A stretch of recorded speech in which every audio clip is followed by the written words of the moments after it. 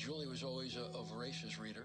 She'd carry 2 novels on an airplane because she'd read one on a 3-4 hour ride. And at some point, I began to notice that she would read a page and couldn't remember what she had just read, and she'd have to go back and read it again.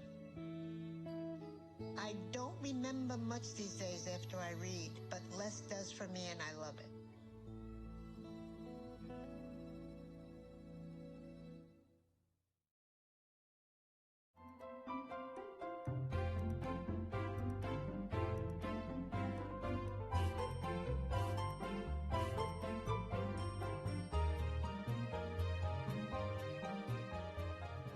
Welcome to Oregon's capital, your Oregon capital. The Capitol is home to the Oregon State Legislature, the Governor, Secretary of State, and the State Treasurer. This is Oregon's third state capital, the previous 2 having been destroyed by fires in 1855 and 1935. The current building was designed in 1938 by Francis Keeley, a New York architect. The wings were completed and dedicated in 1977. I'm very pleased to join with all of you this afternoon for the dedication of the new Capitol wings. I welcome all of our many friends and distinguished guests who are able to be with us to share in this proud day. The Senate wing is named after Jason Bowe, who was the Senate president. The House wing is named after Phil Lang, who was the Speaker of the House, both during the 1977 legislative session. Welcome to the Rotunda. The 4 large murals that grace the walls in the Rotunda represent 4 events that shaped Oregon's history. They were painted by Frank Schwartz and Barry Faulkner. The first mural, located on the southeast wall, depicts Captain Robert Gray's discovery of the Columbia River in 1792. Gray, an American explorer, named the river after his ship, the Columbia Rediviva. Because Gray was an American, his discovery laid the foundation to the United States' claim to the Pacific Northwest. This opened up important trade relations with the natives. The second mural on the southwest wall shows Meriwether Lewis and William Clark, 2 of our nation's most famous explorers. Lewis and Clark were appointed by President Thomas Jefferson to lead an expedition west across the continent. The expedition, named Corps of Discovery, left St. Louis, Missouri with a contingency of experienced frontiersmen in the spring of 1804 and arrived 19 months later at the Pacific coast in 1805. The mural depicts the expedition portaging Celilo Falls near the Dalles, Oregon. The 2 other historical people in the mural, Sacagawea, an 18-year-old Shoshone Native American with her baby, was the only woman on the journey, and York, the first African American to come to the Pacific Northwest. The presence of Sacagawea and her baby served to allay the suspicions of the native tribes that the expedition encountered during their long journey. York was much admired by the Indians. When the expedition returned to the east, York remained behind and was the first African American to own land in Oregon Territory. The third mural on the northwest wall portrays the arrival of the first non-native women to the Oregon Territory.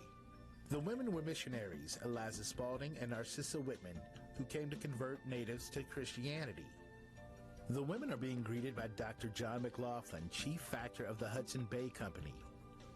Because of his generous support of the settlers, McLaughlin is considered to be the father of Oregon. The fourth mural on the northeast wall depicts the Great Wagon Train Migration of 1843. In the 1840s and 50s, nearly 3,500 pioneers made their way west across the Oregon Trail. They came for the abundant resources of fertile soil and free land. There were 900 people in the first wagon train migration. Nearly 600 were children. In the mural, the pioneers are shown resting at the Dalles before making the arduous journey down the Columbia River.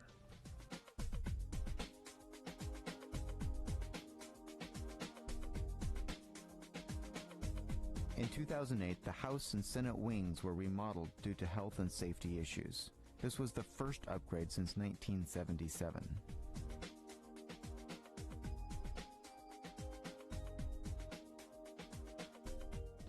The centerpiece of the Capitol Rotunda is the bronze replica of the Oregon seal sculpted by Ulrich Ullerhusen.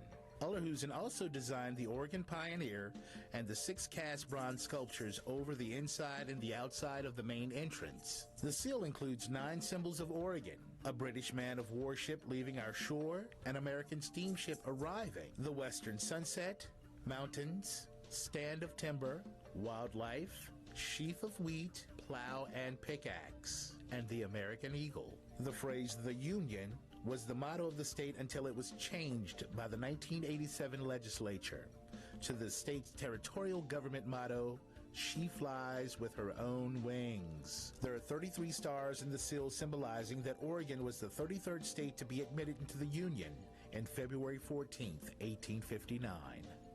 The rotunda rises 106 feet from the floor to the ceiling.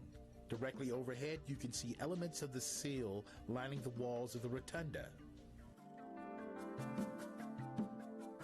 The Capitol's exterior is faced with white marble from the Danby Quarry in Vermont. The walls inside the Capitol are lined with rose travertine marble from Gardner, Montana. Floors and staircases utilize large squares of Phoenix Napoleon gray marble from Carthage, Missouri, with Art Deco borders of black radial marble from Vermont.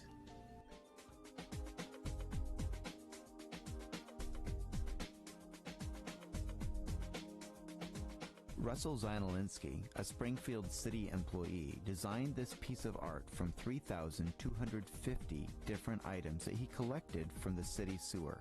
After boiling them, it took 60 hours to assemble.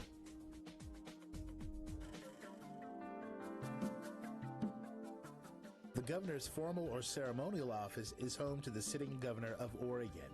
The governor's reception area table was a gift from Francis Keeley, architect of the present Capitol. The ceremonial office is where the governor holds press conferences, bill signings, and other special events. Above the fireplace is a hand-painted map of Oregon, which was painstakingly restored after the fire of 2008. This is the governor's ceremonial desk and chair. Most of the furniture in the office was designed by the architect and has been in the building since 1938. With the exception of the smaller slanted top desk, the desk was used by legislators in both the House and the Senate chambers of the previous Capitol building.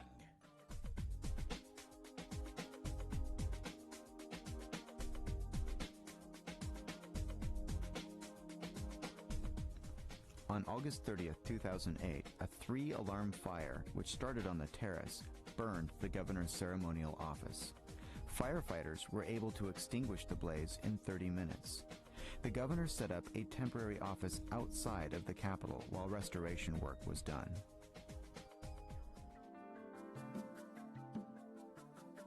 Welcome to the House of Representatives. Golden oak paneling and furniture decorate Oregon's House of Representatives. The distinctive carpet features a repeat pattern of Oregon's state tree, the Douglas fir, which also signifies Oregon's timber industry.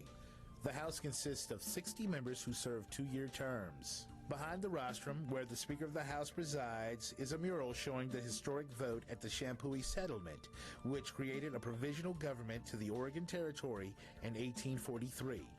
On that day, 100 men had gathered. They represented the 2 groups of settlers that resided in the Oregon Territory. At first, the vote was a tie. Then a fur trapper by the name of Joe Meek emerged from the group, drew a line in the dirt saying, "Who's for the divide? All in favor of the report and the organization follow me." Meek was indeed a persuasive man. 2 French-Canadian trappers changed their minds and switched to support the provisional government. With Joe Meek's encouragement, the 50-50 vote was changed to 52-48. If you look above the chambers, you can find the names of 158 people who helped with the development of Oregon.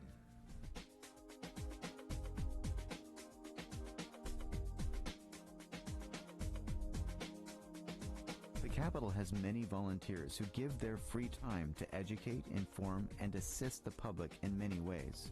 Their broad knowledge and investment of their personal time is a priceless resource for the Oregon State Capitol and its visitors.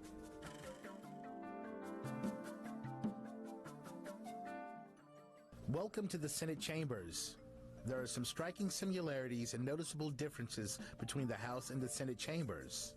The Senate chamber is finished in matching black walnut. As in the house, the carpet was designed by the architect and features alternating designs of a sheaf of wheat symbolizing Oregon's agriculture industry and the state fish, a Chinook salmon, which also symbolizes Oregon's fishing industry. The most obvious difference between the chambers is the amount of desks. There are only 30 Senate members that serve 4-year terms.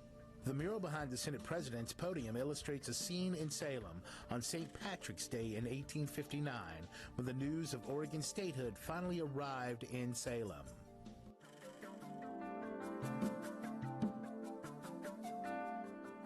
A popular attraction is the Tower Tour. Guests climb the 121 steps to the observation deck where they can enjoy the amazing panoramic view of Salem and the Golden Pioneer. 23 feet tall, 8.5 tons of sculpted bronze, and covered in 11.5 ounces of gold leaf, the Golden Pioneer is a testament to the pioneering spirit of Oregonians. Oregon is the first state in the nation to mount solar panels on its capital. A portion of the energy generated by the solar array is used to light the Golden Pioneer on the state capitol. There are many monuments on the Capitol grounds. For more information, pick up a brochure from the Visitor Services Information Kiosk. Thank you for visiting the Oregon State Capitol. We hope your tour was both educational and informative. If you have any questions, feel free to call Visitor Services at 503-986-1388.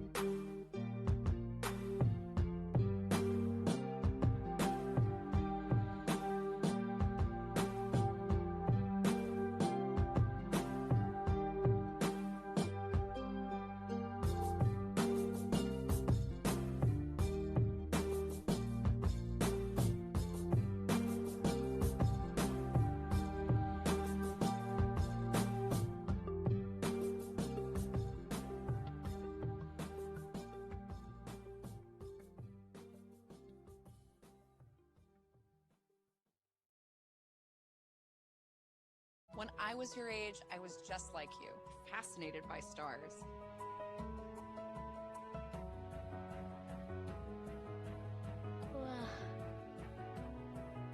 But now I get to search for life in the universe. And who knows, maybe life is looking for us too. So we're like aliens to them? Yeah. Does anyone want to be a scientist now? I do. Awesome. We need more girls in STEM. Maybe we can find aliens. Okay, Dad. 1, 2, 3.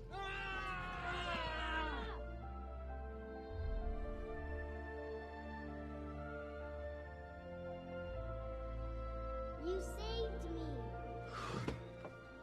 Dad? Are you okay? I'm fine, dear. Your hero needs you now, and AARP is here to help. Find the care guides you need at aarp.org/caregiving.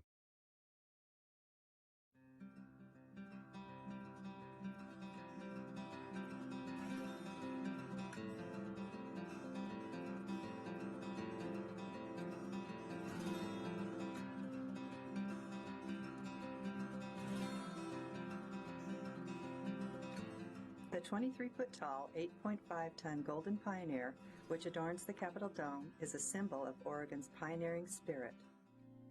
In 1938, a New York architect by the name of Francis Keeley was commissioned to design Oregon's third state capitol after the second one was lost to a fire.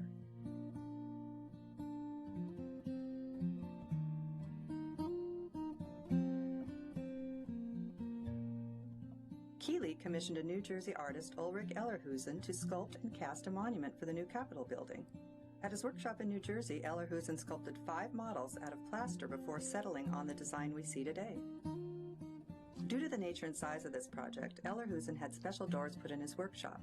His friend Aileen Eveleth Hammond described it this way. It was a very large piece of sculpture, and he had to have a door built in his studio so he could roll it outside and see it in the daylight, because he knew that that pioneer was going to stand on your Capitol in the sunshine, and he wanted to make sure that it was a beautiful piece. Ulrich Ellerhusen, a German-born sculptor who studied at the Art Institute of Chicago, is also known for accomplishments that include ornamental designs that adorn the outside of the Louisiana State Capitol, weeping figures on the colonnade of the San Francisco Palace of Fine Arts, additions to the tympanum over the entrance of the Oriental Institute in Chicago. When finished, the final Golden Pioneer was sculpted of bronze. After work was completed in 1938, the Golden Pioneer was loaded on a steamship and traveled via the Panama Canal to Oregon. Upon arriving in Oregon, the Golden Pioneer was loaded on a flatbed truck and transported to the new state capitol. There were a whole bunch of us, and my older cousin was much more adventuresome, and he was even, when they weren't looking and it was off the truck but on the ground, he was even climbing up into it. Times were more relaxed back then, and people weren't so worried about lawsuits, and kids could get into a lot more trouble.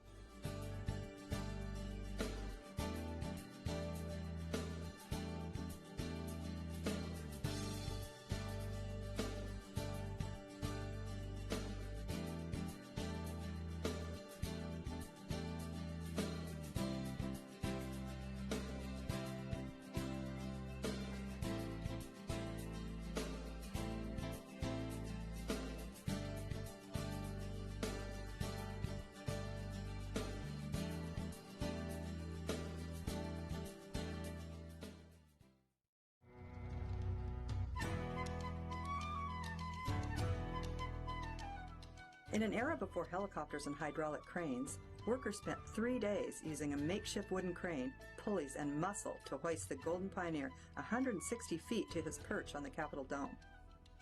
Workers then constructed a plastic cocoon around the statue so that the gold leaf covering could be applied. When gold leaf is added, this is called gilding, and was used to cover the bronze, which keeps it from tarnishing. This allows for easier cleaning in the future. The cocoon prevented the fine leaf from being damaged during its application.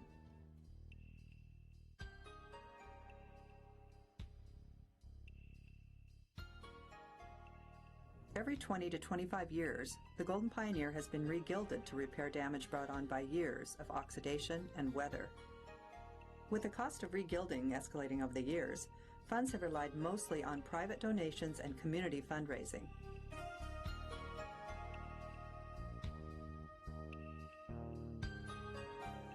In 1984, Oregon school children raised more than $37,000 in coins, mostly dimes, which cover the cost of re-gilding the statue. Once again, workers erected scaffolding and a cocoon around the statue, this time with the help of modern equipment.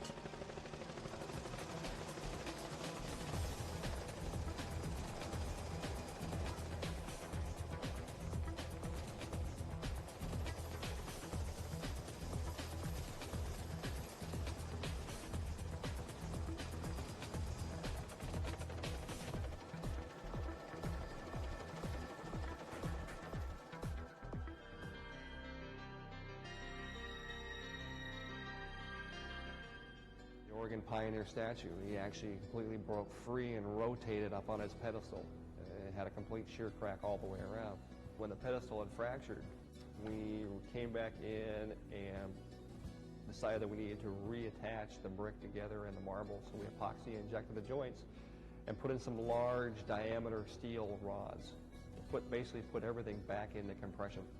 During our seismic retrofit, we were able to remove the large diameter stainless steel bolts that we had installed after the Scotts Mills earthquake. Replace those with a reinforced pneumatically placed concrete wall, tied the brick together with the marble, and then was able to reattach the Oregon Pioneer to these reinforced concrete walls, something that originally had been omitted from the original 1937 drawings.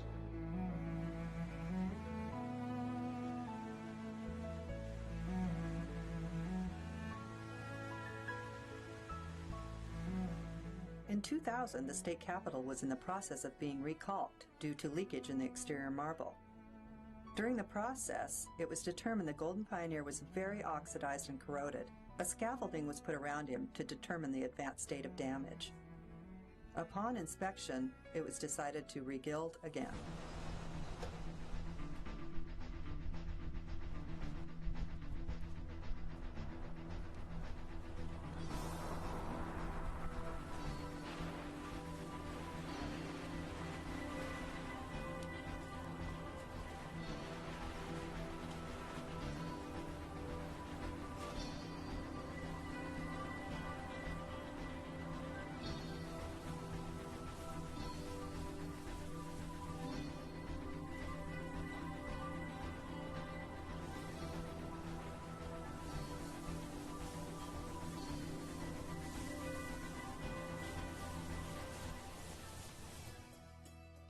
This magnificent monument that graces the top of the Oregon State Capitol building reflects the courage and pioneering spirit of Oregonians.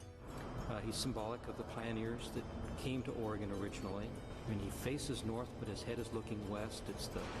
That's what the pioneers were doing when they came out here. They were headed west. And you're coming to Salem, you can look up and you see the Gold Man on a sunny day especially, and you know that's where the Capitol is. You know that's where you're going.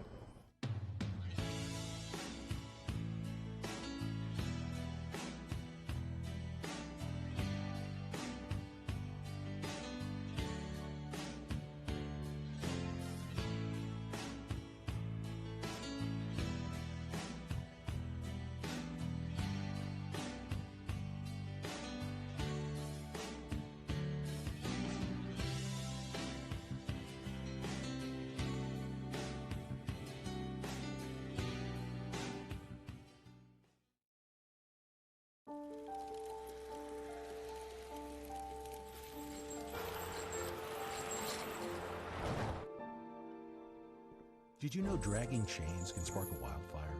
Only you can prevent wildfires. When I was in foster care, I never knew when I would have to move, so I always had my suitcase ready to go. Then one day, I was adopted. My new parents opened their hearts and home to me. My parents cook my favorite breakfast for me every morning. My parents take me on trips I never thought I would go on. They gave me a home and an even better reason to use that suitcase. My parents aren't perfect, but they're perfect for me.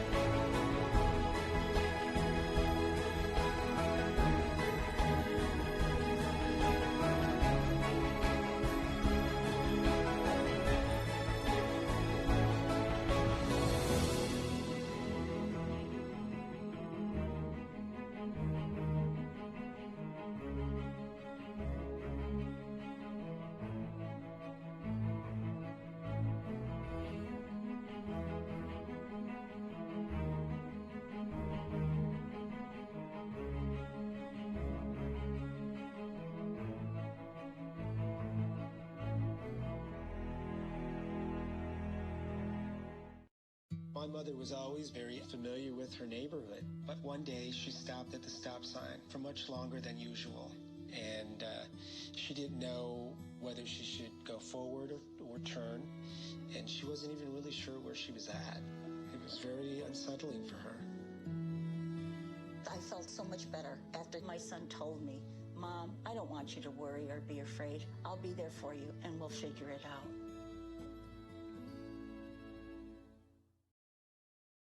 STEM is precise, no margin for error. Dare to forget that. Dare to have fun with it. Get weird with it. Dare to blow their minds. Dare to explore.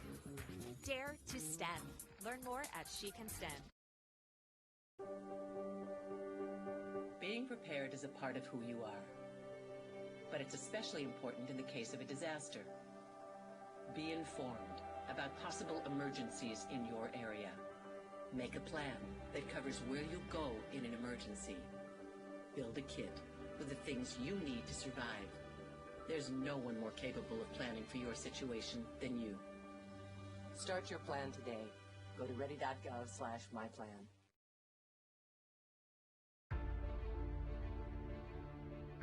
If yours is the next big idea, and you need the right place to fine-tune it, build it, launch it, if you're only your best when you can play more than you work, if inspiration comes from the outside, you belong in Curry County.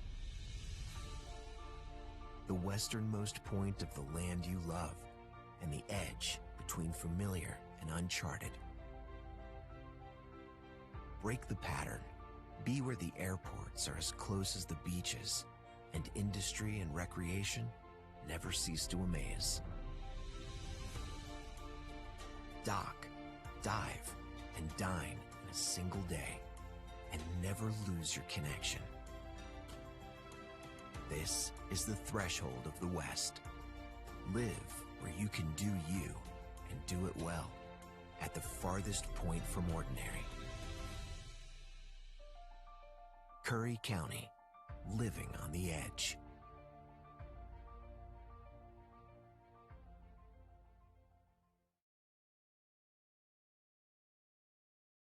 Today I'm going to talk to you about physics.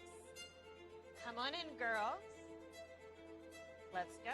This is the first rocket to get humans to Mars. Really tall. I'm a rocket structural engineer, designing and building parts of the rocket. You are the generation that will be stepping foot on Mars. Do I have a group of astronauts on my hands? Yes. You can become a rocket scientist or whatever else you want to be.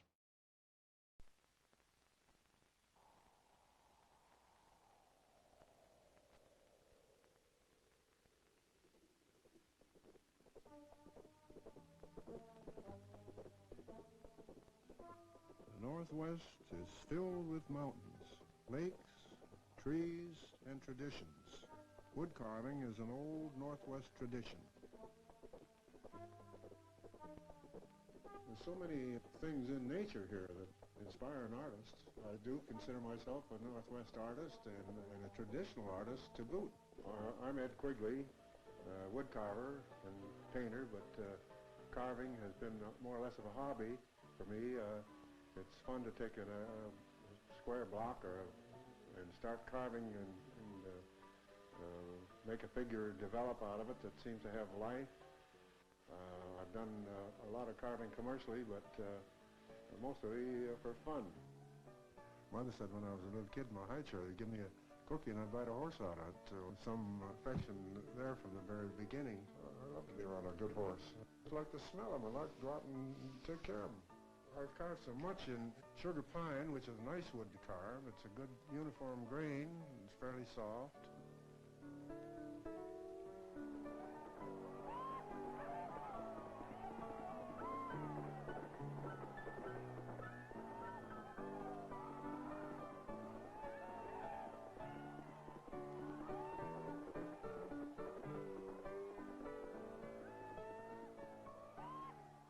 One that I never finished is a group of buffalo carved out of maple, eastern maple. I think there's about 5 buffalo and a calf in that. It's a nice design, nice composition, but I never did quite finish it.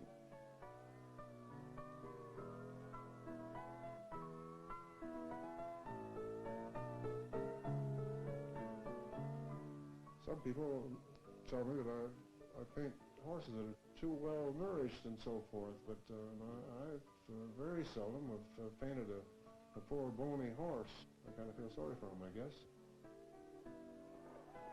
I thought that being a painter too, I could combine it in a diorama, which with proper lighting would be like a painting in a way, and still something that had life to it.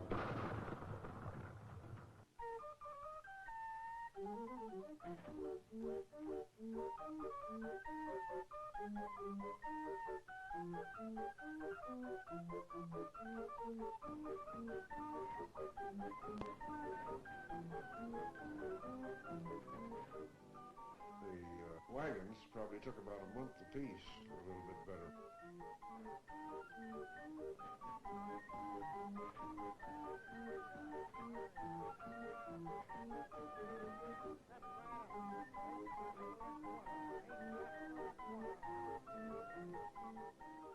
The things that I carved are the things that I like the best. The draft teams and the crazy clown band. I used to follow them along the street when they had the parades when I was a kid. All those circus horses down there are 4 inches thick, sugar pine. I would draw my elevation of the horse and the attitude I wanted on that one side of that. Then I could draw a line on the back of the spine, the center, all the way around the horse. That was the first team, that was the 6-horse team that I carved. And that took a week apiece to carve each horse, paint them with dapple gray, and make the harness. At the Goodwill, I could get some belts that some very large woman wore that may be 3 feet long. I could cut the little strings for the reins. The other leather was from old purses, and the hames were cut out of holly. I made the buckles out of paper clips. When I carved these figures on top of the bandwagon, they all had instruments like a trombone, and clarinet, like Emmett Kelly, Otto Griebling, another pantomime clown, a tramp clown, used a lot of little gimmicks like juggling and knitting. He was knitting this piece. He sits up on the bandwagon there in his derby hat and his tramp clothes and knitting on this little piece of yarn.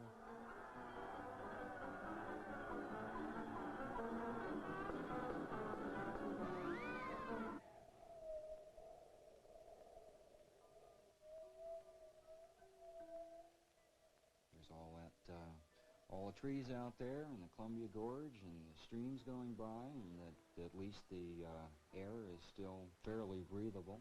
I go to San Francisco or back east somewhere, well, my God, it might be nice to go to one of the big fancy restaurants or the theater or something like that for a few days, but as far as living there, I couldn't imagine living anywhere but in Oregon.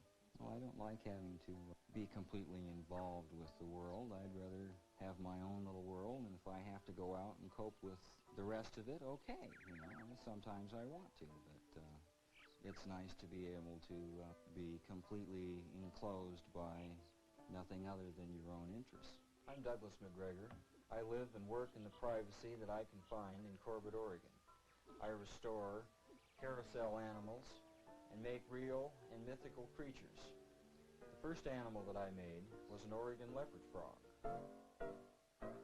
And I went through a few other various ideas for animals and came up with frogs. No one had ever particularly made a frog, at least not one like mine. Found a picture of a frog sitting that I liked, so I took that photograph and blew the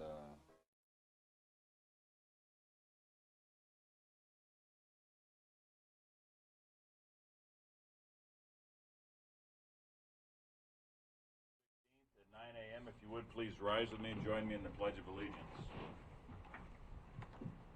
I pledge allegiance to the flag of the United States of America and to the republic for which it stands, one nation, under God, indivisible, with liberty and justice for all.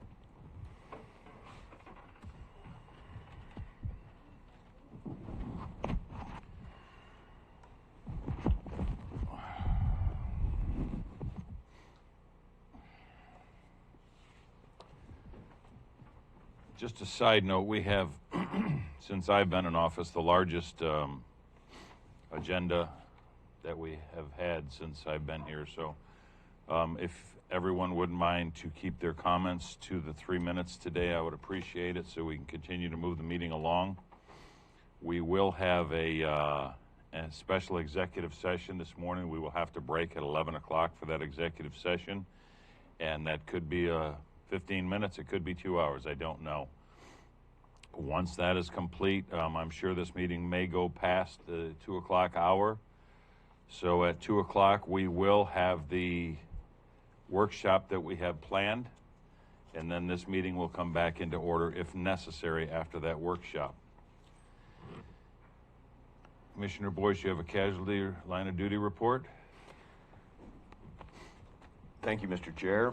I also have a quick side note. Quite an honor to report David Brock Smith just received a National Legislative Recognition Award, Rising Stars. Each December, the Millennial Action Project, acronym MAP, recognizes and honors leaders who have taken the initiative in shepherding bipartisan legislation that addresses priority issues in today's political climate. They select one Republican and one Democrat from the entire country. The legislation that, as you know, that David Brock Smith has worked on for Southern Oregon, especially Curry County, has been quite noteworthy. Never to forget the work that he does on committees. He's on, I won't go through them now, but he's on some very important committees that are very beneficial to our county. So thanks for letting me take that time. Proud moment for Curry County, proud moment for Oregon, and certainly a proud moment for him. Line of duty deaths. Important statistic, less than 1% of our policemen in the United States of America discredit their uniform. Imagine what it would be, what would happen if they weren't here. All the little kids that grew up wanting to follow their examples. They are here to restrain evil, and so far this year, 2,900, almost 3,000 actually, have been injured. Again, the year 2020. So in California, they are arresting business citizens, good people who obey the law, while at the same time, they're letting criminals out of prison and using COVID as an excuse. And those prisoners are reoffending and even terrorizing some of the citizens. Thank goodness we don't have that here, at least in this part of Oregon yet. So, officer down. Last report was a month ago, November 18th. It is up to 280, which is a 40 officer rise in just the last 30 days. Again, it's 280. Last year, the entire year was 147. Surprisingly and sadly, the military deaths are up from 22 to 31, so that's up 9. So it's just a few under what it was for the previous year. Here's another shock to me, kind of a surprise. Firefighter fatalities in the U.S. Is up 11 to 84 from 73. So again, that number is 84 compared to 57 for all of 2019. Can we have a moment of silence, Mr. Chair, please? Yes.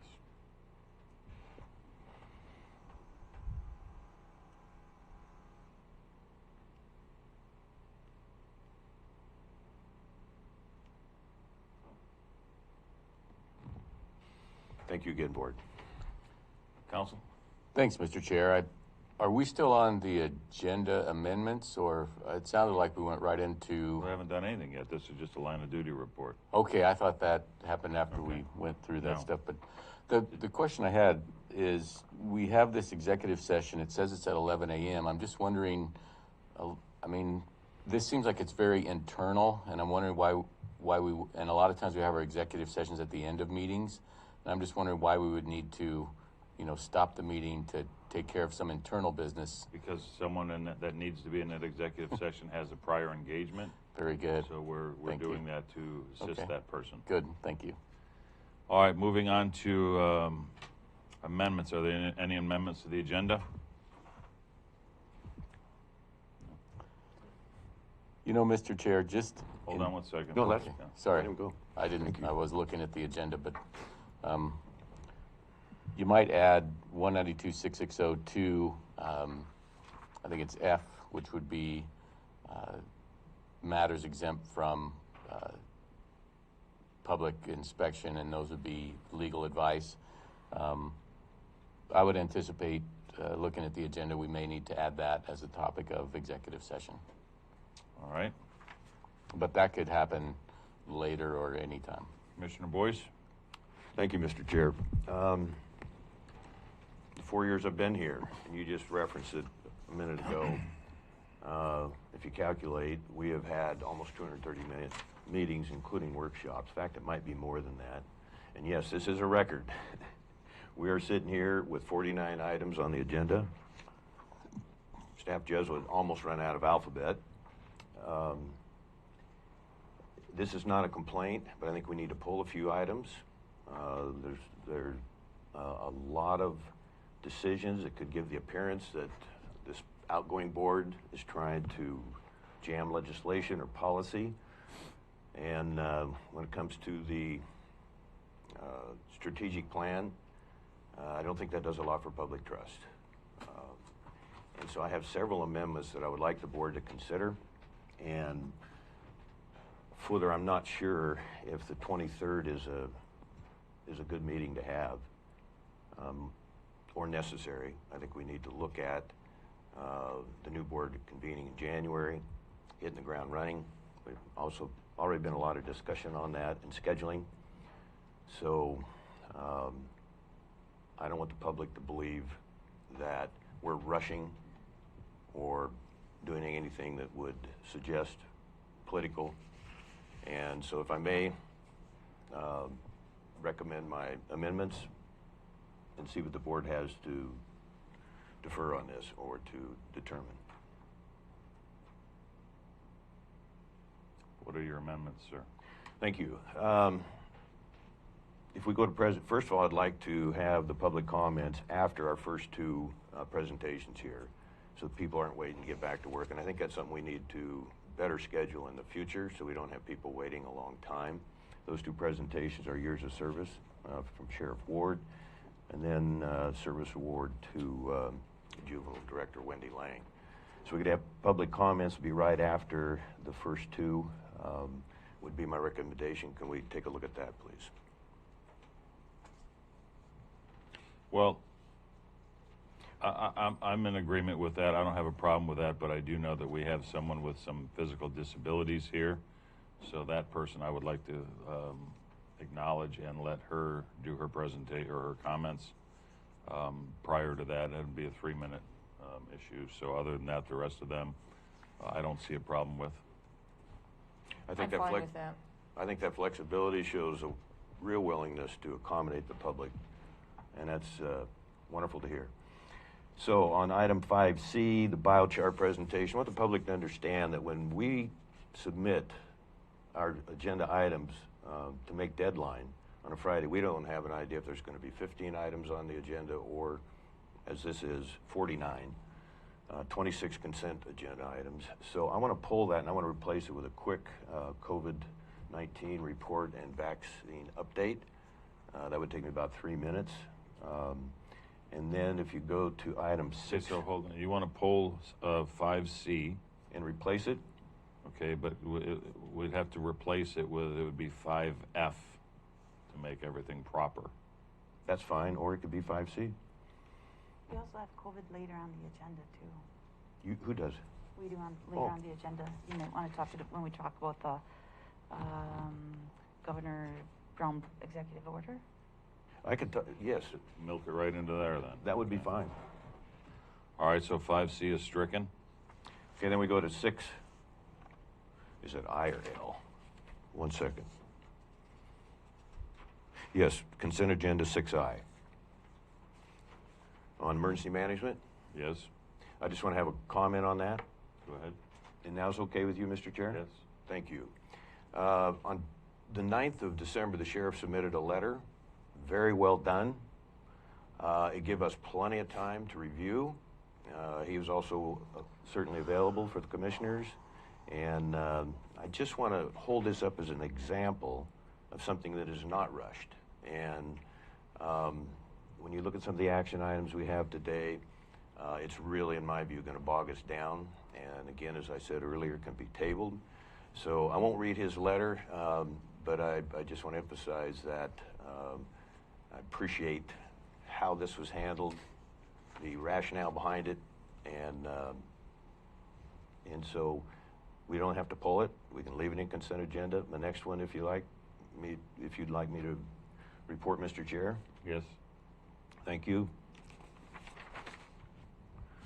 So 6P, I just want to have a little discussion on where we're going with that, and I had a couple questions. The intergovernmental agreement with Lane Council of Governments, the county GIS system.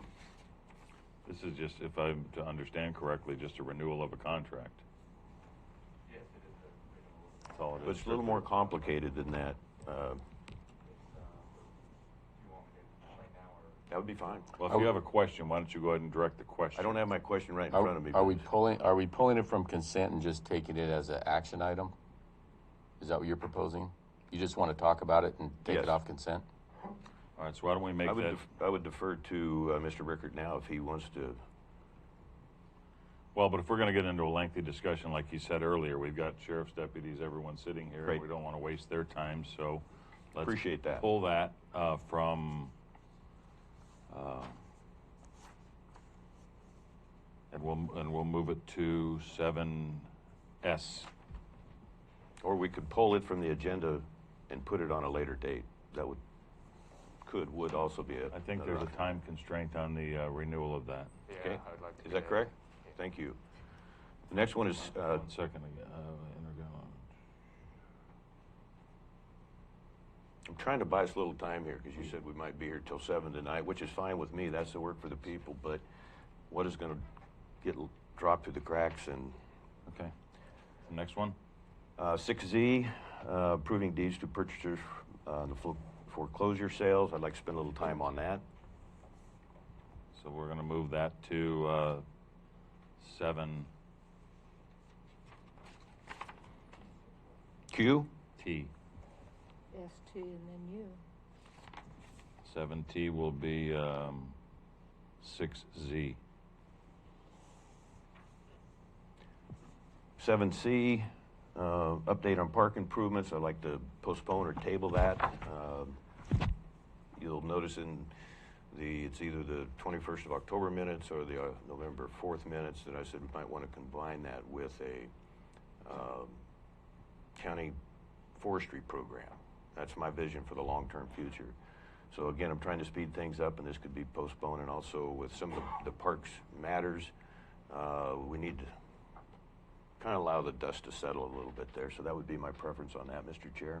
I'm going to disagree with that simply because a presentation has been put together by this individual. I think they have a right to present it. I say let's leave that on. Next. Okay, move 7J, restaurant environmental health, possible reduction other county fees. If we could, Mr. Chair, I'd like to move that to item 7B1. Former Commissioner Rhodes will be here, and he's going to speak on that. And 7B, like boy? Yes. Let's just make it B1 so that we can slide it in between B and C. Yes. I have a question, Mr. Chair. Yes. So earlier, when you started, Commissioner Boyce, you said you were thinking that we wouldn't have a meeting on the 23rd. The 23rd has been noticed. 2 reasons. One is to consider an exemption from competitive bid for a contract. So we have to have it, and a hearing's been noticed, and also a hearing's been noticed to consider fees. And so I think, number one, we have noticed a meeting, public notice for the 23rd, so we can't change that. And number two, J seems like it would go right into the fee discussion on the 23rd. And I know you said Commissioner Rhodes, former Commissioner Rhodes, is going to be here to talk about something else. But I mean, he can talk about J today, but really on the 23rd, we're going to have a comprehensive hearing on fees. So probably be a better time for that. No, and I didn't know that, and I don't recall receiving information on that. But he is coming from Brookings today. He owns a restaurant. He's very familiar with Curry County, so I wouldn't want to turn him back. Yep. And perhaps he might want to do both. Good. Okay, yeah. But I just wanted to make sure we're all operating that information. I think though, let's leave it where it is in the action items. I don't really see a need to move it up. There's other people. He has to travel outside of the county just as soon as he's done here, so we might be able to save him the entire day. Well, how about this? If he gets here earlier, why don't we can always make the change at that time. I'd rather do it now so that we're well organized. He'll be walking in the door, I think, just about any time. It's up to you.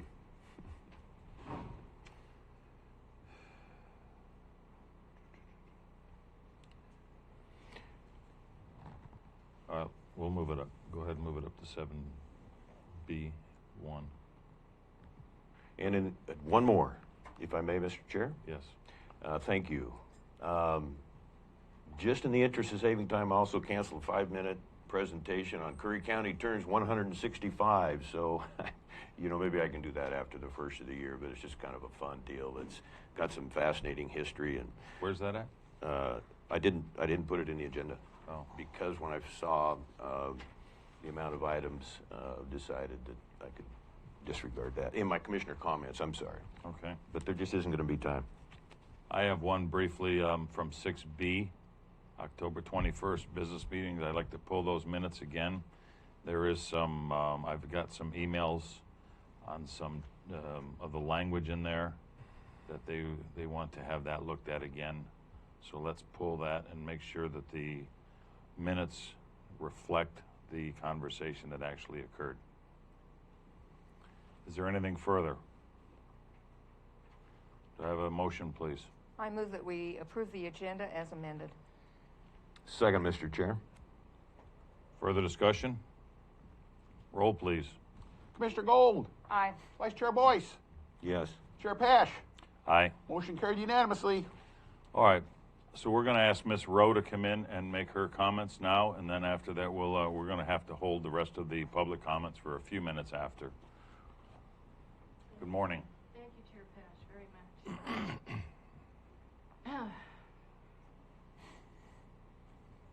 I'm sorry, I'm a little dizzy. I'm Mary Rowe. I'm here today to express some concerns I have about the Housing Committee. For many years, I have worked to help those experiencing homelessness in Curry County. At the BOC Housing Workshop a year and a half ago, I spoke, informing you that senior citizens had waiting lists for subsidized housing that are years longer than the waiting list for other subsidized housing. And then increasingly, I have seen seniors lose their housing and not be able to find new housing, end up homeless, with many then experiencing a worsening of their health, and with some dying in the cold, quietly, politely, in a culture that no longer values our elders. I also urge the BOC to put housing development under our county government in order to best assure transparency, accessibility, accountability, and equitability.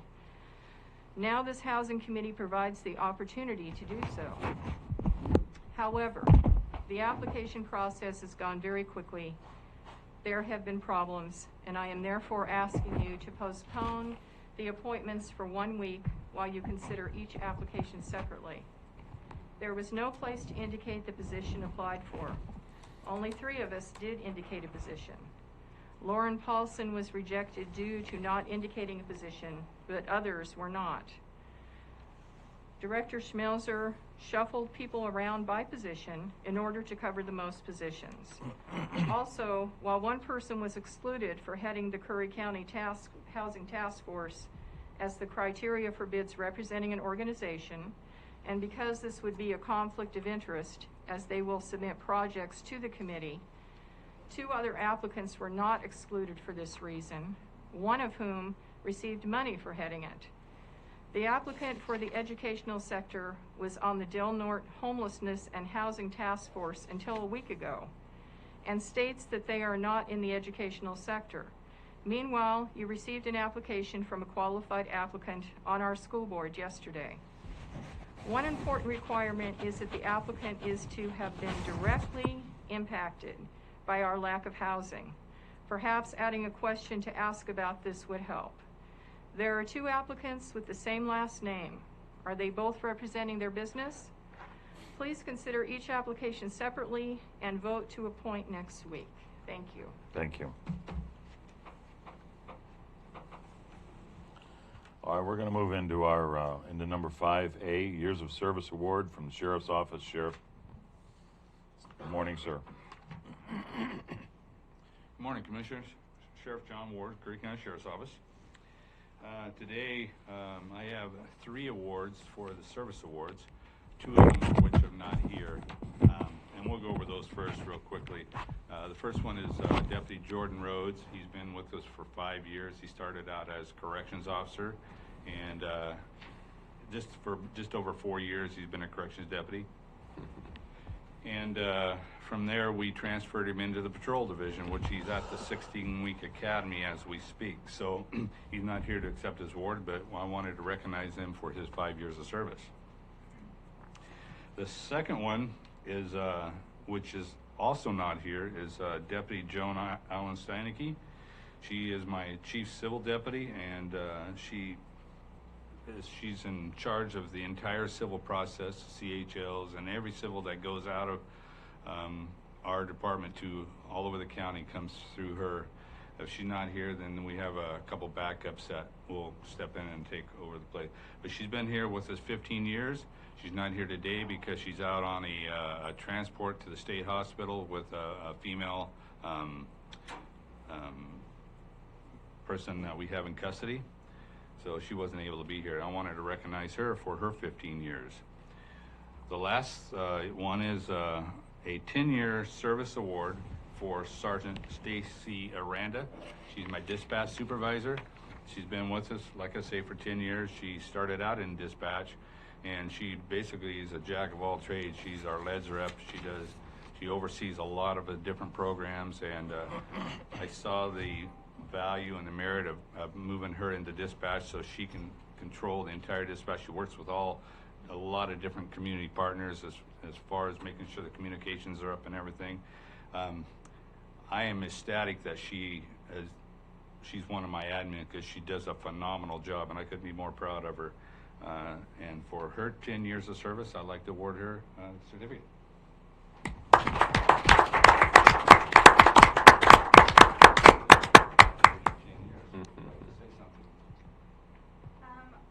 I'll just say it's an honor and a privilege to serve the community. I really am passionate about what I do, and it's really important to me that we serve our citizens and give them the respect that they deserve. So it's, like I said, an honor and a privilege, and I look forward to the next 10. Thank you. Thank you. And that concludes my presentations for this morning. All righty. Short, sweet, and to the point. And did we approve the agenda as amended? And Yes. Thank you. Good. All right. That's not like you. I know. I'm just checking. 5B, Service Award, 15 years, Wendy Lang, Juvenile Director, Ms. Schmelzer. Yes, Wendy is not here today, so we did want to at least recognize her for all the work she's been with us. I think well, clearly for 15 years, she's done a tremendous job in the juvenile department. She's started at the bottom, worked her way up. She's done a phenomenal job. She's a very humble person, so she doesn't want to actually be acknowledged here, and she's also a very busy person, but we do appreciate the work she's done, and she'll be getting a service pin after the meeting. Okay. Can we applaud, Mr. Chair? Sure.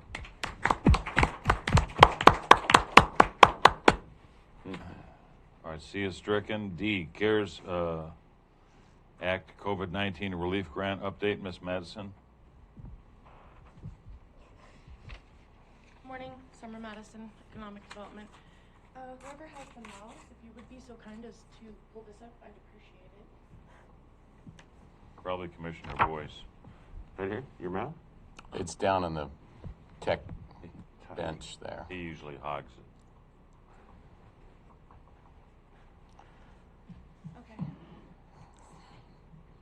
big agenda, so I'm gonna make this quick. CARES Act grant update. Launched December 7th, and we had 124 applications received, with a total ask of $1,641,320. 74 of those applications were either incomplete, ineligible, or not awarded. That was a total of $935,000 and change.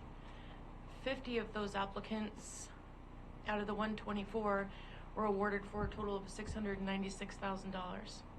The administrative costs for CCD services was $4,919. Overall, with the 50 grants awarded, 352 jobs for those awardees were impacted. And we just got some information late last night. So just a quick overview of the 50 businesses that were funded. 12 of those were restaurants, 3 were local breweries, 2 nonprofits, 3 fishing guides, 5 personal services, 19 for retail and general service, and then 6 for lodging and tourism. Commissioner Boyce and I have been working with our regional partners and those contacts that understand the urgency in getting the remaining applicants funded. And so that's a priority for us. We know there's going to be more than 74 businesses that need funding, but right now, that's what it looks like. With the closures coming up Friday, I'm pretty sure the number's gonna skyrocket, especially the time of the year and how those businesses will be impacted by not being open. So, any questions? I just want to thank you for getting on this. You had to move very, very quickly to get all the businesses informed of this, so I appreciate that. Thank you. You bet. I'd like to echo that. I went to just knocked on 4 or 5 businesses immediately after, and 2 of them said, well, summer was already here, so. Oh, good. Good. Anyway, great job. Anything else? Summer, I have a question. Mm-hmm. Not really related to the funding, but do you want to say anything real quick about all those boxes lining up and down the hallway? Yeah. So WIB had a route over the past week to bring PPE to different cities throughout the county and also in Coos. They added Gold Beach about a week ago, and so we were fortunate enough when I went by yesterday to pick up for some small businesses that can't close to pick up PPE. They said, we need to get rid of all this. So we pushed the promotion of the opportunity, and then told them anything left over they wanted to leave here for Gold Beach, they could drop off. And they went crazy. And they did. So we're promoting, and I do have a few businesses to deliver to today. We have packs of sanitizing wipes, and we have cases of masks. And everybody, nonprofit, whoever you are, you need those masks to keep doing your business. Then get a hold of our department. Okay. Commissioner Boyce? One of the most incredible experiences I've ever had. Brookings on the 7th, if that's a Monday. Miss Madison wound me up and loaded me with supplies and applications, a huge box like this. Primarily the restaurants, but other small businesses that were affected, incredibly worried about their employees, tremendously concerned about how they're going to keep their doors open. And so I just want to thank you also for working well with me on that, and tremendous preparation, planning, and yeah, frankly, we're just getting warmed up, I think. CARE stands for Coronavirus Aid Relief Economic Security. So I want to highlight economic security. Our little companies, especially in a county like this, our restaurants, are critical to going way beyond our visitor promotion. The specialty restaurants we have, the diversity, the uniqueness, the people that are dependent on those jobs. So as more money comes down from the state, we're going to be pushing extremely hard to the ones that did not prevail in this very important round. And we're keeping quite the collection of who we need to keep working with and encouraging. And we're asking them not to be discouraged. They didn't get awards. A lot of the bigger employers did, and some of the very small ones did. And we're just going to remain very, very diligent. Thank you again. Since you're at the podium, would you like to do your presentation on the Dine to Stay program? Thank you for that offer. Actually, initially I had submitted 3 items for the agenda for today. We pulled one for a workshop, and so I had asked Miranda if she would feel comfortable taking on the Dine to Stay presentation. I think she's excited to do that, so I thought I was going to have to do that when I submitted this, but... She's right behind you, so. Hey, all right. Okay. Any other questions? No. Nope. Thank you. Thank you.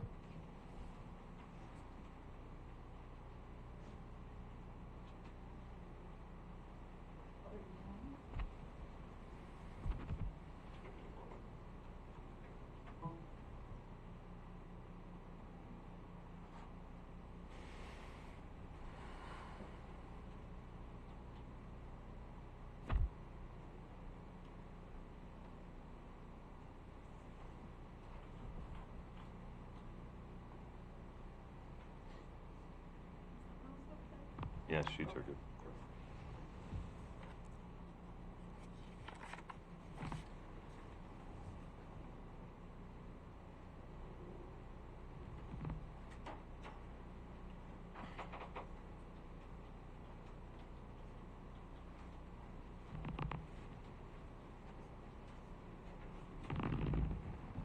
Okay. Good morning, Commissioners. Miranda Plagge, Economic Development Assistant. Today, so our presentation for today would be the Dine to Stay in Curry. It is a program that we have participated in before, and this round we're calling it 1B because we do have a plan to also include lodging in a second phase. So this is a 1B. So why are we here? I don't think it's any secret that our restaurants right now are probably the hardest hit, not only in the county but throughout the rest of the country. But these are some local headlines in Oregon. So more than a third of Oregon restaurant owners say that they could close in 6 months. Pandemic closures devastate restaurant industry middle class. Hubbard's Cafe, Portland's oldest restaurant, imperiled by COVID-19 freeze. Cheese Bar is closing in January. What comes next for the shop and the owner, Steve Jones? So these are just some of the headlines. There was just so many that we could have chose. These were some of the more impactful ones. So what's in store for Curry County, and how do we survive COVID-19 with our restaurants? Over 75% of Oregon's 10,456 bars and restaurants are in danger of closing permanently. So on behalf of the 200,000 people that they employ, they're asking for help. So what is Dine to Stay? It's a centralized gift card purchasing program. Like I mentioned before, we did do a first phase of that, and it was really successful. We almost find it extremely imperative that we launch this this 1B phase for the restaurants. Through regional partnerships, community volunteers, along with staff from both Brookings and Curry County, we're pleased to present another round of Dine to Stay. Many lessons were learned in the first phase, including the infrastructure of our small businesses. We are ready to expand. Funds may be reimbursable through the CARES Act, and we'll talk about that. It is proposed that Economic Development Department initially fund the program and pursue reimbursement in the next round of reimbursements through the CARES Act. If the full amount cannot be reimbursed, we're asking to use existing TLT revenues. With this opportunity, we'll open up the program to restaurants and eateries in Gold Beach and Port Orford, as we did previously just county restaurants.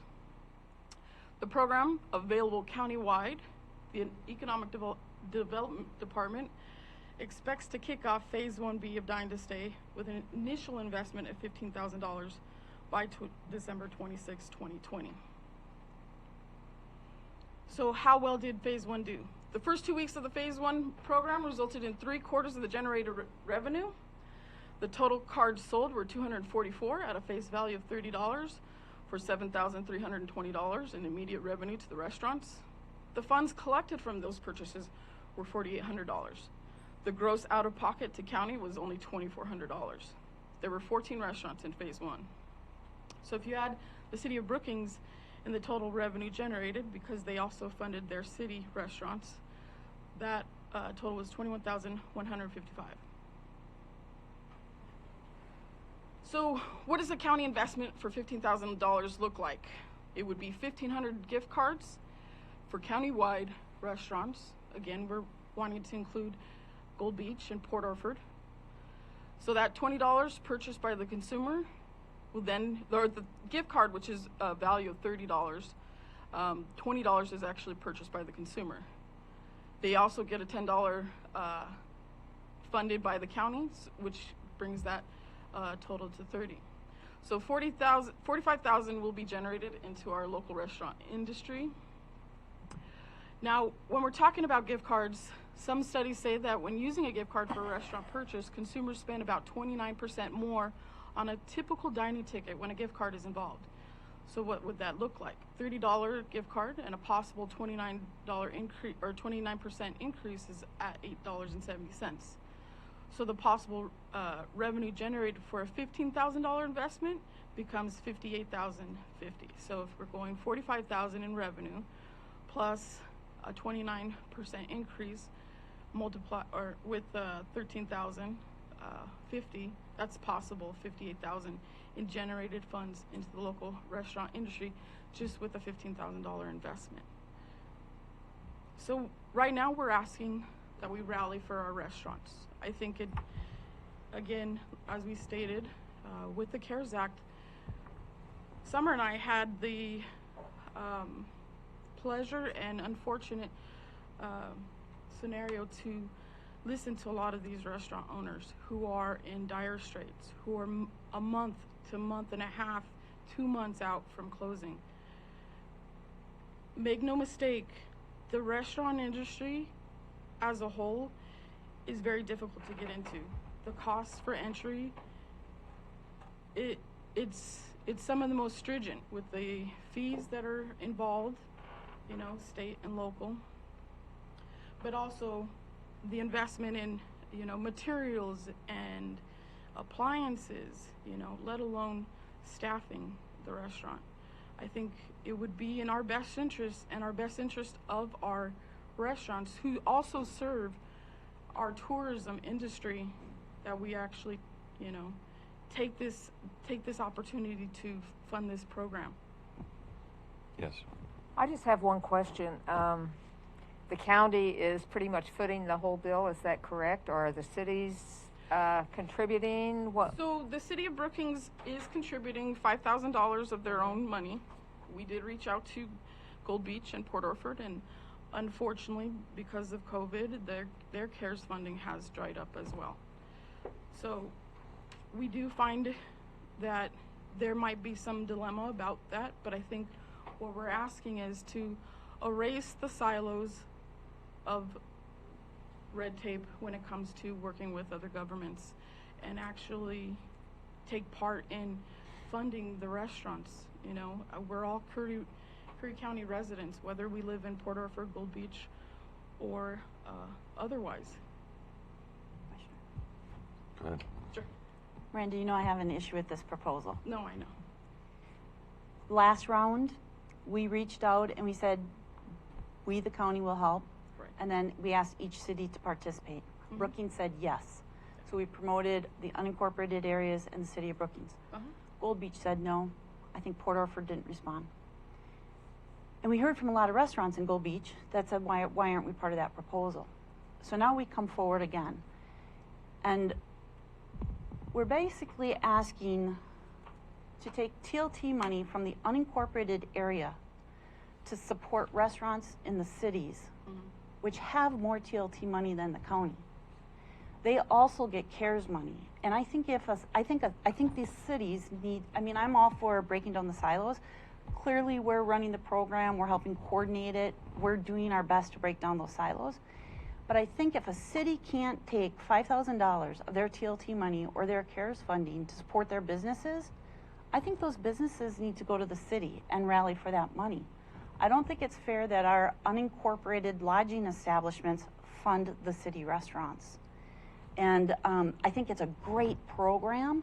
I just think the cities need to step up to the plate, and I don't think we can afford to continue to take care of them. I think there has to be a, if there hasn't been presentations to the city, I think there needs to be. I think if I were to speak on that, I think what we see the TLT, if for instance we had to resort to TLT money, whether you're actually staying in an unincorporated area, you're traveling through Curry County. And so all of those people who are, for instance, paying into the TLT also are going to the restaurants that are either in the city of Brookings, the city of Gold Beach, or the city of Port Orford. I do know, we saw some emails about, from Tammy is here, maybe she can comment, from the city this past week that said how they partner with us on economic development projects. Tammy, is this something maybe the city can help out with to help their businesses? The problem we have is our... Just come up.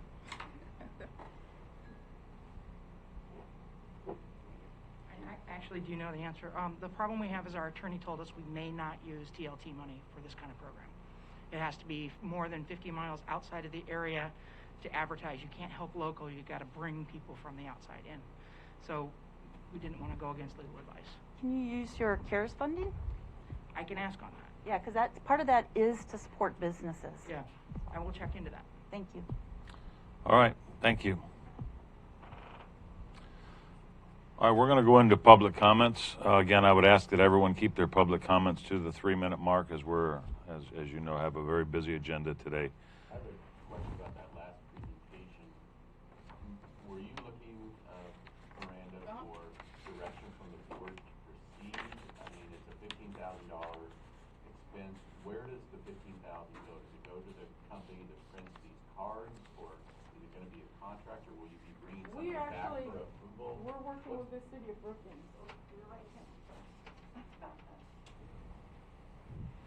Thank you. So we're actually working with the city of Brookings. So the city of Brookings is actually administrating the costs on that. So for instance, if a business gets a gift card, the city of Brookings will actually cut them the check. Okay, but somehow the gift card company gets the money or something, and there's a company that makes these cards and gives them out? The purchase is actually done through the program called Gift Up. Okay. So that Gift Up actually is what we use.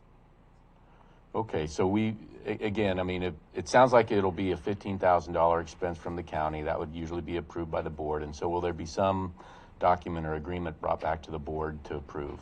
Yes. Okay, thank you. Thank you. Thank you. All right, and public comments. Ms. Halfley? Just state your name for the record, please. My name is Rebecca Halfley, Haffley. This is to the commissioners for Curry County. My name is Rebecca. I am here because I'm requesting that a noise ordinance be addressed by the board. We do not have one in the harbor area, maybe Brookings, I don't know. I have neighbors that play their music all hours of the day and night as loud as they want with no respect for us as neighbors.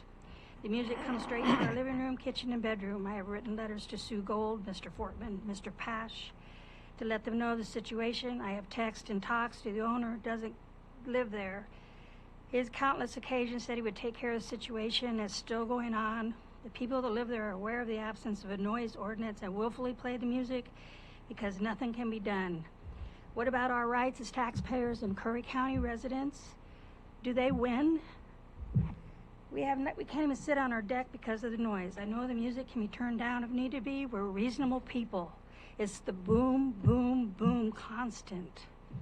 Deputies will not enforce it because they're not allowed to. They've been good guys. I've called and called and called. I want to apologize to you for that. I'm asking you to reconsider a noise ordinance because of disrespectful people on this planet. We need some rules. You can't see what's happening in the United States because nobody wants to deal with a problem that isn't affecting them personally. We vote you people in this office to represent us in this county. We were all brought here up with rules and respect. Some people just think they can run over anybody because they can. We need a little more discipline. Please talk this over. I'm not going to let this go. I will bug all of you until something can be done. It's a true anxiety problem. I will keep sending you audio and emails even if you don't read them. It's simply not right. It's hard to enforce, I know, because when do you do it and when not? It's overwhelming. The sheriff was there the other night. He stood there and heard it. Can't do anything, threw his hands up. What? I understand the different things to consider, but if you pass a simple ordinance, I know the deputies can tell the difference. If the people are confronted by an officer telling them there's a noise complaint turned in, that usually works. After about 3 times, they should get a citation. We listened to them hammering last night till 8:30, and the night before that till 9. I called the man. He is in construction. He's a business owner, which is also run out of this residential residence. He informed me that he's allowed to hammer until 10 o'clock at night because there is no noise ordinance. So we have to listen to that, sitting on our couch, trying to watch the news. One more thing. I'm not disturbing the peace as a code. Tell me what's the difference. The deliberately disturbing the peace. I'm not going to let these people run us out of our home. I'll keep fighting. I need your help. They are wrong, and you all know that. Every one of you. Thank you. Thank you. And during our conversation, I had communications yesterday with Ms. Hafley, and I think let's if we could agree on it, to schedule this for a workshop. Let's get code enforcement in and let's talk about it. So if we could move forward with code enforcement and get this on a workshop schedule, it'd be great. Yes. I do have some example noise ordinances too that we could add to that just to further the discussion. Great. Good by me, Mr. Chair. Good. I'm just going to have to say I have been affected by loud, booming music, and it is very disconcerting. So I think you would be, it would be well for you to do that. So let's get this on if we could, the next workshop available. Let's do that. All right. Next we have David Barnes. Good morning. Good morning, Chair. Good morning, Commission. I thought this was going to be the last meeting of the year, so I came to say thank you to Commissioner Gold. Thank you. You have served well and admirably during your time in the face of often unwarranted and undeserved criticism and complaining. You have maintained your grace, which I myself find amazing, as I doubt I would have been as graceful in the face of what you have endured. And I just want to thank you for your service. We weren't always friends. We did not get along, but I must say that I have, until COVID stopped it, I enjoyed our off-site meetings every few weeks where we could talk about things. And I have a lot of respect for you, and I thank you very much for the job that you've done for this county. And Ms. Schmelzer, as you are leaving too, I thank you for your enduring it as well. You know, I remember the April 22nd meeting where all these things came out, and no one should have to put up with what you've put up with to serve in a job. And you've done so admirably, and I thank you for your service. Thank you. Thank you, Dave. Thank you. Nancy Sue Rose. Good morning. Good morning. Nancy Sue Rose. I live in Nasika Beach. David Barnes probably said it better than I could. I want to echo his words for Sue Gold. It's been 4 years, I think, since you've served, and I really appreciate all of your hard work and your grace, and just thank you so much for serving. And Julie Schmelzer, I didn't know that you were leaving, so this is just off the cuff, but I haven't always agreed with you, but I do respect you, and I respect a lot of your decisions, and so I thank you for your service too. I think that you have been a real boon to the county, and I wasn't here when you were with the county before, but thank you so much. Thank you, Nancy. And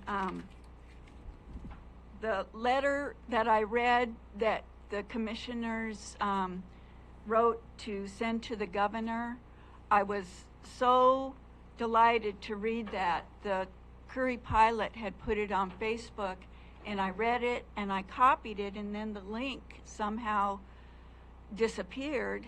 And so I'm hoping that the county can put that on the county site so that other people can see it. It was a wonderful letter. I agree with everything that was in it. Thank you so much. Those of you who haven't read it, I'm hoping you'll read it. I'm not going to try to remember all of it on the top of my head. And then my last thing, the Dine to Stay program, I bought 6 of those coupons, and it's a digital coupon. It's not a physical coupon, so it really doesn't cost much. And I bought them all the way from the Spoon down to the Great American Smokehouse, and I have used them all, and it was really neat to be able to spend $20 and get $30. So I was able to you know, go to a fancier restaurant than I normally allow myself to go to in the county, and that was really delightful. So I think it is a great program. Sure. So thank you very much. Thank you very much. I just saw Tony Vowdy go storming the other way, so I don't know if you want to take this. All right, we'll go through the consent agenda. I know he has something he has to discuss with the board, so. Actually, I have his, I do have his comments. Tony just wanted to announce that Addie had passed her VSO certification. So you see she is on the consent agenda for reclass, but he wanted to let you know that we do have another VSO here with us now. Okay. So, congratulations, Addie. And if he comes back in, I'll let him, still give him a couple minutes. So let's go through the consent agenda. A, minutes business meeting for October 7th, 2020. Stricken B. C, business meetings November 4th, 2020.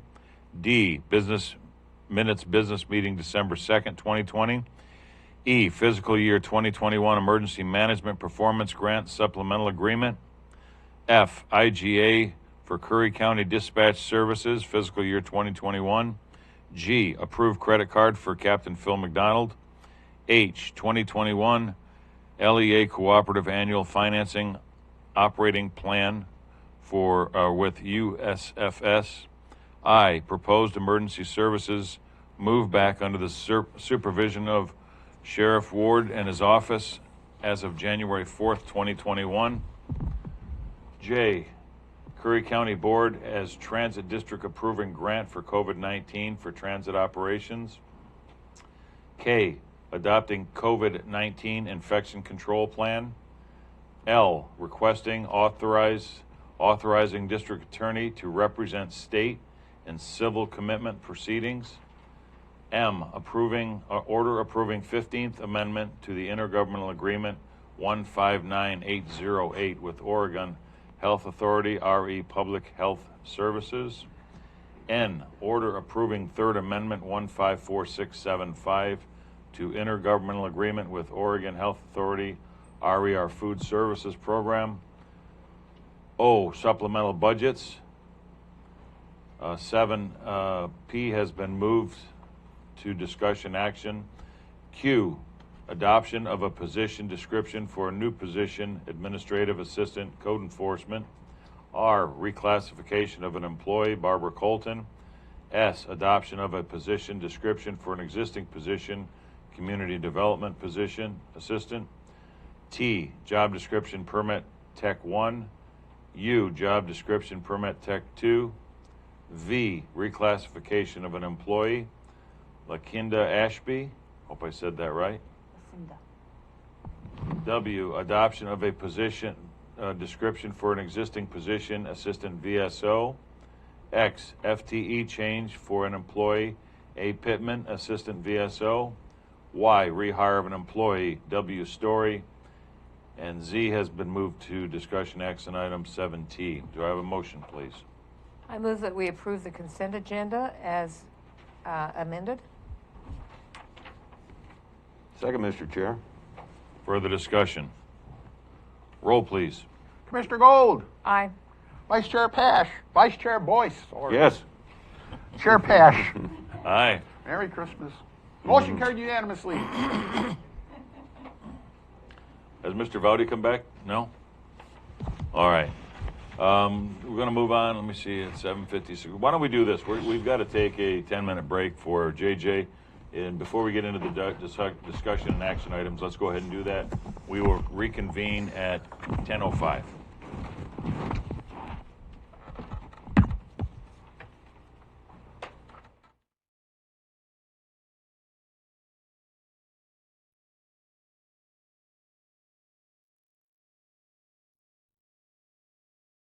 There's something about having land and sea.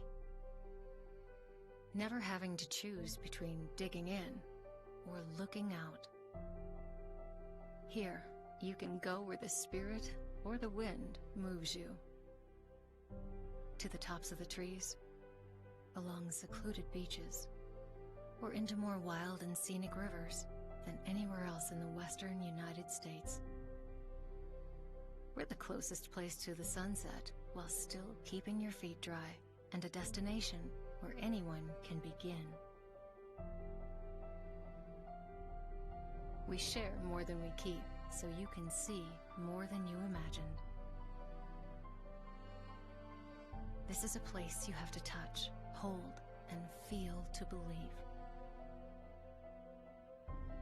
The entire shoreline of the West Coast's best coast is open to you, and playgrounds made of forests are waiting for you. Escape to Curry County and don't leave anything out.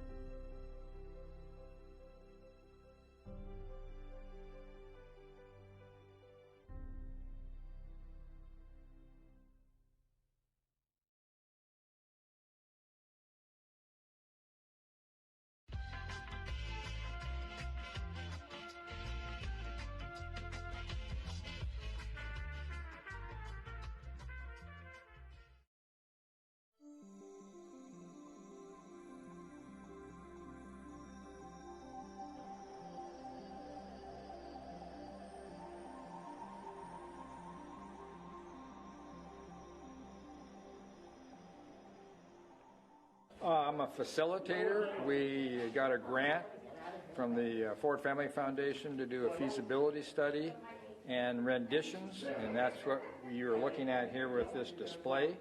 We actually have two buildings. We have the community building that we're in now. This is the American Legion Hall next door, and this is the floor plan for the whole complex. And it is our biggest meeting space. The American Legion Hall has a kitchen that needs to be refurbished, and so far in about 90 days we've generated about $73,000 from our local community, and this project has a budget of about $1.5 million. We're hoping to start construction in 3 years.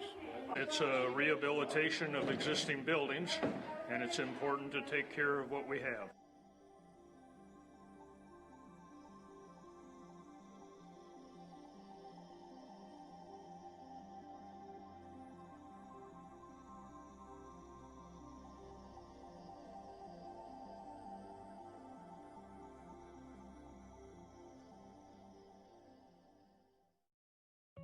Julie was always a voracious reader.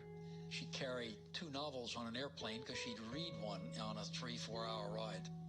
And at some point, I began to notice that she would read a page and couldn't remember what she had just read, and she'd have to go back and read it again. I don't remember much these days after I read, but less does for me, and I love it.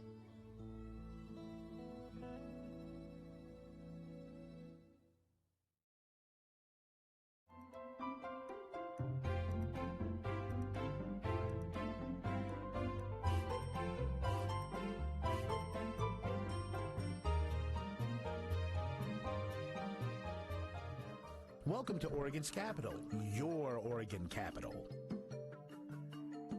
The Capitol is home to the Oregon State Legislature, the governor, Secretary of State, and the state treasurer. This is Oregon's third state capitol, the previous two having been destroyed by fires in 1855 and 1935. The current building was designed in 1938 by Francis Keeley, a New York architect. The wings were completed and dedicated in 1977. I'm very pleased to join with all of you this afternoon for the dedication of the new Capitol wings. I welcome all of our many friends and distinguished guests who are able to be with us to share in this proud day. The Senate wing is named after Jason Bowe, who was the Senate president. The House wing is named after Phil Lang, who was the Speaker of the House, both during the 1977 legislative session.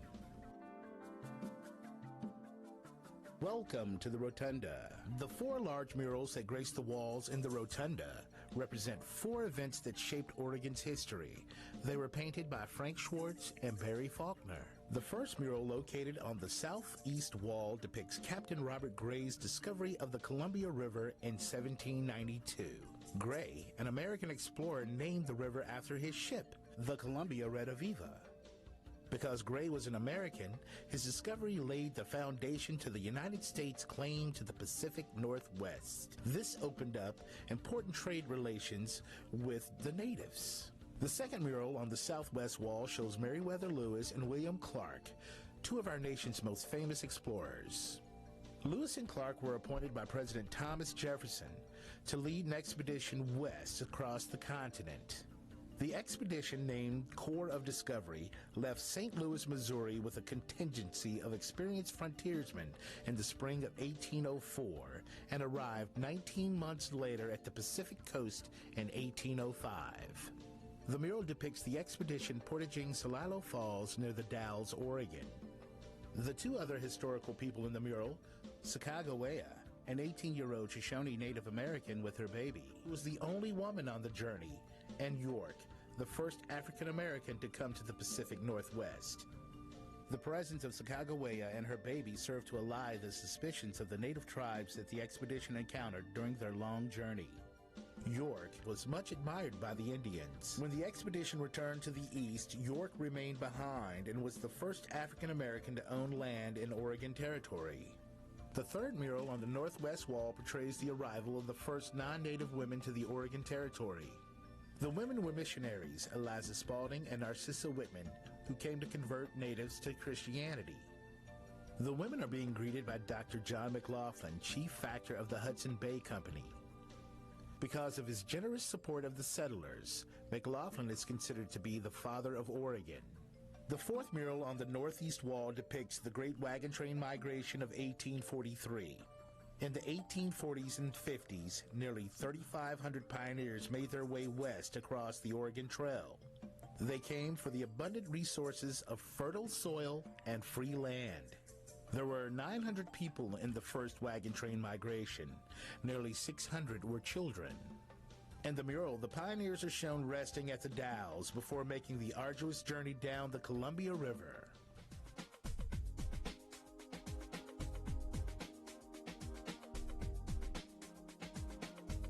In 2008, the House and Senate wings were remodeled due to health and safety issues. This was the first upgrade since 1977.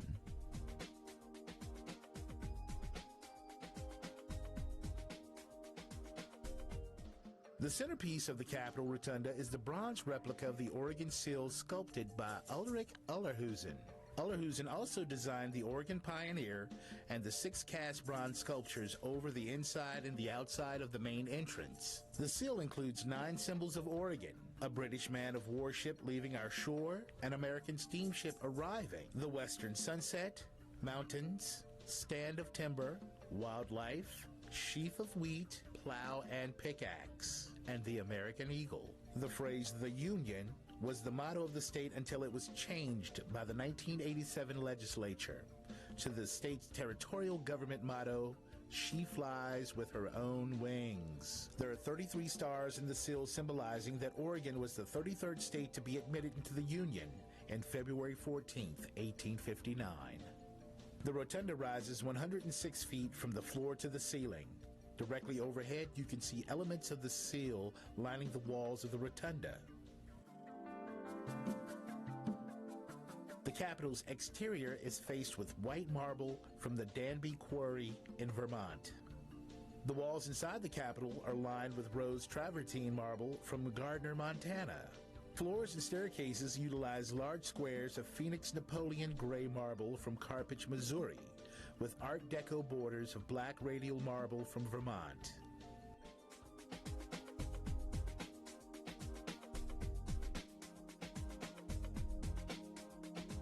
Russell Zanolinski, a Springfield City employee, designed this piece of art from 3,250 different items that he collected from the city sewer. After boiling them, it took 60 hours to assemble.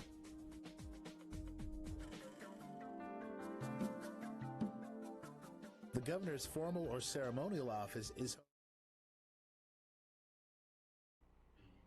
All right, we are back in session. It is 10:07 on December 16th, 2020, 10:07 a.m. We have one more public comment, sir, if you'd like to go ahead. Hi, my name's Brian Thompson, and I'm want some indication that you guys can hear me okay? Yes, we can.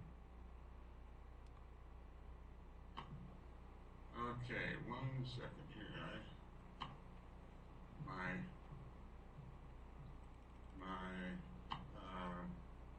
My notes escaped. There we go. No, it's not it. Sorry, over the screens here. I don't know what happened to it.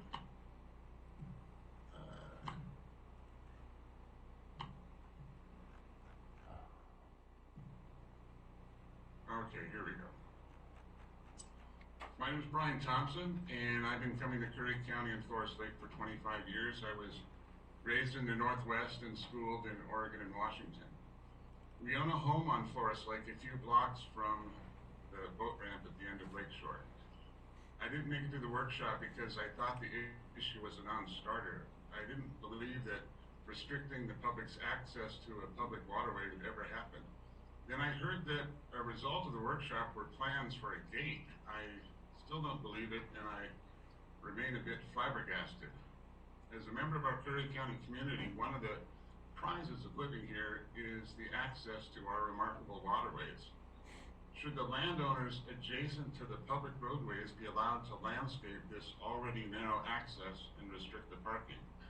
I would hope that as commissioners, that the preservation of public's access to our waterways is a given, and that the public's access is sacrosanct. At present, the private property owners near the access have taken over much of the public right-of-way with landscaping, which has essentially blocked dozens of public parking spaces. The map provided by our roadmaster shows that even now the right-of-way has private fencing on it. Somebody this year even put a gate across the access, which thankfully has been removed. Preservation of access is in the best interests of our community. That access should be protected and have the landscaping removed and the parking restored. This is a public lake to be enjoyed by our community. I've used the ramp on multiple occasions, backing my 14-foot drift boat into the water and parking on the road to the lake. Whoever was maintaining the road and foliage stopped, and in recent years has become overgrown, which has led to there being some confusion about parking on the ramp. As in its current state, it's masked by brush.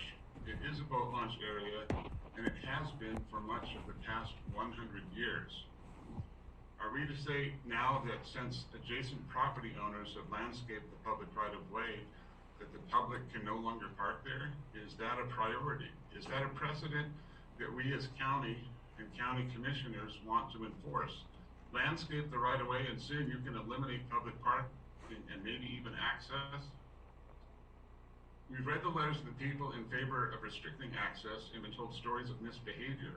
These letters didn't mention the vast majority of persons who use the launch area and are respectful of nature and the people who live there. These letters, like the news, speak of 1% of outliers and do not represent the overwhelming abundance of law-abiding, nature-loving citizens. Let us as a county participate in the joy of sharing. Exclusion is a cold path that leads to bitterness. I would hope that we as a county embrace sharing and shun efforts to the contrary.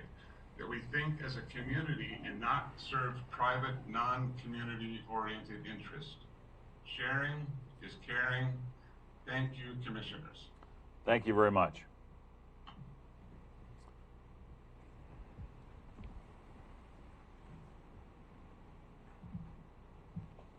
Good morning, Commissioners. Richard Christensen, Curry County Roadmaster.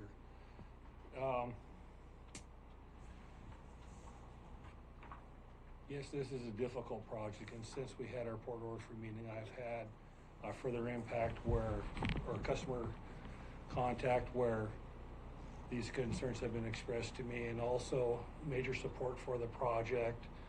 I'd like to interject that this has never been a developed boat ramp. It's been a right-of-way that may have been used as a ramp, but over the years, natural vegetation has grown up. There has never been public parking. Maybe it was used as people would park down there. But as vegetation has grown up over the years, a lot of it native, or it just grew there by itself type thing, and that, you know, there's a lot of requests to like develop this into a boat ramp. Yeah, his was just a public comment, so if you want to, we'll bring this back when we get in line. Okay. I understand that. Okay, sorry, I missed the beginning of Mr. Thompson's call. So what's your plans, Mr. Chair? He's going to be 7D.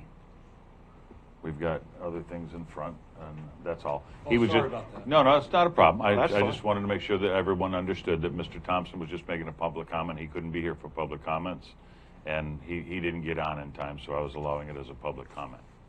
Sorry, thank you. So we'll bring it back as 7D. Thank you.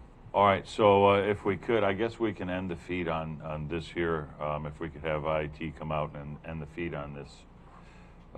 We can move on to 7A, discuss the Gold Beach annexation. And Mayor-elect Kaufman, if you'd like to approach the podium, because I'm sure you'll be, you've expressed an interest to have some comments on this as well. And we will probably have some questions for you. Wow, I can't believe I didn't.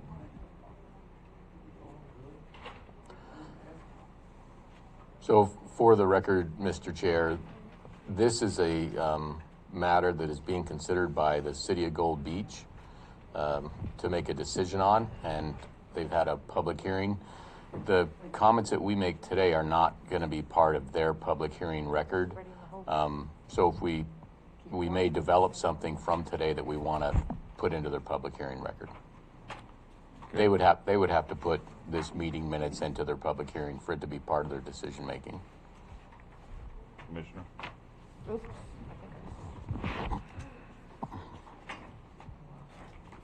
The handouts I passed out are what I did email to you, but I didn't know if you prefer paper or electronic, so I brought you both.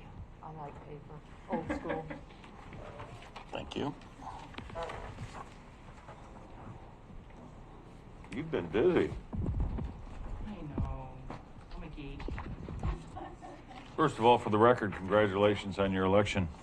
Thank you. I officially started yesterday. Oh, thank you. May I use it too? Yes.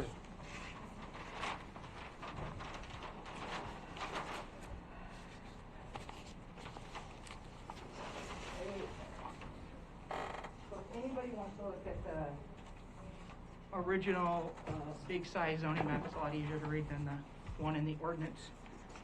I did bring it, and I know that one of the questions was whether or not the city properties are in the urban growth boundary, and on the actual map it is. Okay. The problem with the GIS, it's a wonderful tool and it's very beautiful, but it's not always perfect where the lines are. So that's why planners have to go back to the original maps. I mostly just wanted to be available to answer questions. I'm really not understanding what the concerns are other than the technical issues that you brought up. We've tried to address those by removing the annexation. But the big thing that I want to make sure the community hears is that we're all in favor of economic development. We want to assist business owners and property owners and their private property rights and move things forward. So I'm here to answer questions or try to look stuff up if I can. Okay. Well, as you and I have commented through emails in this past week, I believe I'm in full agreement that this board is in full agreement. We'd like to see economic development, as long as it's wisely done and well planned, of course, as I'm sure Gold Beach wants to see. Some of the concerns that I had on this were, first of all, it's a cherry stem annexation.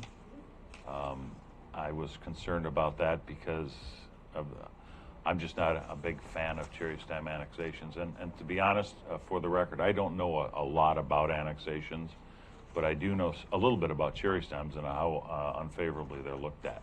So, you know, there was some issues as to fire on this, and I made a comment to you in my emails. You know, they could be annexed into the Gold Beach Fire District and or the Wedderburn Fire District. So that would handle their fire problems for their insurance, as you made a couple of comments about. And I got an email, I think it was this morning, a conversation between you and a local insurance company. So, you know, as far as the fire district issues and those kind of things, I think they could be addressed through a different type of annexation. To annex this from the county, I guess probably my biggest concern is, you know, here's something that is going to be a possible moneymaker for the county, and we're going to lose that. And I, as I said to you in my letter to you, you know, it just seems like every time we get an opportunity to do something good, something happens and we can't complete it. So I don't want to ramble on. I just have some concerns about it. Council and I have spoken about it. We were waiting to see what the city was going to do. We were a little surprised of the way that the city brought it. We thought we'd be notified. We have tried to have that relationship with Gold Beach, as we've spoken about. Once I was elected, we tried to have that monthly meeting, or a couple of months, every quarter, I think it was. The county summit type meeting with the incorporated cities. So we just feel like we were being left out of this a little bit as well. And then again with the cherry stem, with the issues, what I felt were non-issues with the fire districts. And I think there were some comments made, if you'll give me just 1 second.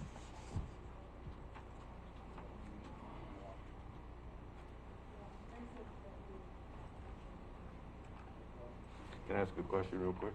Go ahead. Thank you, Mr. Chair. Mayor, could you, just so the public knows what a cherry stem annexation is, just a brief description. I don't know that much about it either, but I do have somewhat of a general idea. Thank you. You betcha. And I am totally in agreement. Cherry stems are not the best way to do it. So a cherry stem is where you take a public right-of-way, that could be a road or a body of water. Typically it is a road, and you annex out here. And we did one in 2007 up the Jerry's Flat Road to the landing. And there were no complaints, no concerns from anybody, and it was the same process that we just started, with the exception of the zone change that we shouldn't have included. That was a mistake we fixed. So the reason it's not preferable is you've got kind of a hodgepodge where the city limits are. So that's why planners look down on them, and why we try not to do them. The alternative is that we would use a different statute and convince enough property owners to annex, and then force all the minor owners to annex. And that's another strategy to do it. But as a strong proponent of private property rights, I don't feel comfortable doing that. I would much rather put up with a cherry stem and hope in time everybody else just goes ahead and annexes like they should, as it becomes appropriate for their property. So did I explain that well enough? Very good, thank you. I think another big question for me, and as I've told you, I'm a very point-blank person. I try to be courteous and respectful, but I'm a very point-blank person. Why? What is the big benefit to the city to annex this, other than, I understand the city has a relationship with the landowner, and they're trying to move that relationship forward, but I don't really see a huge benefit to to the landowner to annex this into the city. And I see it as it hurts the county. So I just don't understand why the city would want to annex a piece of property that they know will probably damage the county. Yeah, you know, I've listened to real estate taxes are going to go up because of development. As we all know, the county gets about 6% of those because of the wonderful special districts that we have in this county. So I don't see a lot of benefit for the city to do that. So the city is planning on annexing the 3 properties next door to this property, and I don't think anybody has a problem with that. Is that correct? Okay, so if there's no problem with that, and then the owners came to us one day and said, we'd really like to annex to the city. We've worked with the city for years. We own several properties in the city. Can we annex? And our administrator said, you know, we're annexing our 3 properties. It should be easy. It's not a problem if you want to sign off on it. We can do that. And there was another property owner next door that wanted to do it at the same time. That owner decided not to. So we thought it was no big deal if they wanted to develop under city rules. It might be more simple for them. Mm-hmm. They're actually more familiar with how we do things because they have worked in the city before. But they get a discount on their water because we have a different rate for inside and outside city water rates. They're going to gain the fire district and additional police force. They'll still have the sheriff office. If the sheriff wants to go out there, he can send his personnel out there, or he can send the city out there. So they get the benefit of that as well. And it's my understanding that right now the concept is an RV park. I was told 50 spaces. Commissioner Boyce told me he heard 150 spaces. We don't know until they do the engineering because, like you said, there's a lot of environmental and water hazards because it's in the floodplain. So we don't know what's really going to get built there. I checked with your economic development department, and they said the average RV park is about $1,200 a quarter. So you're looking at about $4,800 a year. And I don't see that being enough to be worth arguing over. I think we may disagree on what, you know, we don't even know how many spaces there are going to be yet. But, you know, as far as, again, I think the fire department's a moot issue because they can annex into the fire district without annexing into the city. So, I mean, I had to do that with my ranch. I actually annexed into the Gold Beach Wedderburn Fire District on my ranch to make sure. Do you know if that would also be a cherry stem? Because I couldn't tell where their line was. I don't believe it would be, though. I couldn't figure it out, but they do have some cherry stems. I think Sheriff wanted to interject something, and then Commissioner Gold wanted to ask something as well. Sheriff Ford, since you brought up the issue of the sheriff can, well, I tell you, we don't, anything that goes on in the city, it's a city jurisdiction police force. And I don't know if the city's going to, you know, the citizens would appreciate that their law enforcement officers are going to go out 10 minutes out of the way and leave the city unprotected for somebody that bought some property out there in the old mill site. And it's our jurisdiction. We have a lot of people who come out and recreate there, go out and dump their boats in, do some fishing and all that. What I understand, that's still going to be available. But I don't know how the city police is going to protect, and why would they just go out for one resident who bought some property out there, who owns a lot of property in the cities and pays a lot of money to the city. And I think this just doesn't sound reasonable to me. And when you talk about TLT taxes, if they're going to put in 150 plates, which I was told by the person who owned that's what he plans on doing. That's quite a bit of money coming into the county. Why would the county give that up? Right. So thank you. And it is my jurisdiction out there at this point, and if the city takes that over, we're not going to go respond out there. We're going to be calling the city officers to go respond, and they're going to be coming from the city out through county property to get to their running code, whatever. We have a lot more resources. I have 10 road deputies, 2 detectives. I've got a forest deputy. I've got a marine deputy. We have a lot more opportunity and resources to provide that service out there. Thank you, sir. Commissioner Gold? I just had one question, Mayor, about sewer services. Is the city going to give sewer services to the entity that's purchased the property? Most likely not. We do have sewer already available at our current sites, but he will most likely have to build a complicated septic system there. It is a dream of mine to be able to provide sewer because we get a lot of manufactured home parks in that area. and we could add more units if we could take away their on-site septics. A lot of them have signed up for city water, so the next step would be sewer. But that's a long-term, almost pie-in-the-sky dream. Okay, and I'm just thinking of environmental issues related to that. And our water intake's there, our water treatment plant's there. We want to make sure that the state or the county, whoever's in charge of approving that, will be diligent. That would be important. If I may address the sheriff's comments, and I love Sheriff Ward's relationship. The last two large issues in our area was a shooting and a stabbing. Both of them were not in the city limits, but the city officers were the first on scene and took care of the issues. So we already work outside of our jurisdiction on a regular basis because that's how our law enforcement officers work together. They work great as a team. Our fire departments work as a team. So I don't think it's an issue for that, and I respectfully disagree with the sheriff that we can handle it because we're already handling stuff outside of our jurisdiction already. Okay.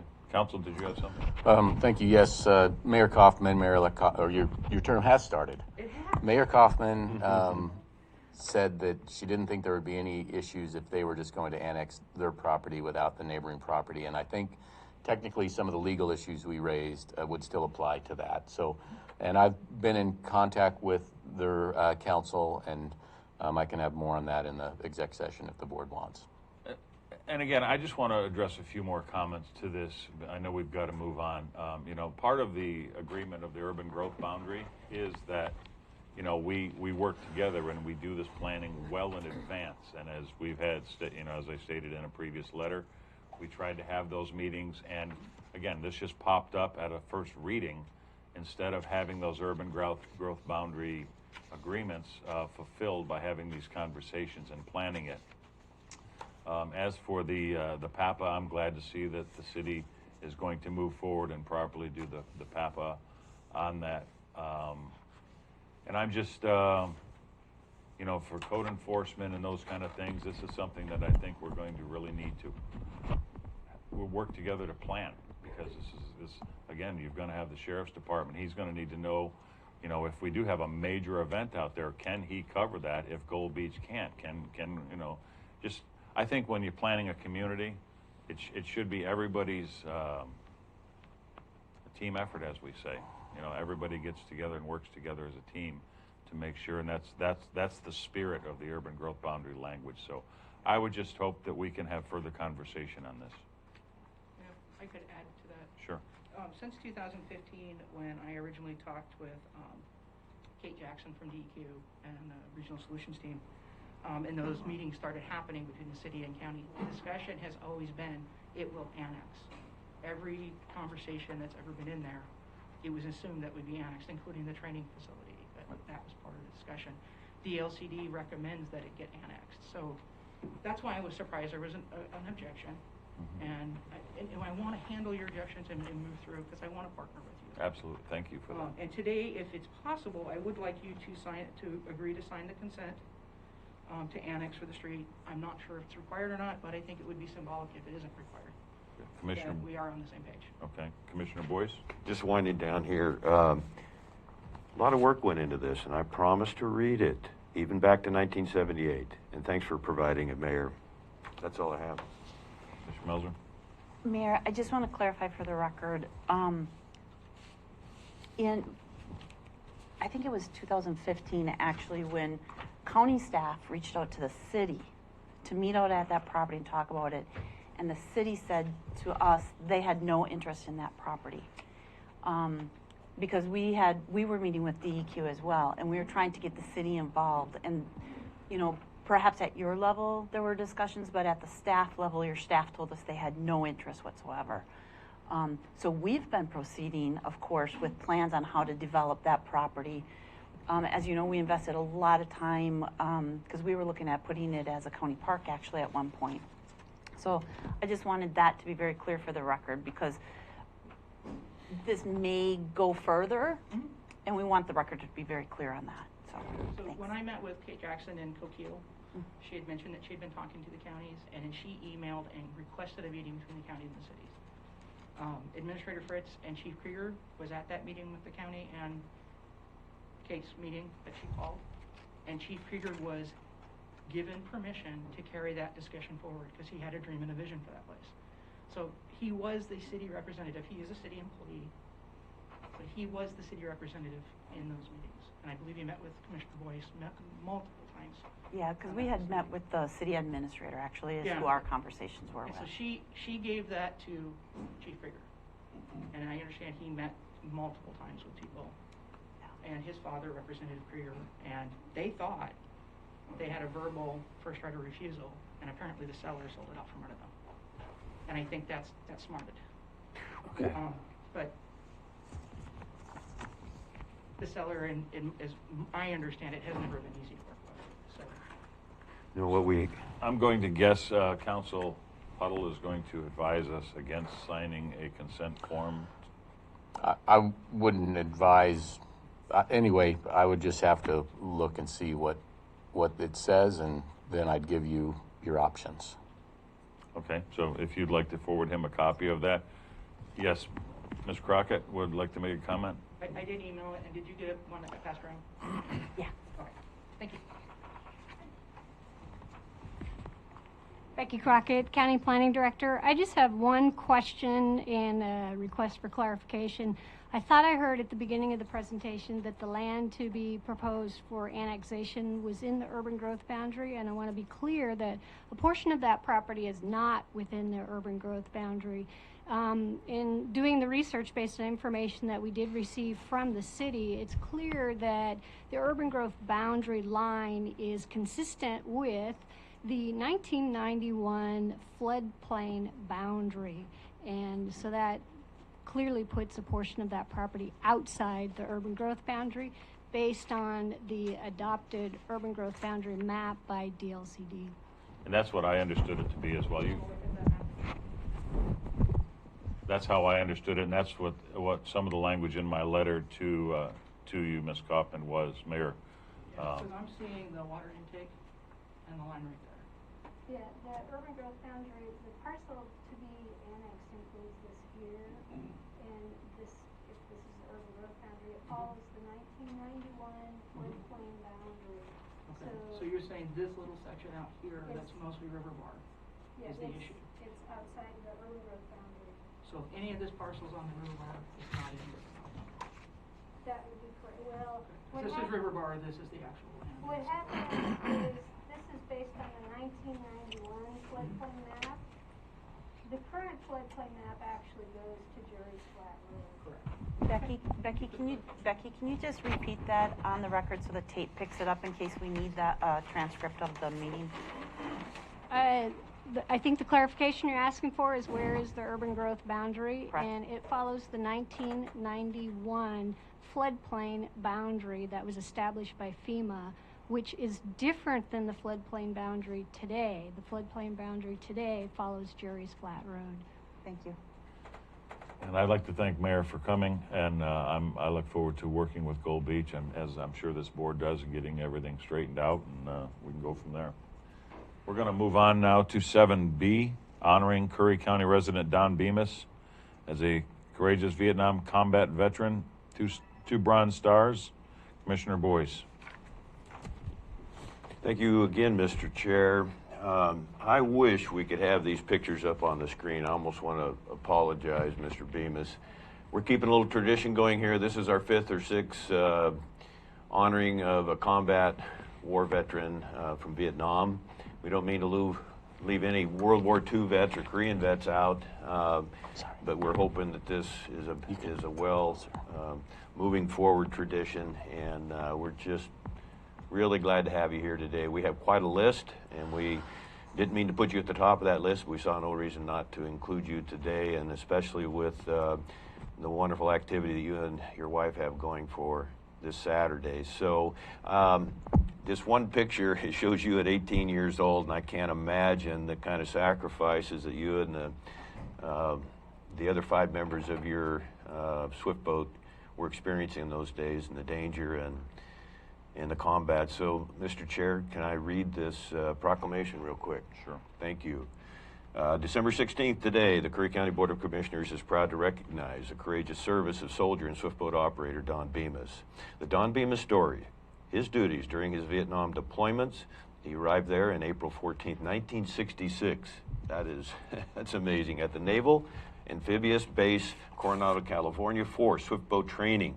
And barely 18 years of age, his crew of 6, 1 officer and 5 enlisted men underwent the training to prepare for their duties.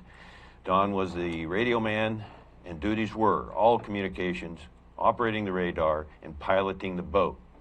But he also, I'm envious, but he also had to be cross-trained in gunnery and engine service. He spent 2 weeks at Camp Pendleton, California for all weapons training, underwent 1 week of Saraquan training at Whidbey Island NAS in Washington State.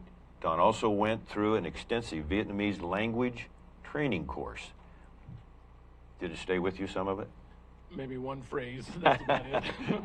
His crew, along with a couple of other crews, assembled at Travis Air Force Base, California, and boarded their C-121 MATS transport plane. This is a military variation of a Lockheed Constellation airliner. They headed west, taking 4 days, landing for fuel stops in Hawaii, Midway, Wake, Guam, and then Saigon's Tan Son Nhut. Finally flown to the Cam Ranh Bay Navy base, where they were assigned in mid-August 1966 to the PCF Division 104. The swift boat was 50 feet in length with a beam of 13 feet, constructed of aluminum 1/4 inch thick. That's exactly what we use now for our bigger boats.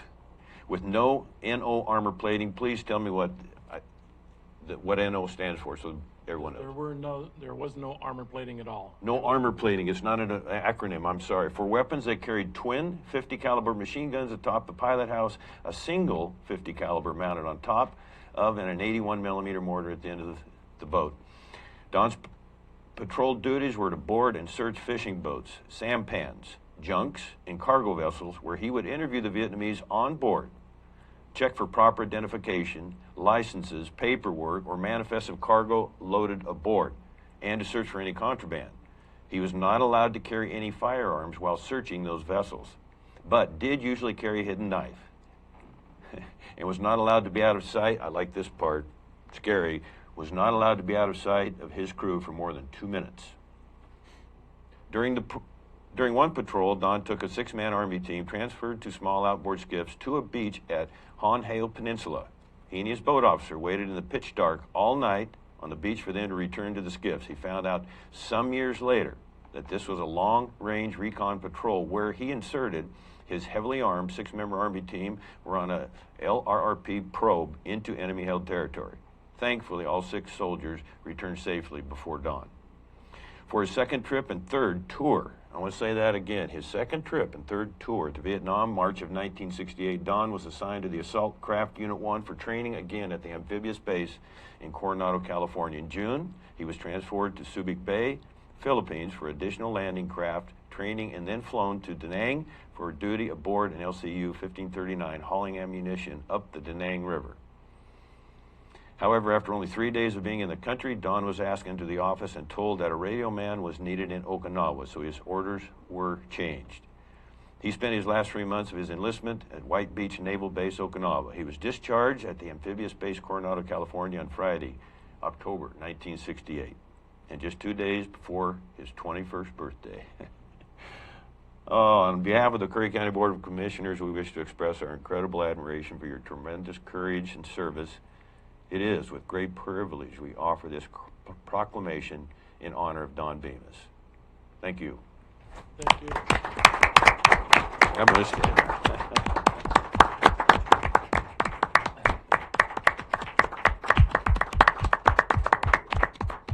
Appreciate that. Appreciate that. Chairman Pash, Commissioner Boyce, Commissioner Gold, thank you very much for this honor. I don't know what to say. My combat story is a lot calmer than Sam Vitale's or the other members. During my time over there, we didn't have one death at our base. And our crew, no damages, no injuries, maybe a couple of broken arms. But our main support, our main combat action was providing fire support for an operation going on shore where we would stand offshore and fire support inland. And usually it was at night, so any return fire, they couldn't see us because it was dark. So, but we did see tracers coming in our direction, but fortunately we were in the darkness and most of the time out of range. So that's something that I have to really commend the other veterans that saw the horrors of combat, to where we had it fairly easy, but to be in a sea was our main fear. Our boat was 50 feet long, like you say. We only had 3 feet of freeboard, and we were not allowed to patrol in seas more than 6 feet. So if it got too stormy, that stormy with seas 6 feet, if anybody's ever seen the Deadliest Catch program, that was our danger, only smaller scale. More than once, our boat was patrolling and a sneaker wave would pop up in front of us, would come over the bow and knock our windows out in the pilot house. In one instance, it flooded our engine room. Thank goodness the one engine that didn't die had the bilge pump, so we were able to pump water out. But again, there were no deaths at our base in that year I was there. And the third tour, when I was asked into the operations office if I wanted to transfer to Okinawa, I only said 2 words: yes, sir. So, and I want to clarify too, I did not get 2 bronze stars. That's a medal for heroism. My bronze stars just denote that I had 3 tours.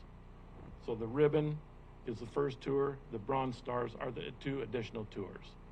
Well, there was 2.2 million people served in Vietnam, and it's a very, very important reminder that all gave some and some gave all. So I think it's 58,489 people were killed there, mostly Army soldiers, Marines, Yes. all the above. And so I also want to mention, Mr. Chair, that Donna's been very helpful to find and continue our list so we can do one a month.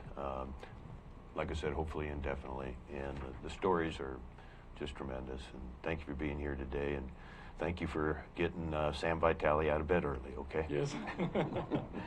And I'd like to state also the Wreaths Across America program that we've brought to your attention. Our ceremony is on. Chairman or Commissioner Boyce has agreed to be a speaker. Jake Pieper, from Mayor of Brookings, is our MC, and we have other speakers. And Dr. Jessica Carlson from here in Gold Beach is going to sing for us. So Okay. everybody's welcome to attend. It's at the W.J. Ward Cemetery at 9 a.m. this Saturday morning. And we're going to be placing a wreath on every veteran's grave. And Brookings community has been so generous.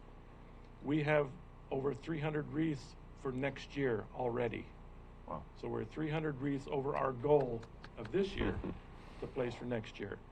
And Commissioner Boyce, I'd like to see if you could somehow contact the Gold Beach, if there's a cemetery board here, that possibly next year we'd like to maybe combine and have someone here so we could provide wreaths for the veterans here in Gold Beach. We'll get a hold of Mike McNutt or John Bell. But keep in touch with me if you would, and we'll go from there. So Okay. again, I really appreciate this honor, and I am just, I don't know what to say. I appreciate it very, very much, and I thank you with all my heart. We're glad you came home. Thank you, sir. Sir, thank you Can both. I just make a comment? Yes. Yes, ma'am. This is very inappropriate, but I have to say that I am very impressed that you can still fit into your Navy uniform. Well, no, I can either lie to you and say this is my original, but it is not. Oh, okay.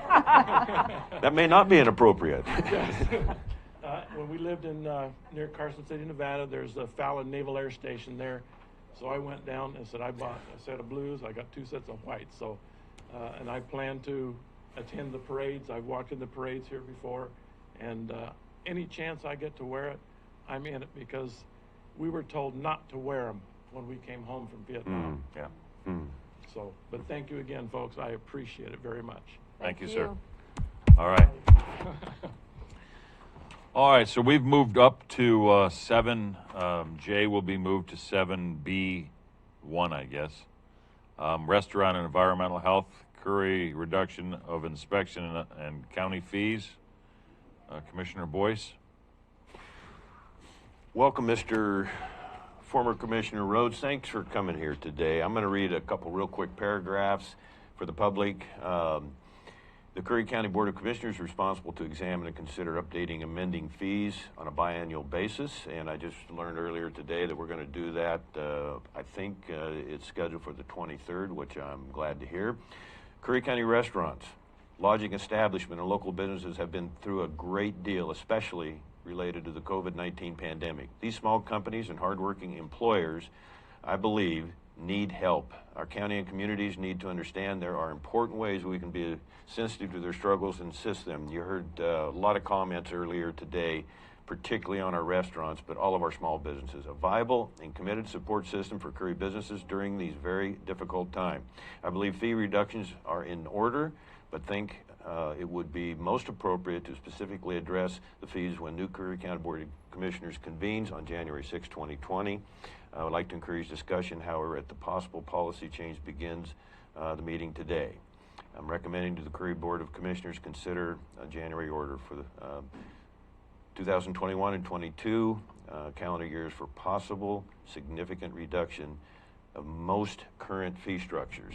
And I know that's a tough subject, but our economy is in trouble, and we want to be very proactive. Please join us. Good morning, Commissioners. My name is George Rhodes. I'm a businessman in Brookings. I'm also a former commissioner.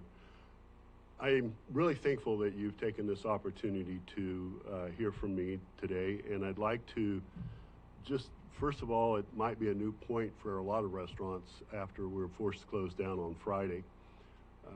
My restaurant, for instance, contributes about $1 million to the local economy every year up until this year. We're currently about $500,000 down in our volume for the year.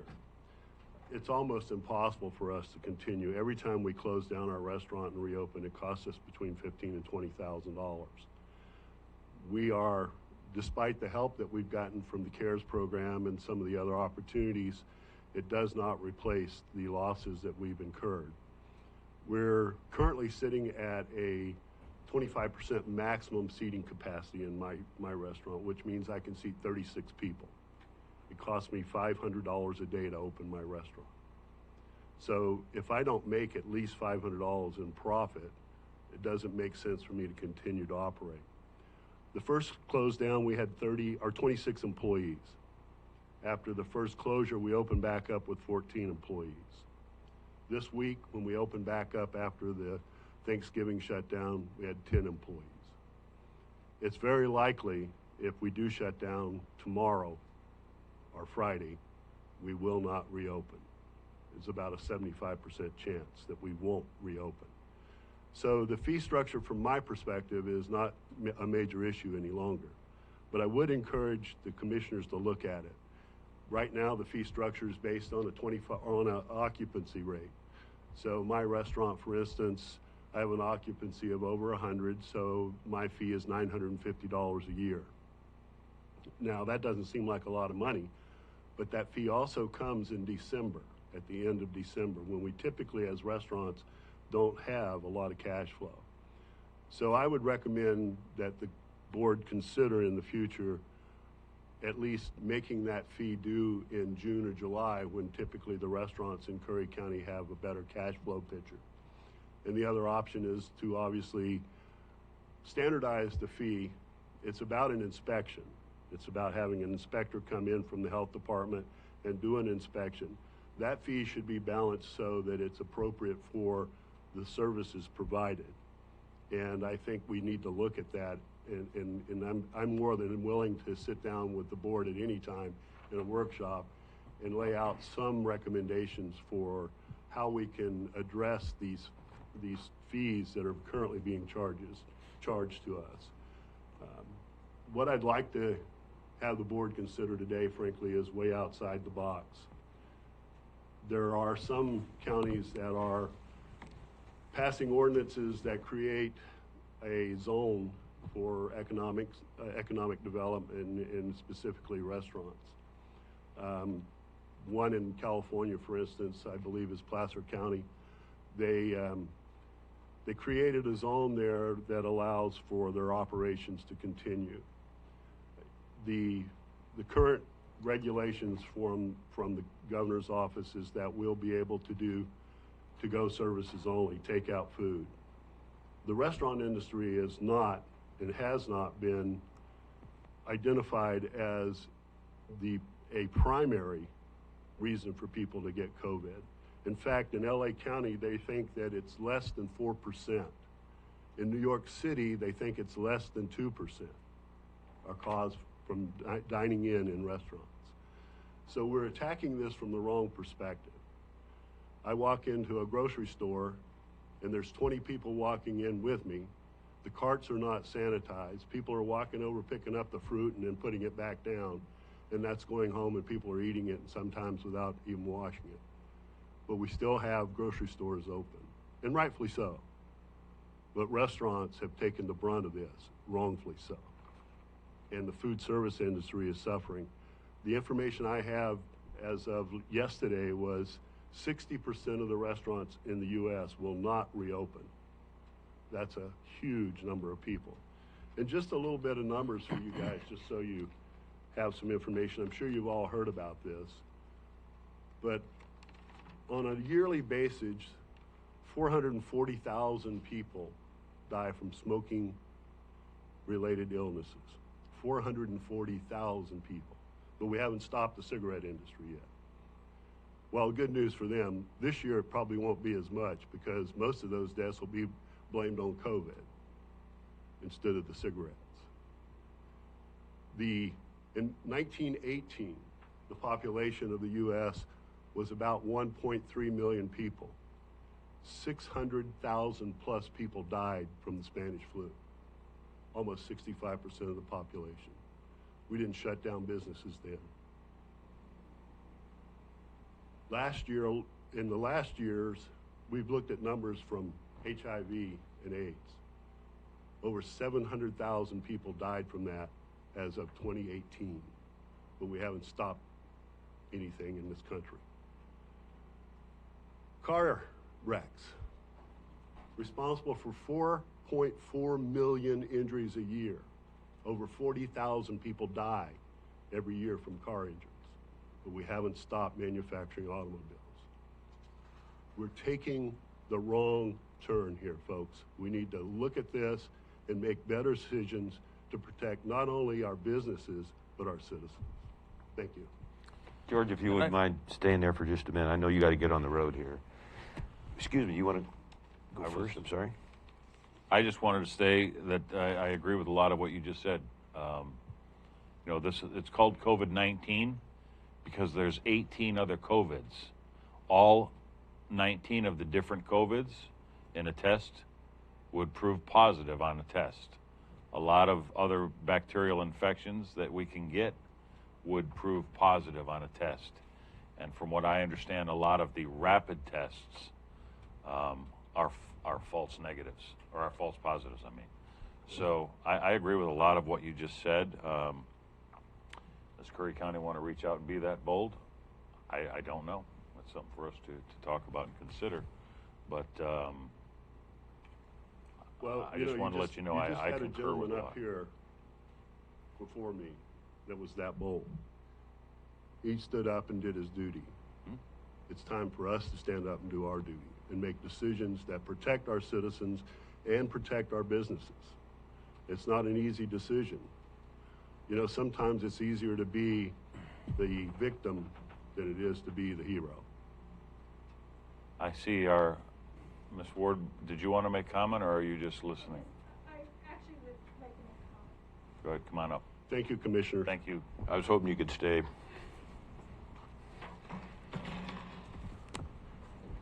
Good morning, Commissioners. Good morning, Board. Sheree Ward, Public Health Administrator for Curry County. I'd like to address just a couple of things just so the community is aware. I solely agree in regards to restaurants. Our economy is suffering due to the shutdowns and COVID.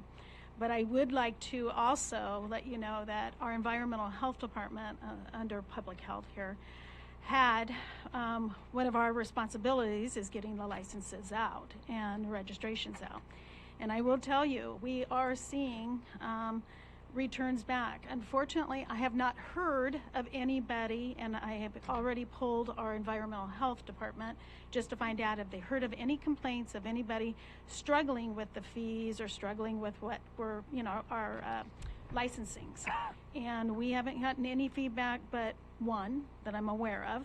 And I will tell you at this point in juncture, and I know this for a fact of the fees coming in because I am actually accepting those fees and calculating those in, and then I give them to staff to go ahead and put it into house space.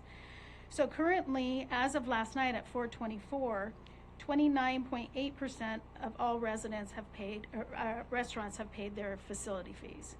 30.8% of mobile food units had paid their restaurant fees. 41.1% of lodging facilities paid their fees. 29.4% of RV parks paid their fees, and 58.3% of all pools have already paid their licenses for upcoming year. That was last night. Went to my mailbox this morning, and we've already calculated this in already. We jumped from 29.8% on restaurant facilities to 36.5% fees received today. Still have to get it over to the treasurer though. 38.5 of the mobile units, so we jumped from 30.8 to 38.5. Lodging facilities went from 41.1% to 48.2%. Those are fees I just calculated in before this meeting. 29.4% of RV parks went up to 35.3% of RV parks. And pools have already paid their licenses. We were at 58.3%, and 66.7% of pools have already paid their license fees. So I just wanted, and that's for license fees for 2021. I do understand with the governor shutdown, it is going to really hurt our economy. That is a board decision on how you want to handle that. But I will tell you, it is going to be, we have been already invoicing out to individuals, and we are not hearing back anybody suffering in regards to paying those fees. After this meeting, we might hear more, I don't know. But in regards to the fee schedule, that is going to be up to the board. I do know that occupancy is really hit with the COVID-19 shutdown. I see that restaurants are viable. But I did want to at least kind of let you guys know where we stood in regards to fees coming in for the environmental health program. Go ahead. I just have one question on occupancy. Since the restaurants are limited in the amount of people that can come in, like 25% or whatever, are we adjusting our fees relative to that? We have not currently, and like I said, in regards to what is going to happen and with the literally shutdown, that's going to be a decision we all need to talk about, I guess, at the fee schedule meeting and how we want to approach that. But at this point, no, they have not been adjusted. They have been paying their normal fees. Thank you. I want to ask you before you comment. Is it possible for you to get me or this board that language from that? Absolutely. I would like to see that. What they've done is created a sanctuary. I'd like to see county for that businesses, language. same as Sanctuary City would do, San Francisco, Seattle, Portland even. So could you forward that to all the board, I will. Mr. Ruckert, and also to county council so he can look at it as absolutely well? will. Thank you. And I want to just, I understand the numbers probably better than a lot of people because I've spent my whole life dealing with numbers. What I would caution the board is to look at the number of those restaurant operations that are fast food, to-go food, where being restricted to takeout food doesn't hurt them. They're set up for drive-through. There are many restaurants in our county that are not in that fortunate position. If I'd be lying if I stood here and said I couldn't pay the fee. I can pay the fee. My question to you is, at what point is it worth paying the fee? I've lost half of my business. I've only can seat 25% of my capacity. I still have a bill for $950. I will never recover those things. Every time I close down, as I said, it costs me between $15,000 and $20,000. I'm not a fast food restaurant. I have product on hand that has to be dealt with. I gave food to the food bank the first time we closed down. We've reached out. We let our employees take food home when we close down, any perishables we have. Okay. So, you know, the important thing is numbers can be skewed and represent things. The RV parks haven't been affected very much, nor has fast food. Okay. Commissioner, you had a question? Yes, thank you. I know it's 11 o'clock, Mr. Chair. This is very important. Things are not all well with our restaurants in Curry County because you have a good percentage that show the honor and want to be compliant and pay the fees. My hat is off to them. I don't know how in the world they're doing it. My visit to Brookings on Monday, 60-some stops, almost every restaurant down there. They are, one employer laid off Sunday afternoon, which would have been the 6th, 32 people. And to look in his eyes and see the pain he had from laying those people off, and you bet, maybe it's a symbolic thing if we cut fees a little bit to say, maybe 1 year, we want to do our part. And a lot of those restaurants did not succeed in any CARES relief funding. And that's also painful. So you look around Southwest Oregon, Douglas County, I mean, they're getting on their horse and they're saying, we're not going to comply with the governor's shutdown for Friday. And one more thing related to that, the way I feel at this moment right now is if the governor follows through with that, there better be that $800 million that's targeted for coming back to the citizens. Start with small business because that's how we battle poverty. That's how we confront poverty is through the small businesses that employ a half a dozen people, give or take. So thank you for coming today. Thanks, Mr. Chair, for letting me express that. I'm extremely concerned and I'm going to be on the trail every day until I figure out the odds of closing little businesses because it's coming. And as you said very well, they're not going to open back up. Thank you. Well, Commissioner, and I know you're pressed for time. One last comment. It's not only the fees. We had an increase. My liquor license, for instance, this year went from $400 to $800, double the fee. There was no... Any warning? No warning. No. It just happened. Every aspect of doing business is costing more.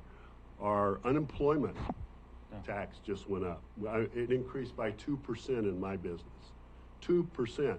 Those people didn't get laid off because I wanted to lay them off. I understand.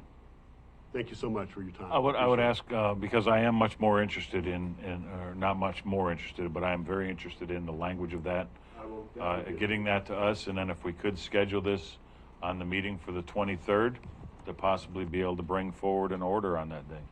Thank you, Mr. Chair. Quickly, one more thing. What is the title of that program? I think you said a sanctuary. It's a sanctuary city economic for businesses. Okay, thank you. All right, with that, it is past 11 o'clock. We have an executive session scheduled at 11 o'clock.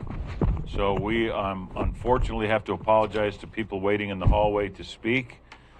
This executive session could go 15 minutes. It could go 2 hours. We will also be up against lunch in 55 minutes. So with that, we are going to recess this meeting, go into executive session, and upon coming out of executive session, if it's before 2 o'clock, we will reconvene to this meeting. If it is after 2 o'clock, we will enter into workshop at 2 p.m. With that, this meeting is in recess.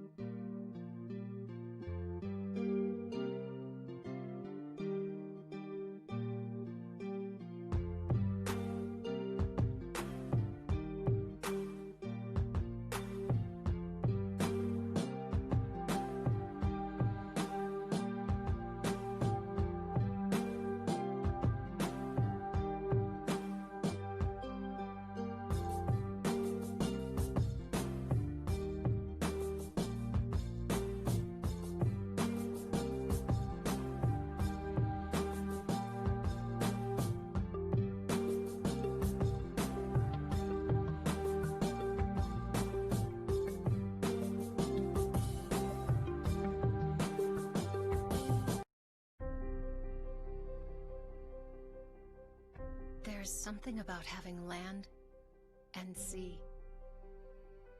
Never having to choose between digging in or looking out. Here, you can go where the spirit or the wind moves you. To the tops of the trees, along secluded beaches, or into more wild and scenic rivers than anywhere else in the western United States. We're the closest place to the sunset while still keeping your feet dry, and a destination where anyone can begin. We share more than we keep, so you can see more than you imagined.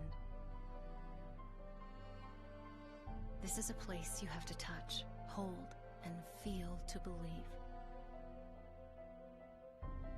The entire shoreline of the West Coast's best coast is open to you, and playgrounds made of forests are waiting for you. Escape to Curry County and don't leave anything out.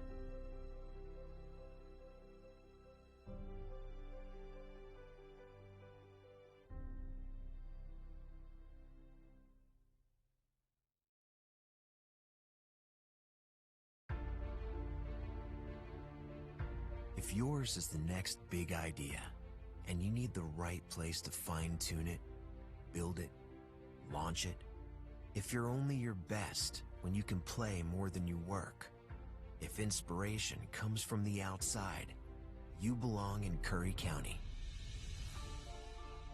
The westernmost point of the land you love, and the edge between familiar and uncharted. Break the pattern. Be where the airports are as close as the beaches, and industry and recreation never cease to amaze.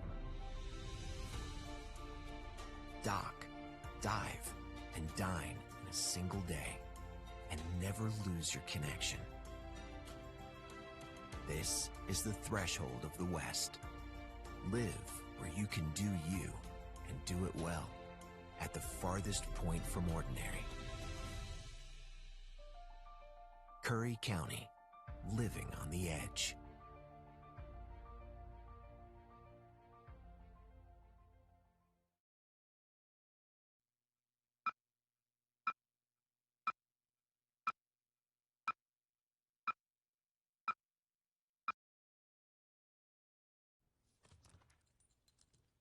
There's a shelter pet who wants to meet you.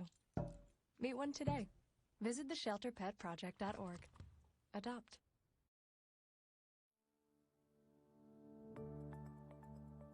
Wildfire, as everyone knows, has emerged as one of the big major issues affecting Oregon and, for that matter, all western states. A real actionable response that's including how do we fight fire, actively managing our forests so that we don't have the fuels out there, and how are we going to protect communities from smoke exposures. The council is really set up to have a comprehensive strategy that's based on action and based on protecting our communities.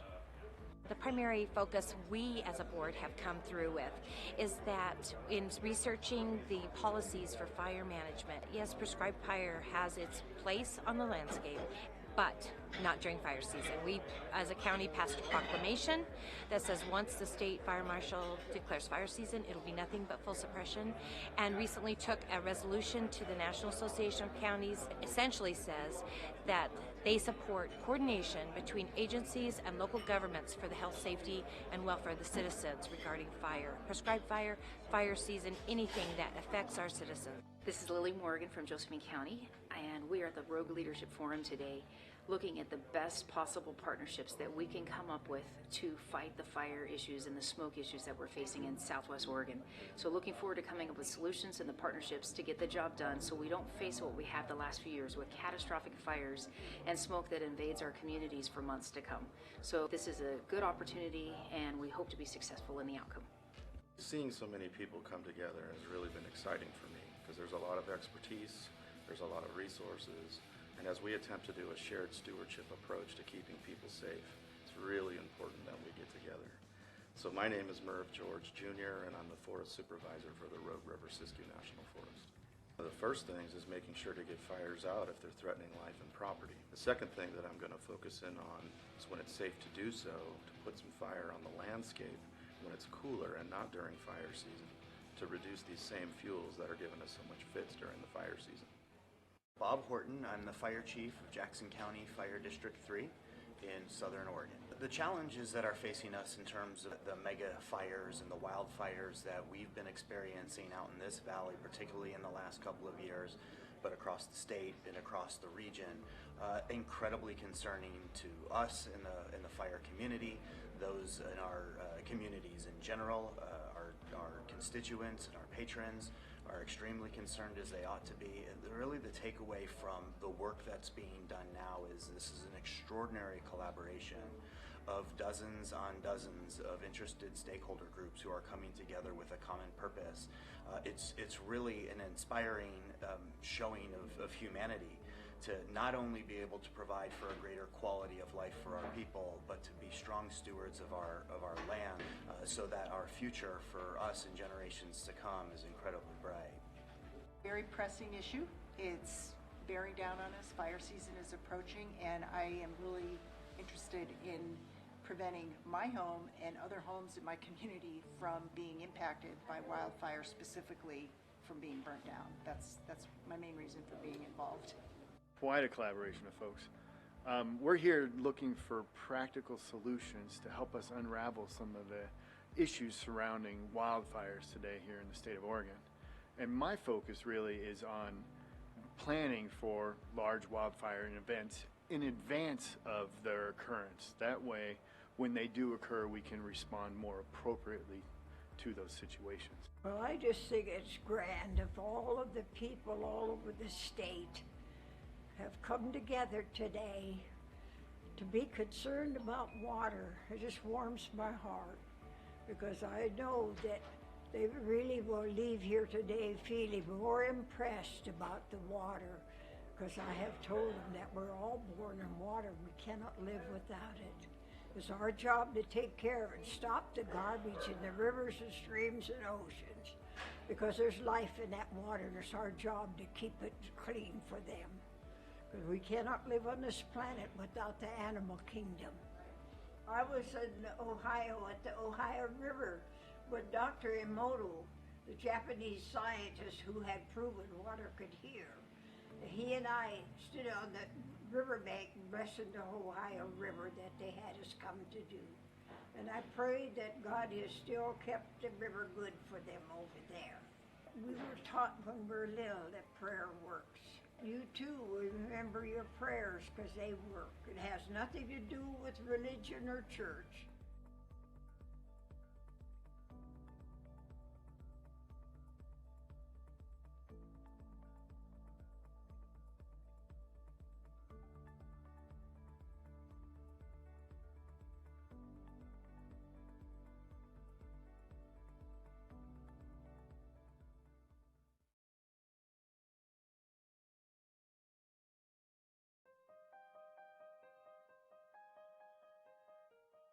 Why do counties matter? Simple. Counties provide the services we all depend on. If you're concerned about crime, get a regular flu shot. Drive to work. Take public transportation. Or experience a natural disaster in your community. Chances are you benefit from county services. That's why counties matter. With America's system of federalism, counties are a key level of government, serving the people directly. So, do you vote? Had a recent hospital stay? Know someone in a nursing home? More reasons why counties matter. There are 3,069 counties across the country, with populations big and small. Most of us live and work in one. Even the nation's capital is considered a county. These county governments ensure that the food you eat in restaurants is safe. They care for the mentally ill, run court systems, build local economies, and operate 911 emergency systems.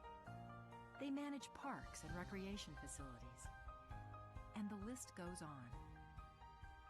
Thing is, counties serve the American people in so many ways, keeping our communities healthy, vibrant, safe, and fiscally sound. That's why counties matter.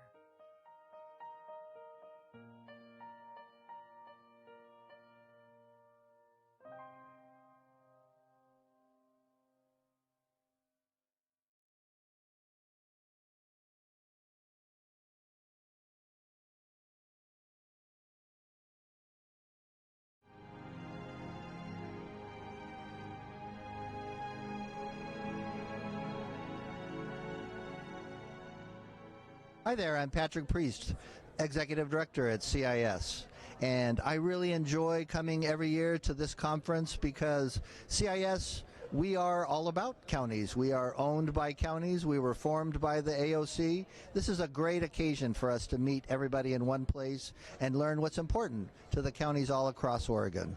It's the networking. I mean, we learn a lot about the different issues that counties deal with, but it's networking with other commissioners, getting ideas on how they handle situations that is the most helpful for me. I love my job. It actually matters to me on a daily basis. I used to do a lot of charity, and, you know, in commissioning in Deschutes County, you can make a serious difference. Lots of things have happened since I've been in office, and I feel like it's important to represent the people. I grew up in Eastern Oregon, and I love the residents of Eastern Oregon. The architect of our first house actually had Doris Day as a dear friend and a client, and he would bring Doris Day up the mountains in Malibu to our house as it was being built. This is my 4th conference at AOC. My favorite part is the fellowship with other commissioners and coming up with solutions with common situations and with commissioners from around the state to best serve our people. My favorite part about being a commissioner in Josephine County is the people that we work with. We live in the most beautiful place, but we have the most beautiful people. They are talented, artistic, caring. We have such a high level of philanthropy and just caring for our fellow citizens, and it's the best place in all of Oregon. Hi, I'm Commissioner Martha Schrader from Clackamas County, Oregon. I'm the current president of the Association of Oregon Counties. Oh my goodness, I've been president for 1 year, but I've been a member of the Association of Oregon Counties since 2003. So one of the reasons I really wanted to be president, and I've enjoyed it so much, is because I get to know everybody across the state, all the commissioners, and I've been from one end of the state to the other, visiting with them, talking with them, and really getting an idea of how we differ, but more importantly, what our similarities are and what we can do with one another to move forward with good county government. I've been coming to AOC now for 4 years. My favorite part of serving as commissioner is trying to bring positive effects for our community and our county. This is my 2nd year at AOC, and the camaraderie that I've found in my Eastern Oregon partners and just the camaraderie of AOC has really blessed my life. My name is Court Boyce, Curry County Commissioner. This is a collection of people, county commissioners, public officials, well attended from all over the state. You know, I have the privilege of working with a very diverse group of people, different ages, different backgrounds, different interests, but they're all teaming up to solve the problems of our county.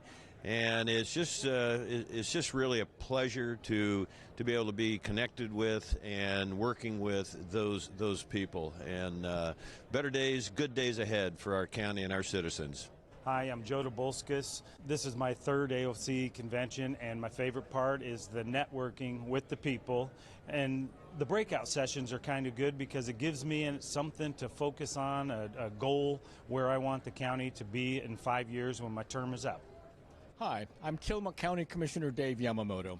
Our county college class was probably was the best county college class ever at AOC. It was the largest at over 33 members. When you look at the legislature and the power that the major metropolitan areas have, the rural counties are oftentimes left out of those conversations. AOC really does a terrific job of representing rural counties and rural interests, and we wouldn't have the impact that we do in Oregon without AOC. My name is Joe Burney, Lane County Commissioner from Springfield. My favorite part is eating good food.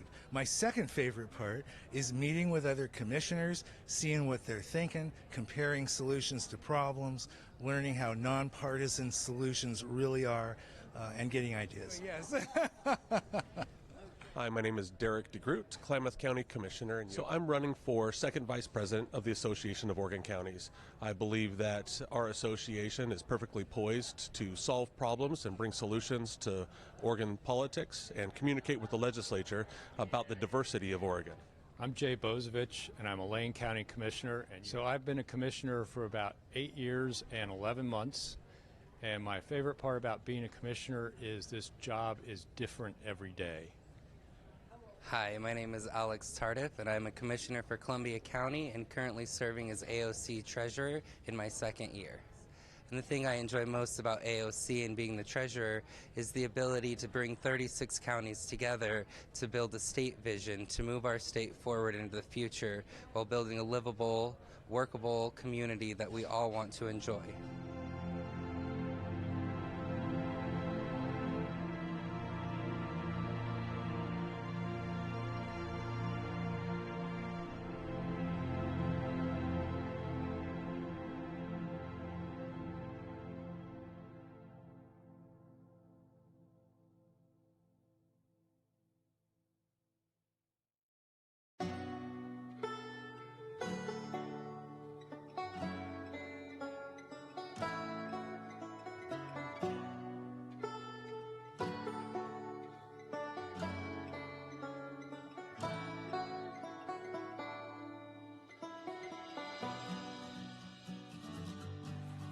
One of the things I really appreciate about our entire region is that we embrace who we are, and I think that's what unifies us.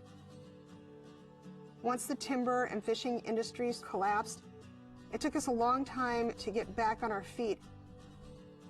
People didn't quite grasp the idea that once these jobs left, they weren't going to get other family wage jobs, and it crippled us. Things were getting really dire. So we just saw that this was an opportunity to maybe look at that public land a little differently and how it could bring more dollars into our region. The Wild Rivers Coast is so unique because there are more wild and scenic rivers here than anywhere else in the lower 48 states. The scenic beauty is just amazing. There's so many different places to go, from the national forest down to the protected ocean, and it's just a really special place. I guess I didn't really know how special it was, though, until I moved away to Portland and came back and saw all the potential here. We're uncrowded, we're unspoiled, and we're a little difficult to get to, but my God, once you come here, you fall in love.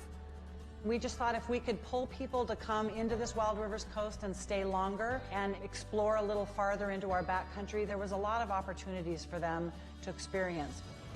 I think our whole future is at stake here. This area is ready to go. We just need to give it a little kick in the butt. I'm going to be honest, when the Rural Tourism Studio came here, I was skeptical because I didn't see far enough ahead that we actually could collaborate regionally, and I'm pleasantly surprised. It's been amazing. The Rural Tourism Studios was the first time we were able to come together as a region to talk about the future of our economy. If we can have a strong tourism economy in this area, it's going to benefit the whole community. We have to rely on ourselves, and I think through this program, it's sort of opened our eyes to what we could do when we work together. Community leaders really focused on 3 areas: outdoor recreation, food and agricultural tourism, and really building community relationships. In our area, a lot of the food that's grown all gets shipped away. And so now we're realizing that we can capture some of that local food that's grown here.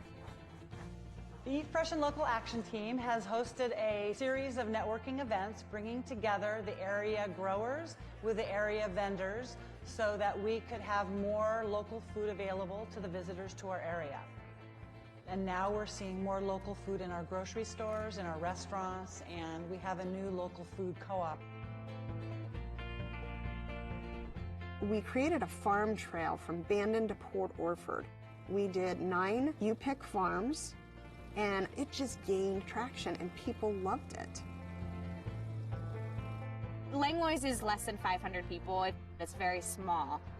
So we have to bring in tourists. And being on the farm trail, even though it's just beginning, has really helped do that. We really want to make it a destination for anybody. My mom and I began Dragonfly Farm just 3 years ago. When I found out that I could grow a seed and turn that into food, it was like, oh my gosh, why wouldn't you do this? I just quit my day job and I just signed the paper to be an official co-owner of the farm. This is what I want to do for the rest of my life and grow with the community. Out of the Outdoor Recreation Action Team, we came up with a series of maps that show where the best places to go recreate are. We know where we're going to send people now, and we got a great map that shows all the best places to go see. For us to get a mapping project done to this extent is pretty impressive. We're patting ourselves on the back. I don't know if anybody else is, but we're doing it. From that, we decided that there was some places that needed help, so we came up with a mountain bike plan, and we also worked on designating a state scenic bikeway. The Outdoor Recreation Action Team was also looking at how we can make scuba diving better in this area. So we came up with the idea for a scuba fill station. So now people that want to come and dive in this area, they can dive for multiple days because they can get their tanks filled up again. When I started the Rural Tourism Studio, my business, South Coast Tours, was really small. And now we've grown to about 5 or 6 guides, and we're doing tours all over from Brookings all the way up to Coos Bay.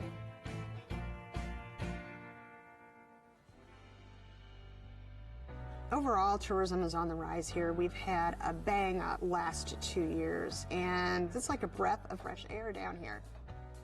My hope for the area is that we still keep that sense of place. Loving a place to death is a big concern that I have, and it's a balance. We're going to promote tourism, but we want to do it in a sustainable way. One of the biggest reasons that this area has been so successful since the tourism studio is the people that are involved. We have a lot of great, motivated, smart people who understand the need to promote tourism in the right way, and it's really all about the people. When you live in a rural community like we do, from Bandon down to Brookings, and you're strapped for cash, relationships are crucial. As a community, I think you need to come together and find out what your mission and goals are collectively. Then you can work into smaller groups, knowing that you have the backing of the whole community behind you. As long as everybody's just super excited about it and passionate about what they're doing and they can work together, then anything's possible. Own what you have and don't try to be something that you're not.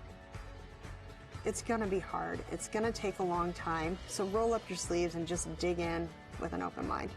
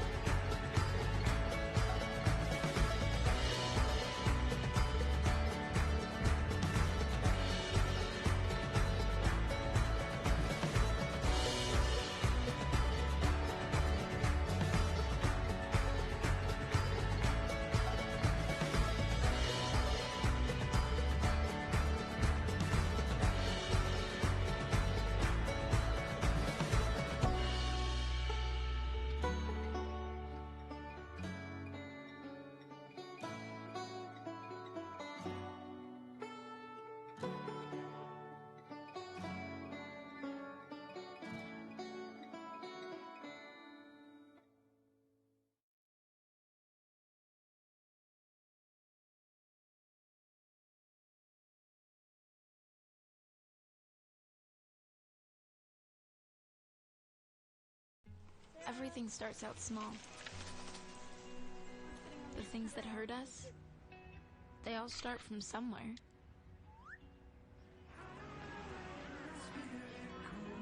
The words we say, the things we do, they can grow into something else. What was small and innocent can become big and sometimes scary.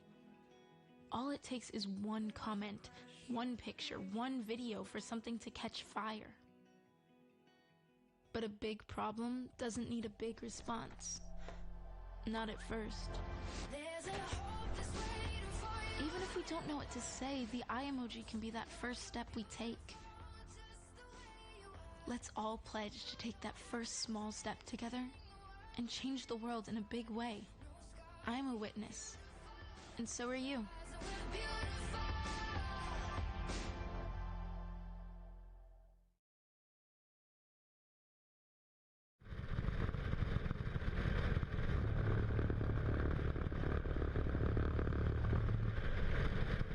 Roadway departure fatalities are a serious and often preventable problem in the United States.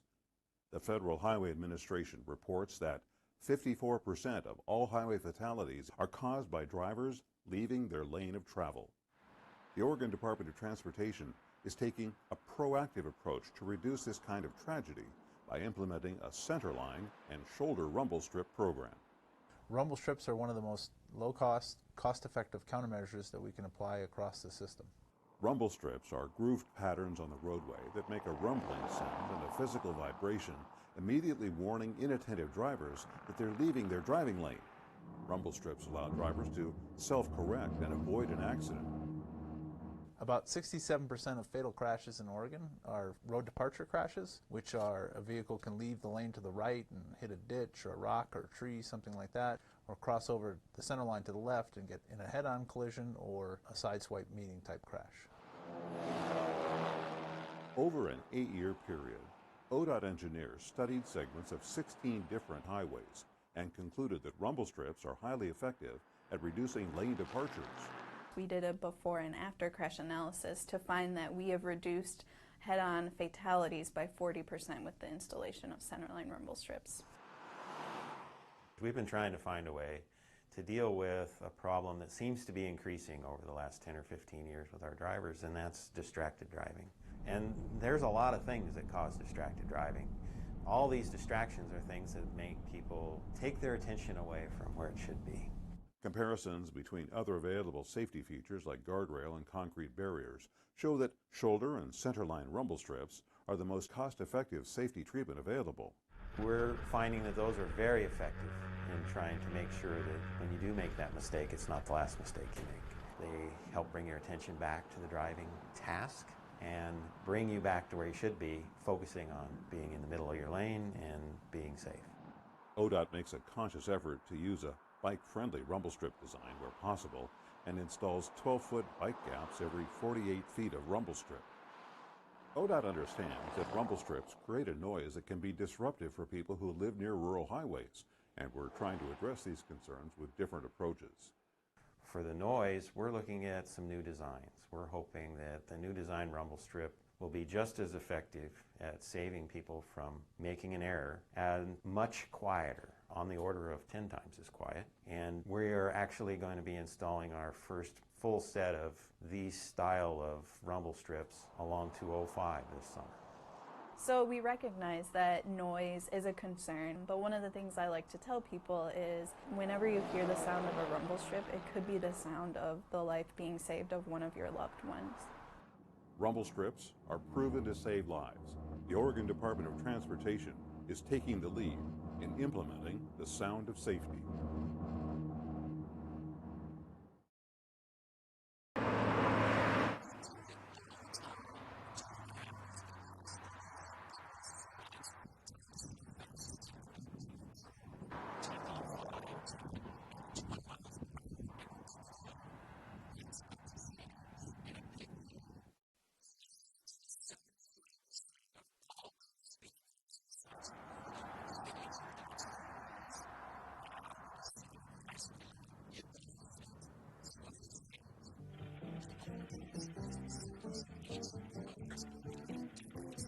Sign that doesn't have a rider on it, so we take our first test at this posted speed limit of 35 miles per hour. Harley Bills are seeing more than their share of curvy roads these days.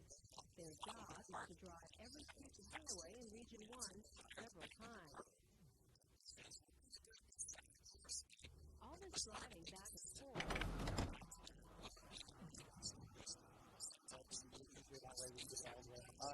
Sounds good.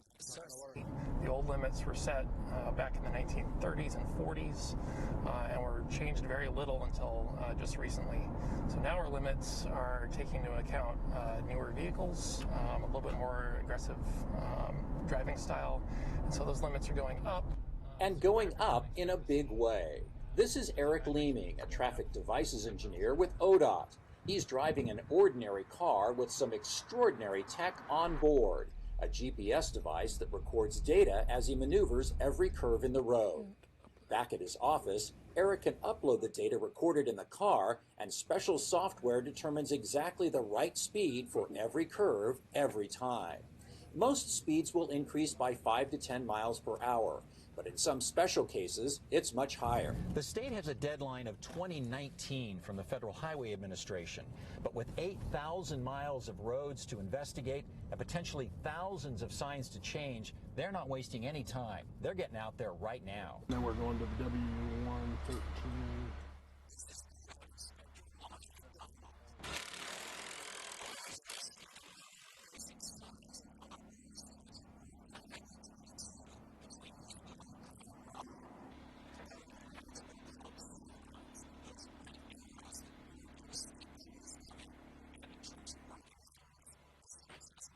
About 800 signs along this section.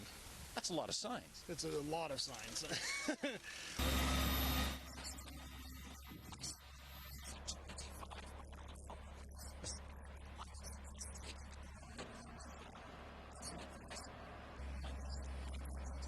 it's a 35-mile-an-hour corner, you should be taking it at 35 miles an hour.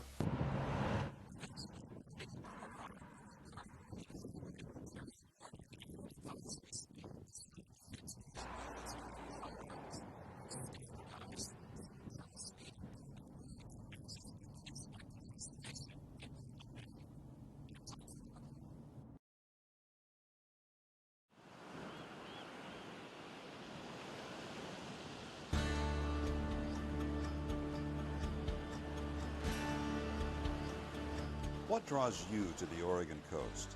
Is it the green and blue surf on a brilliant sunny day, or angry, boiling waves during a raging winter storm? Do you prefer quiet coves or powerful breakers churning the sand? How about sand castles?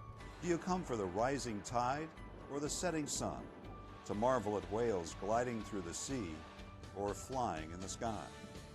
Reasons to travel the Pacific Coast Scenic Byway are as far-reaching as your imagination.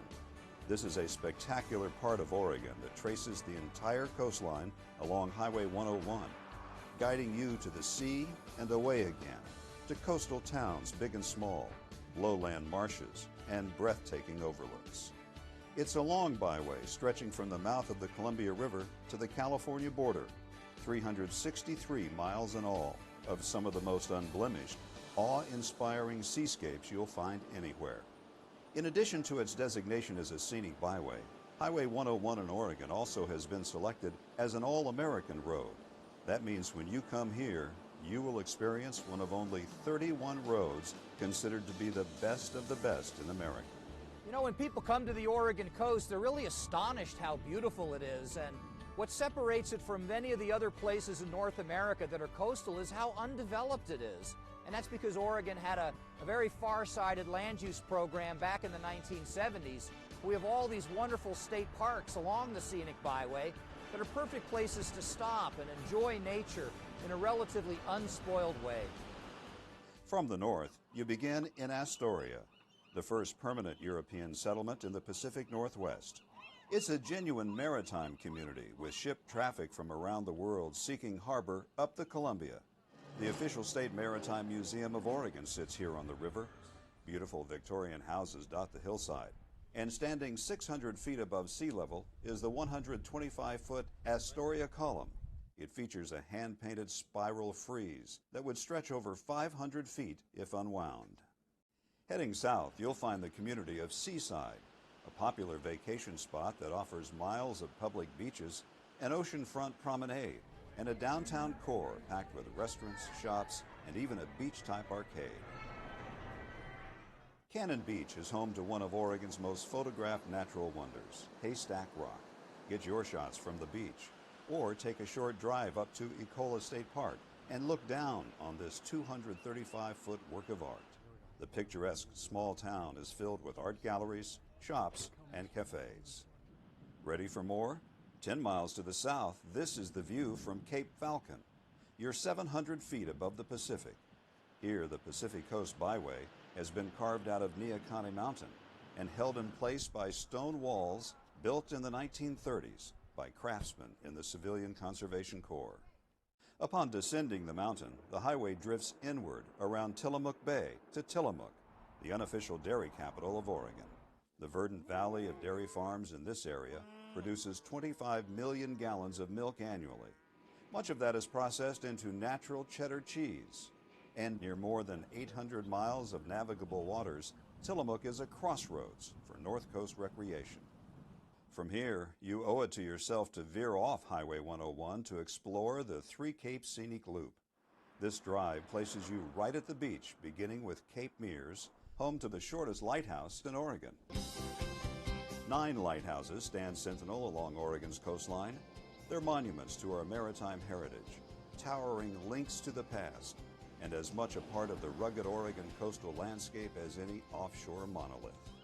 The Cape Meares Lighthouse was first illuminated in 1890. Oregon's oldest lighthouse is at Cape Blanco, the westernmost point in the state. It was commissioned in 1870 to aid shipping generated by gold mining and the lumber industry.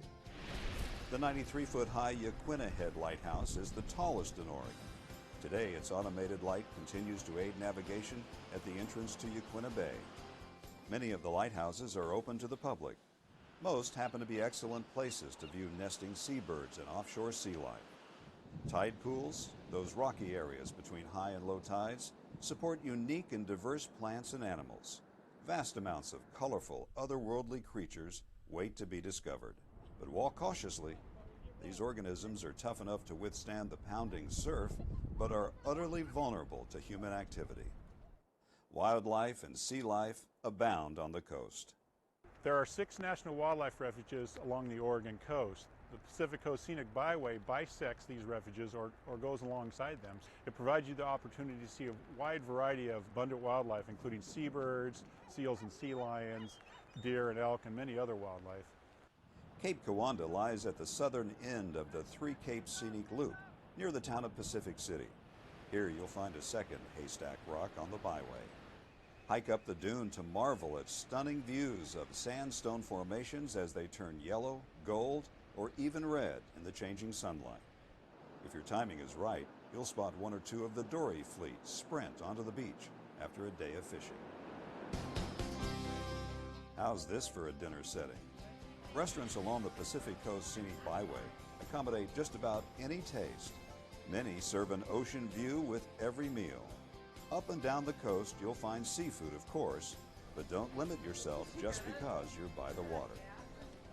The Central Coast begins around Lincoln City, which is one of the larger communities on the byway. It has a reputation for being windy and was recognized by Kite Lines magazine as the best place to fly a kite in North America. It was incorporated from several small towns and as a result offers a sandy beach that is 7.5 miles long. A number of small state parks lie nestled along the ocean between Lincoln City and Newport. Stop, get out of your car, and take in the commanding views that are there, right next to your all-American road. Depot Bay boasts the world's smallest navigable harbor, 6 square acres in all. A seawall runs the length of the downtown, so everywhere you go, you're rewarded with a dramatic view of the Pacific. It's considered Oregon's whale-watching capital, with thousands making their way past Oregon each fall and spring. Fishing and whale-watching excursions regularly set sail from this little harbor. Leaving Depot Bay, you'll soon find yourself at Cape Foulweather, a basalt outcropping that looms 500 feet above the water. It was here, in 1778, British Captain James Cook first sighted the mainland of North America on the Pacific coast. A fierce storm that almost put an end to his expedition earned this rugged stretch of coastline its name. Coastal weather can change by the hour. You will find a lot of wet days, but rain can become blue sky with white clouds in an afternoon. Mist kissing the headlands burns away, or storms can last for days. Some people come for those storms. Whether you find sunbursts of happiness or cloud cover like a quilt, there's always a reason to come back. Like Lincoln City, Newport is one of the larger towns on the byway. The historic bayfront on the north side of Yaquina Bay hosts one of Oregon's largest commercial fishing fleets. It has a busy, genuine working waterfront feel, with fish plants and boats coming and going from as far away as Alaska. On the south side of the bay is the Oregon Coast Aquarium. Share waters beneath the ocean with sharks and rays. And don't miss the sea otters at mealtime. Now, all 4 of our otters were rescued otters. They were found out in the wild. For the next 50 miles, your trip along Highway 101 hugs the coast. Many more state parks offer opportunities to stop and take in outstanding vistas, crashing waves, and offshore rock formations. 2 small towns of note are Waldport and Yachats. Waldport sits on Alsea Bay, where fishing, clamming, and crabbing are popular. The 40-mile stretch south of Waldport marks steep headlands, jagged volcanic outcrops, and jaw-dropping scenery, the rugged edge of the Oregon coast. Yachats is a quiet, unhurried artist town just a couple of miles north of Cape Perpetua. Drive to the top of this bluff, and you'll be 800 feet above the water. On a clear day, you can see 70 miles of Oregon coastline. Drive past Heceta Head Lighthouse to the Sea Lion Caves. A quick elevator ride 200 feet down puts you in America's largest sea cave, the year-round home of wild stellar sea lions. Rugged cliffs give way to graceful beaches as you approach Florence. In the spring, be on the lookout for wild rhododendrons along the roadsides. Similar to Newport, you'll find an historic Old Town commercial district along the Siuslaw River. Florence is the gateway to the Oregon Dunes National Recreation Area, a 47-mile sandbox of wind-sculpted sand dunes towering 500 feet above sea level. These are the largest expanse of coastal sand dunes in North America. Reedsport is at the center of the Oregon Dunes, but you can do more than ride a dune buggy or motorcycle. A short 3 miles east of town on Highway 38, more than 100 Roosevelt elk reside at the Dean Creek Elk Viewing Area. Early mornings or just before dusk are the best times to photograph the herd. Paying homage to Oregon's timber heritage, Reedsport hosts an annual Chainsaw Sculpting Championship, a time to watch 3-dimensional artwork come to life right before your eyes. Mountains of sand continue at Winchester Bay. You'll also find an active marina here. It's a great place to try your hand at crabbing or take a charter for salmon or bottom fishing. The dunes end and you enter the coast's largest urban area at Coos Bay. It has the deepest natural harbor between Seattle and San Francisco. Foreign vessels sail under the massive McCullough Bridge. You may have noticed, dotted along the Pacific Coast Scenic Byway are many beautiful and iconic bridges. The Megler Bridge in Astoria, Yaquina Bay Bridge in Newport, Alsea Bay Bridge in Waldport, Siuslaw River Bridge in Florence, and the magnificent McCullough Bridge in Coos Bay are works of art in their own right. Charleston is slightly off the byway at the mouth of the bay. It was once an old waterfront fishing village and has become a commercial and sport fishing center. From here, the Charleston to Bandon tour route offers another side trip off the byway. It's a wonderful way to explore a variety of natural Pacific Coast beauty in a number of settings: beaches, vistas, gardens, and more. Giant sea stacks, a tiny lighthouse, and an old town await you in Bandon. Do you like to golf? This remote area on the Oregon coast has not one, but 3 of the most stunning and challenging golf courses in the world. As you drive south of town, look for brilliant red bogs in the fall. You're passing through the cranberry capital of Oregon. After a trek through forests and farmlands, you'll reach Port Orford. The wild coast has begun. You're in the most westerly city in the continental United States, and you've reached some of the most awesome scenery on the byway. Here you can watch a fishing fleet launched by crane in one of only 6 dolly ports in the world. Port Orford covers less than 2 square miles. It's similar to many communities that call this all-American road home. Small in size, still with a lot to offer. Like Manzanita, with a vibrant business district and beautiful setting at the base of Neahkahnie Mountain. You can board a fishing charter out of Garibaldi, swim in freshwater lakes near Dunes City, catch world-class windsurfing at Pistol River. There's little development from Port Orford to Gold Beach, outlet for the renowned Rogue River. Feel like going for a ride? Jet boat excursions run from May into October up this wild and scenic river.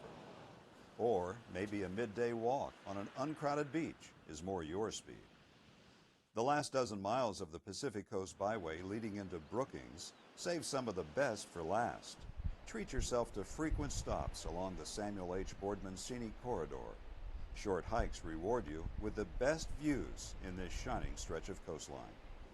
Walk, relax, and be amazed along the coves and the crashing surf. The world's northernmost redwood grove is 8 miles from the mouth of the Chetco River in Brookings. So, you've toured nature's finest art museum. You've dined elegantly, hung out with sea lions, unwound like you wish you could every day. What else is there to do? Step back in history near Astoria. Ride a horse along the waves near Florence. Pet a baby tiger near Bandon. Hike a trail, sample gourmet cheese, eat fresh-caught crab, watch a sunset. When you come to the Oregon coast and walk on the beaches or go to the headlands and go to the small coastal towns, you really can commune with nature, and you don't have huge numbers of people, but you're also able to take in one of America's last great unspoiled seascapes. So what draws you to the Oregon coast? What favorite places lure you back again and again? Each visit is different. The ocean, the sky, the light, and the experience always continue to amaze. Shouldn't you be there?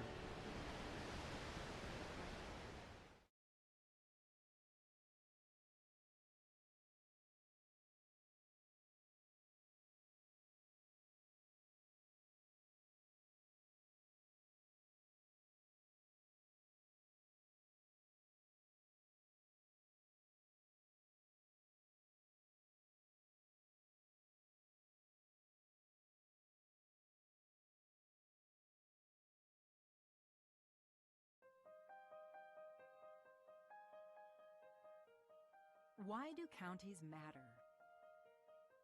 Simple. Counties provide the services we all depend on. If you're concerned about crime, get a regular flu shot. Drive to work. Take public transportation. Or experience a natural disaster in your community. Chances are you benefit from county services. That's why counties matter. With America's system of federalism, counties are a key level of government, serving the people directly. So, do you vote? Had a recent hospital stay? Know someone in a nursing home? More reasons why counties matter. There are 3,069 counties across the country, with populations big and small. Most of us live and work in one. Even the nation's capital is considered a county. These county governments ensure that the food you eat in restaurants is safe. They care for the mentally ill, run court systems, build local economies, and operate 911 emergency systems. They manage parks and recreation facilities. And the list goes on. Thing is, counties serve the American people in so many ways, keeping our communities healthy, vibrant, safe, and fiscally sound. That's why counties matter.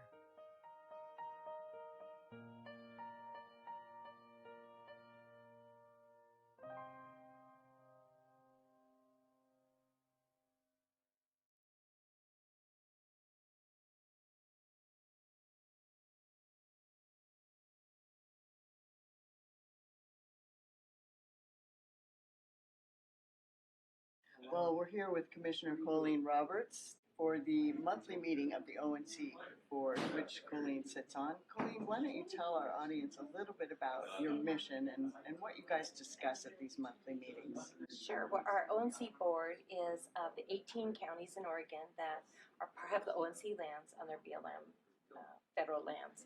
And we discuss everything about these lands. The ONC Act of 1937 is our primary focus, how the decisions that these lands get managed, do they match up with the congressional mandate of the ONC Act, and how we can better educate and help administer the care of these lands for the health and safety and welfare of the citizens that we represent. I would imagine you discuss things like how many board feet can be taken out of the forest in different areas. Are these things that come up each month? Yes, well, harvest timber management is a big part of our conversation, as is lately the fire issues. We're here today with Commissioner Dan DeYoung of Josephine County. Dan, you have an important role on the ONC Lands Board, and we're here in beautiful Gold Beach, Oregon, discussing the monthly matters of ONC. What was your main focus at this meeting? Today we had a really good sit down with two representatives from the BLM. And we work with BLM because actually the ONC lands are on BLM lands, and that's our concern. Mainly the ONC Board of Directors, which is a membership from all 18 counties. We always meet, I think it's bi-monthly, and then we have an annual meeting. And it's basically to discuss what the sign says, forest health, jobs, and county services. That the money coming from the sale of timber on ONC lands goes through the federal government. They take their share out of it and then return it back to the counties to be used for basically jobs, county services. A lot of county services, such as law enforcement, schools. There's just an awful lot of things that these individual counties can use the money for. But it's from the sale of timber on the ONC lands. ONC lands goes way back to 1937 with the ONC 1937 ONC Congressional Act and the ONC Act of 1937. We're just trying to get back to the actual verbiage and the language that's in that act. It's surprising to us how we can ignore a congressional act. That remains to be answered by the federal government. But that's what we want to get back to. Hi there. I'm Tillamook County Commissioner Dave Yamamoto. I'm a member of the ONC Board and also the chair of the Council of Forest Trust Land Counties. And in Tillamook County, it's very important that we consider natural resource-based economies. So in Tillamook County, we have lots of dairy. I'm sure you're familiar with Tillamook Creamery, but also lots of state and federal timberlands. When it comes to federal timberlands in particular, everyone thinks that we're looking at timber revenue, and that's very important. But one side of the coin that people don't consider are the family wage jobs that come with all timber. It's not just the timber receipts that we get. These are family wage jobs. These are fully benefited jobs. Whereas on the tourism side, the income is about a third of what we would consider a family wage job, and there are also no benefits with those. So timber receipts are very important, but it's the family wage jobs that they create at the same time, which are very important to counties like Tillamook. Perfect. Keeping it real for families in Tillamook County. Absolutely. All right. Thank you, Mr. Yamamoto. Thank you very much. All right. We are here with County Commissioner Bob Main from Coos County, Oregon. And we've had the monthly meeting of ONC Lands here. And Mr. Main, Commissioner Main, I should say, tell us what your role is, Bob, on the ONC Lands Board. I am the Vice President of the ONC Association of Oregon Sea Counties. Okay. Consists of 18 ONC counties, Western Oregon counties. Okay. And we make sure that the counties receive their payments from those ONC lands that Congress designated for the sole purpose of those 18 ONC counties. For no other reason, Congress decided that when they took back the lands and took them off the tax roll, that the county should benefit from the harvest of those lands. Without that, the tax rates, like in my county, would be 2 to 3 times higher. Oh, okay. So you help keep the tax rates down in your county by utilizing the full function of this congressional act. Absolutely. Yes. Okay, wonderful. Thank you. Well, thank you for your service. Thank you. Thank you. We are here with Oregon Curry County Commissioner Court Boyce. Thank you so much for taking a moment to speak with us. Well, thank you. With the natural resource base that this state has, I've spent or spending better than half of my time as a county commissioner on those issues: fire management, public lands management, certainly natural resources, all of those. And so I'm often reminded that 250 years ago, the generations that came before us when they got here to Oregon, include Northern California, they found the greatest forest in all of North America, that produce the greatest watersheds, that produce the most pristine rivers, that give us the most, the highest quality of salmon and steelhead runs, arguably on the planet.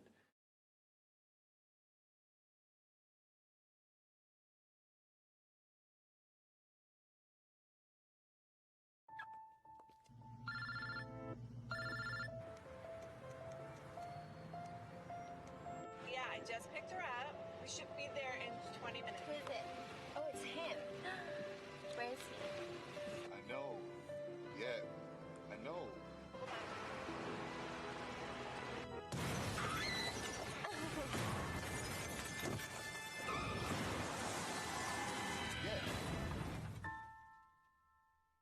I love walking. It's what I do. So who better to share some tips to help keep your walk safe? Wait for the signal. Take in the sights and smells till you get the go-ahead to cross. Use intersections to cross, but when you can't, remember your training. Always look left, right, left. Show you want to cross and wait for all lanes of traffic to stop. And make eye contact so you know the driver sees you. Hi there. Good human. You get a treat when we get home. How many letters? 5 letters. Just think about, what am I doing right now? Smile. Smile? Uh-huh. This is so easy.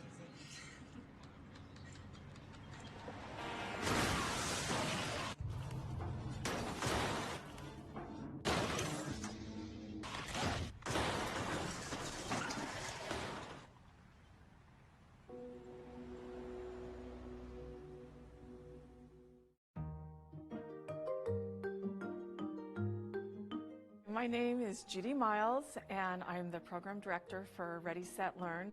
Ready, Set, Learn is a program that Carol Hackerl and I developed several years ago, coming from a site council meeting at our local school district. We were problem solving, something we could do to just help students have a better transition into the school system from the community and from their preschool classrooms. So Ready, Set, Learn was developed, and the focus of it is for children to just have an opportunity to come to the place that they'll be going to school and get comfortable with the setting. They get to have lunch and breakfast in the cafeteria and see how it works and how food is going to occur in their school. They also get to see the classrooms and meet some of the staff that they'll be seeing at the school when they start kindergarten in the fall. We provide transportation for them so that the students who live a further distance away still have access to the program and can still come and attend, and they also get to ride the school bus and find out what that is like when they're going to start school the following fall. I'm Carol Hackerl, and I've worked with the Ready, Set, Learn program for 4 years. I started it with Judy Miles in response to recognizing that a lot of kids come into kindergarten without a whole lot of familiarity with what the K-12 school is like. We came up with the idea for this program and worked with the superintendent at that time to build something that was available to the community at no charge, to come in, have a chance to practice school skills, get familiar with school staff and school routines, keep the chance to keep learning over the summer and get ready so that when you come into school, you are comfortable and familiar and happy with your surroundings and the teachers and the chance to learn. We're open to any child in the grades that we serve, which right now is K through 3, and we have a lot of children coming from Bandon as well as from the local community. During the Ready, Set, Learn program, kids come in and we start the day with a breakfast, free breakfast. And then they come into the classroom and spend a little time together as a community and during circle time. And then they rotate through a series of activities which are all designed to be fun and engaging for them and to help them get some learning, solidify some learning that will give them a leg up on the next school year.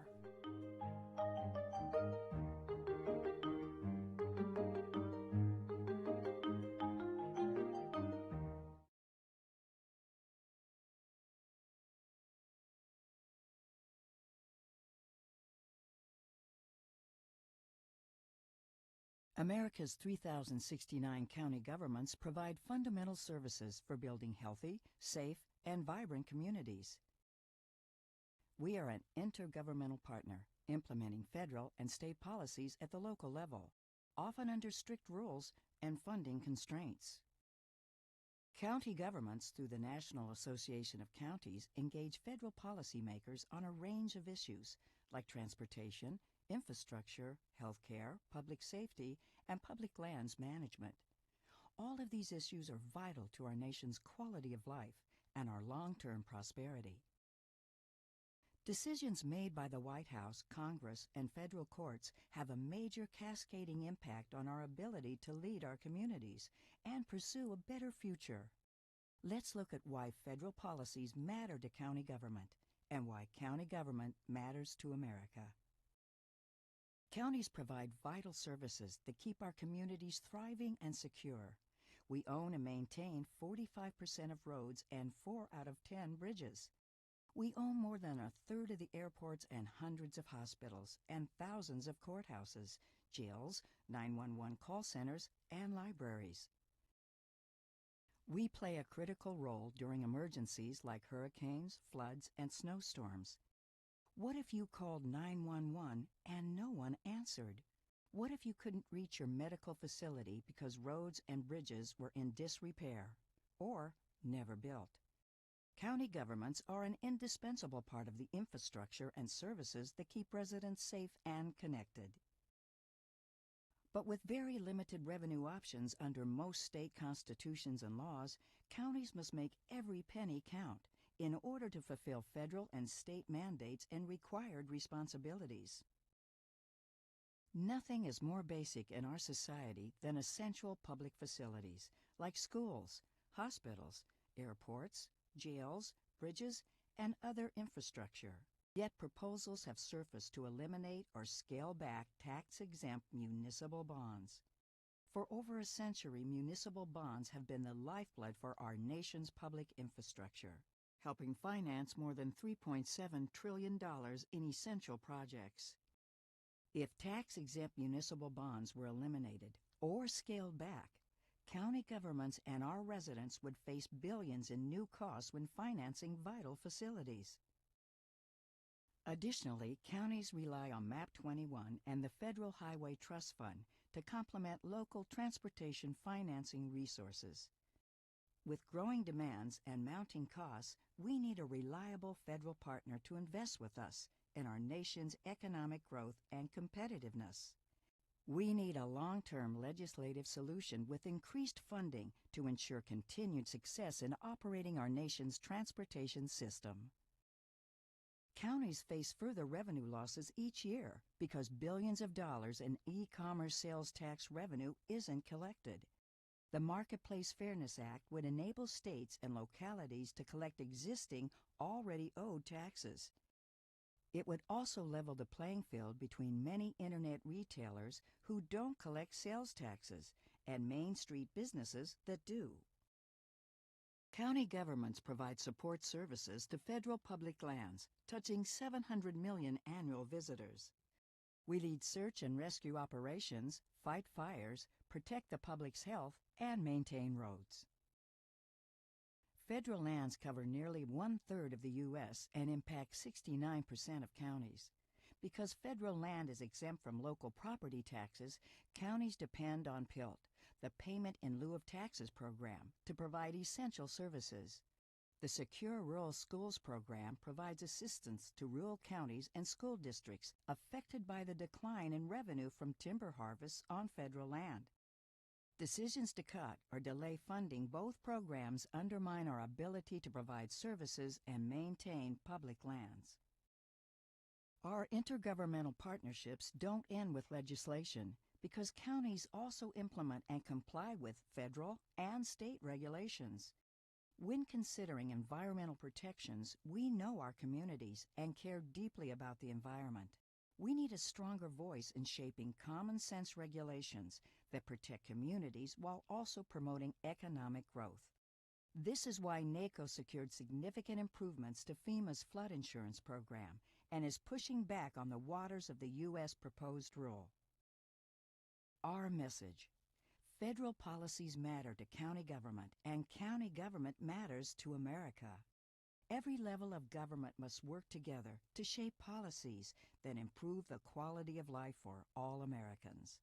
Whether it's building and maintaining infrastructure, providing essential services, or fostering economic growth, counties are on the front line serving their citizens. NACO stands ready to work with the administration and Congress to make our nation's communities healthier, safer, and more vibrant places to live and work.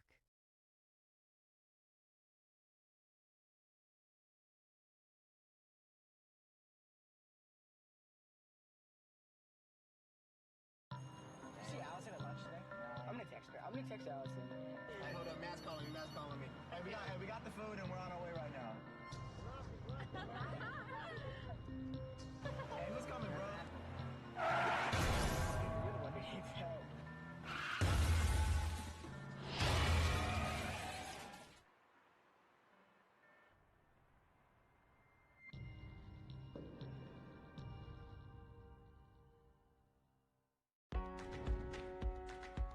Counties matter. Counties serve nearly every American every day. Urban, suburban, and rural, counties work with states, the federal government, and other public and private partners to keep our communities healthy, vibrant, and safe. Whether you're commuting to work or shipping goods around the globe, counties matter. Counties own and maintain 45% of the nation's roads and 4 out of 10 bridges. And we're involved in nearly a third of public airports and transit systems. Counties matter when Americans need us the most. Counties matter because we support smart, fair, and effective criminal justice systems. We help fund police and sheriff's departments. We own and operate local jails, 911 call centers, and mental health facilities. Counties create healthy communities. We invest more than $80 billion in hospitals and medical services each year. Counties matter because we invest in the lives of residents of all ages, improving their quality of life where they live and work. Counties are the building blocks of state, regional, and national economies. We support housing, recreation, and economic development. And we do so much more. From issuing birth certificates to administering elections, counties employ more than 3.5 million people. In total, we invest more than $500 billion in our residents and our communities every year. Counties provide essential services we all depend on every day. That's why counties matter.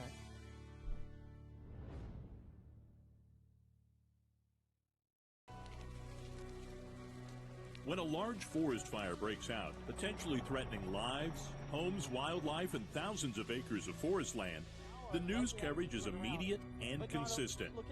Interviews with homeowners, firefighters, medical aid providers, and others continues nonstop until the fire is sufficiently contained. At that point, the cameras are turned off, the interviews are over, and it's on to the next event.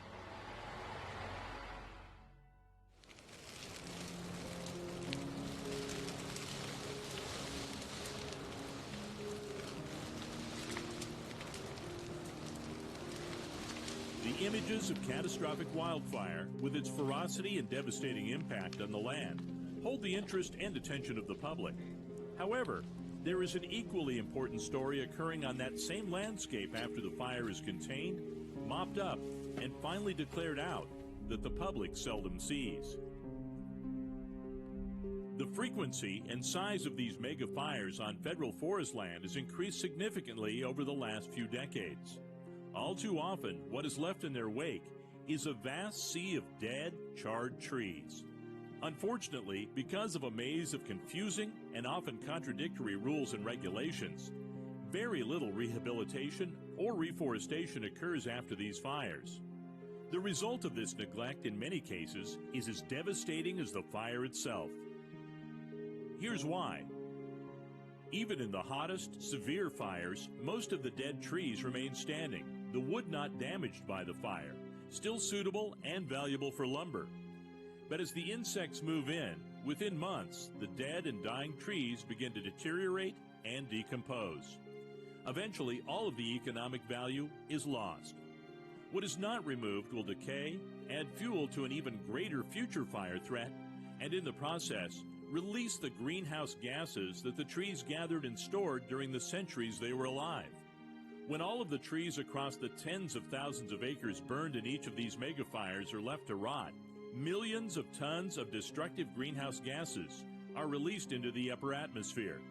These are the same volatile organic compounds that have been identified as some of the most damaging elements we can put into our air. In contrast, trees harvested soon after the fire is out drive the economic engine that employs people, provides revenue for the critical restoration and reforestation, and can provide dollars for local government services such as schools, public safety, health and social services, libraries, and good roads. When the harvested trees are made into lumber for homes, construction, and furniture, the carbon remains in storage instead of going up into the atmosphere. Dead and dying timber becomes a magnet for insect infestation. These infestations can be so large that they do not end with the burned forest, but progress into the surrounding green forest, killing even more trees, which then become even more fodder for the next fire.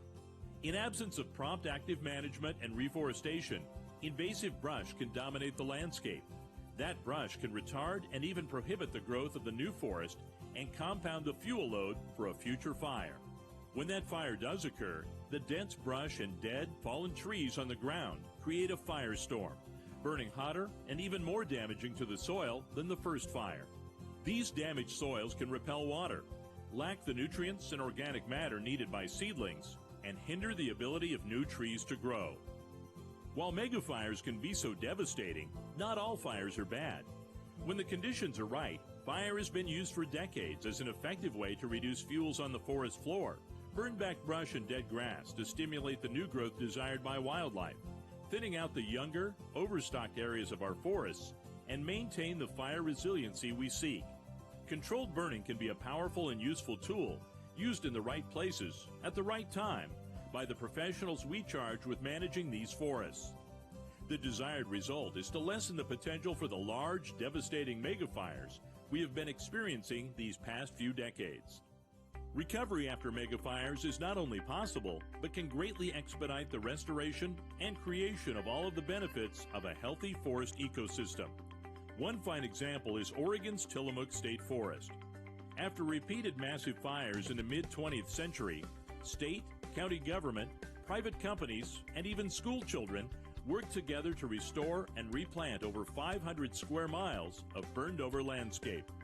As a result of those efforts, today we have prime fish and wildlife habitat for salmon, trout, elk, and owls, plus camping, hiking and biking trails, healthy growing forests that gather and store carbon, and sustainable timber harvest that supports local economies, funds schools and local governments, and supports thousands of family wage jobs across the region. Without the vision of those state and local leaders just a few decades ago, very little, if any of this, would be possible today. Nearly every year for the past 20 years, we have watched millions of acres of our public forests burned by megafires.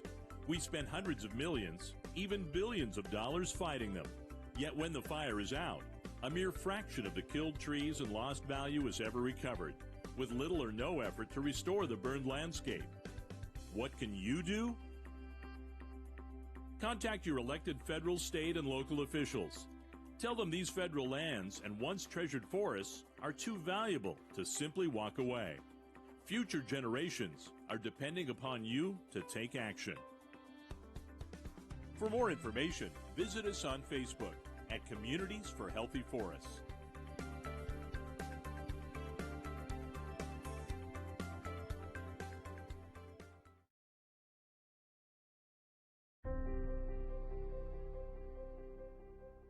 There's something about having land and sea.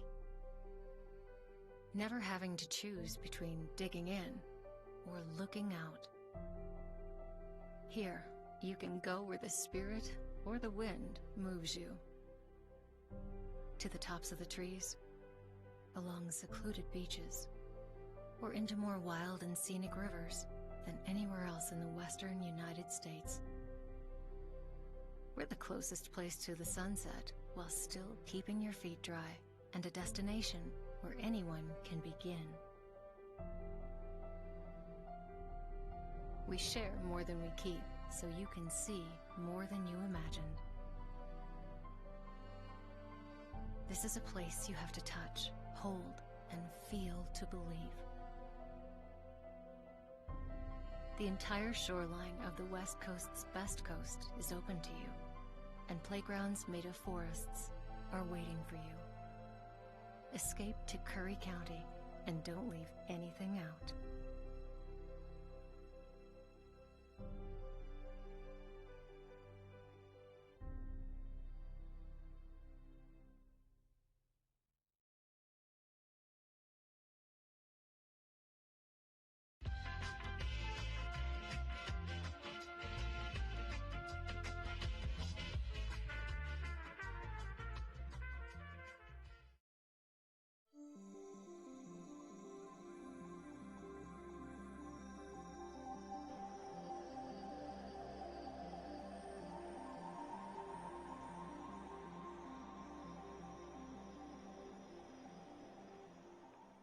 I'm a facilitator. We got a grant from the Ford Family Foundation to do a feasibility study and renditions, and that's what you're looking at here with this display. We actually have two buildings. We have the community building that we're in now. This is the American Legion Hall next door, and this is the floor plan for the whole complex. And it is our biggest meeting space. The American Legion Hall has a kitchen that needs to be refurbished, and so far in about 90 days we've generated about $73,000 from our local community. This project has a budget of about $1.5 million. We're hoping to start construction in 3 years. It's a rehabilitation of existing buildings, and it's important to take care of what we have.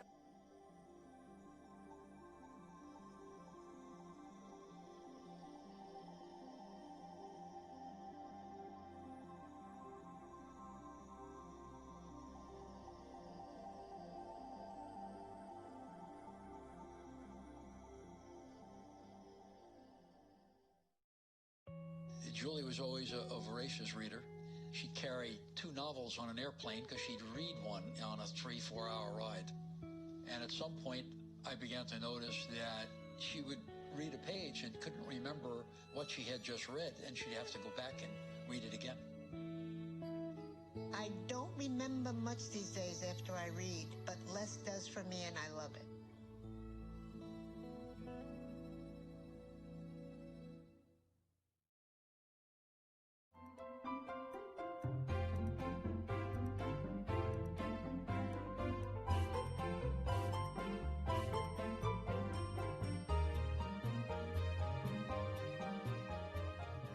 Welcome to Oregon's capital, your Oregon capital.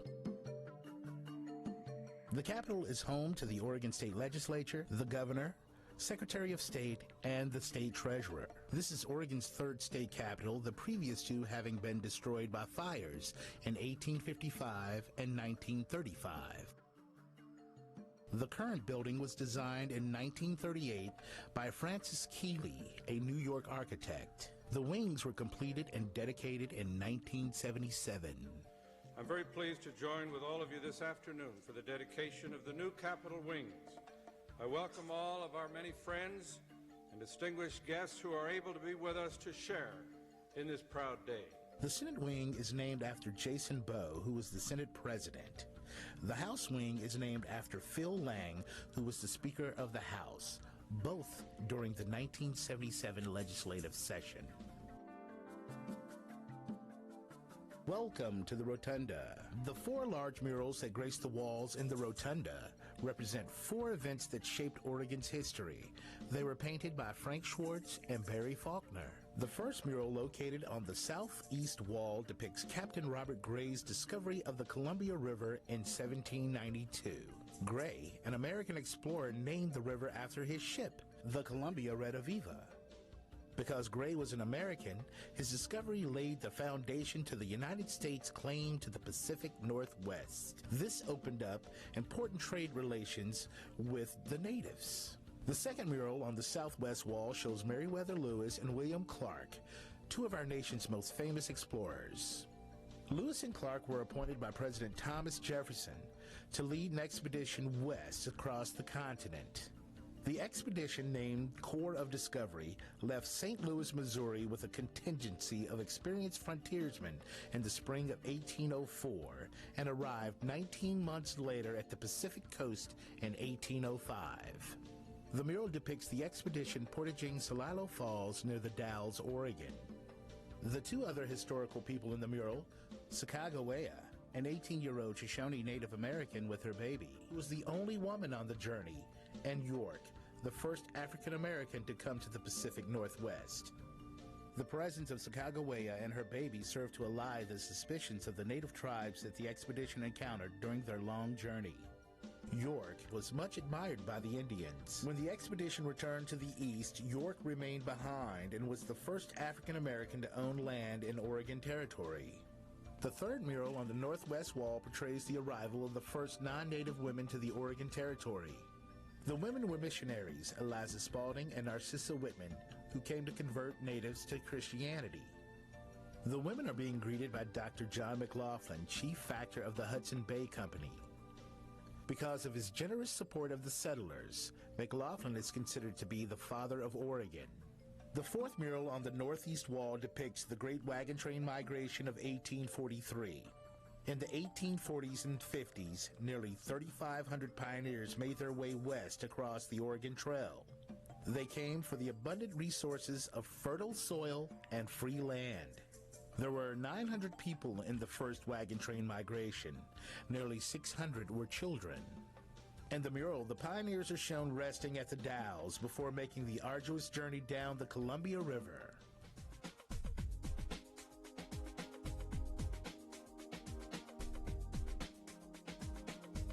In 2008, the House and Senate wings were remodeled due to health and safety issues. This was the first upgrade since 1977.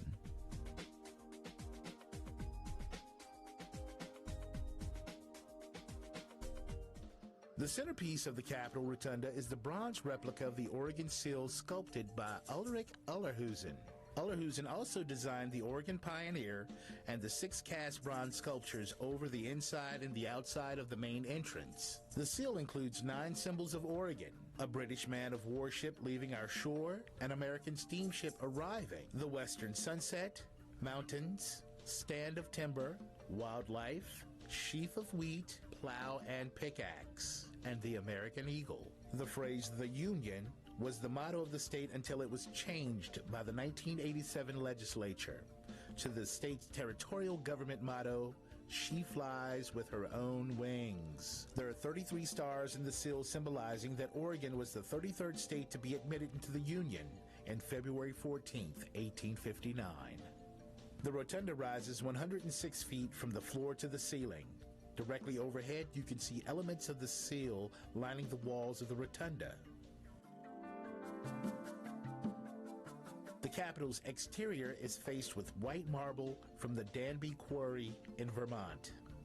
The walls inside the Capitol are lined with rose travertine marble from Gardner, Montana. Floors and staircases utilize large squares of Phoenix Napoleon gray marble from Carthage, Missouri, with Art Deco borders of black radial marble from Vermont.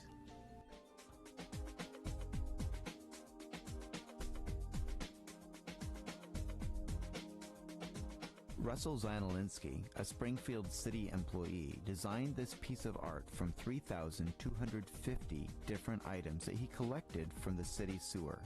After boiling them, it took 60 hours to assemble.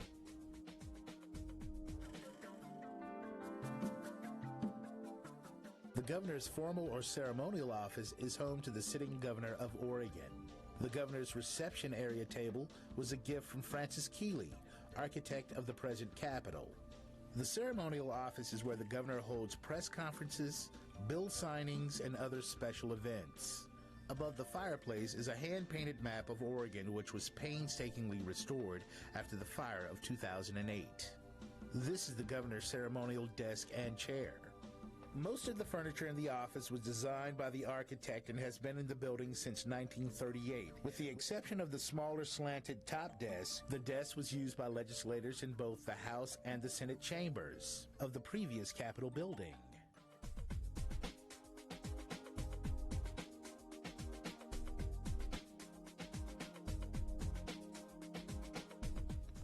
On August 30th, 2008, a 3-alarm fire, which started on the terrace, burned the governor's ceremonial office.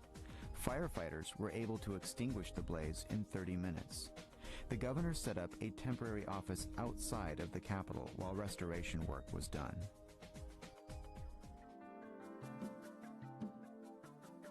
Welcome to the House of Representatives. Golden oak paneling and furniture decorate Oregon's House of Representatives. The distinctive carpet features a repeat pattern of Oregon's state tree, the Douglas fir, which also signifies Oregon's timber industry. The House consists of 60 members who serve 2-year terms. Behind the rostrum, where the Speaker of the House presides, is a mural showing the historic vote at the Champoeg Settlement, which created a provisional government to the Oregon Territory in 1843. On that day, 100 men had gathered. They represented the 2 groups of settlers that resided in the Oregon Territory. At first, the vote was a tie. Then a fur trapper by the name of Joe Meek emerged from the group, drew a line in the dirt saying, "Who's for the divide? All in favor of the report and the organization follow me." Meek was indeed a persuasive man. 2 French-Canadian trappers changed their minds and switched to support the provisional government. With Joe Meek's encouragement, the 50-50 vote was changed to 52-48. If you look above the chambers, you can find the names of 158 people who helped with the development of Oregon.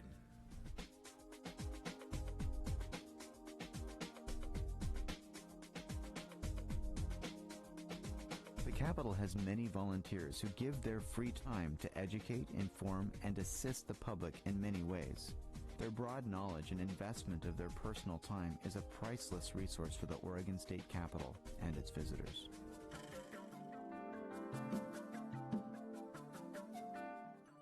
Welcome to the Senate chambers. There are some striking similarities and noticeable differences between the House and the Senate chambers. The Senate chamber is finished in matching black walnut. As in the House, the carpet was designed by the architect and features alternating designs of a sheaf of wheat symbolizing Oregon's agriculture industry and the state fish, a Chinook salmon, which also symbolizes Oregon's fishing industry. The most obvious difference between the chambers is the amount of desks. There are only 30 Senate members that serve 4-year terms. The mural behind the Senate President's podium illustrates a scene in Salem on St. Patrick's Day in 1859 when the news of Oregon's statehood finally arrived in Salem.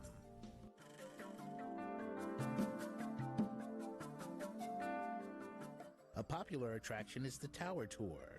Guests climb the 121 steps to the observation deck where they can enjoy the amazing panoramic view of Salem and the Golden Pioneer. 23 feet tall, 8.5 tons of sculpted bronze, and covered in 11.5 ounces of gold leaf, the Golden Pioneer is a testament to the pioneering spirit of Oregonians. Oregon is the first state in the nation to mount solar panels on its capital.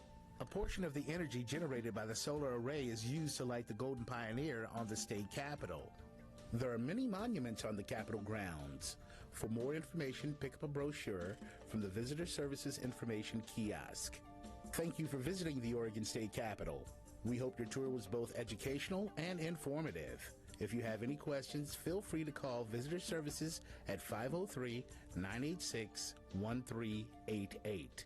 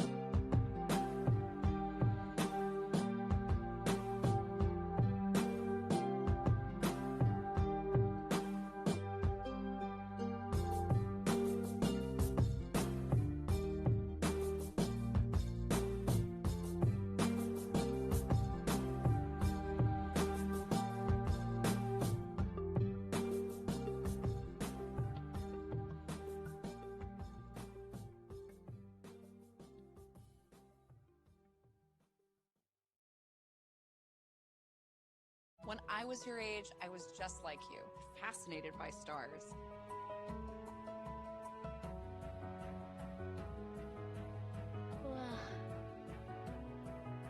But now I get to search for life in the universe. And who knows? Maybe life is looking for us too. So we're like aliens to them? Yeah. Does anyone want to be a scientist now? I do. Awesome. We need more girls in STEM. Maybe we can find aliens. Okay, Dad. 1, 2, 3.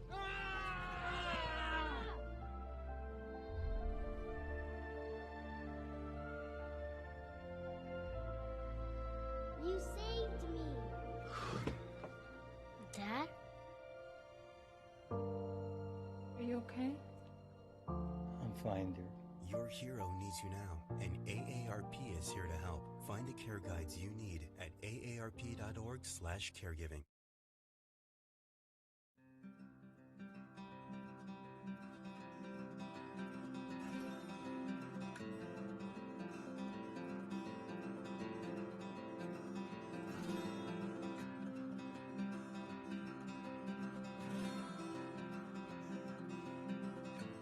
The 23-foot-tall, 8.5-ton Golden Pioneer, which adorns the Capitol Dome, is a symbol of Oregon's pioneering spirit.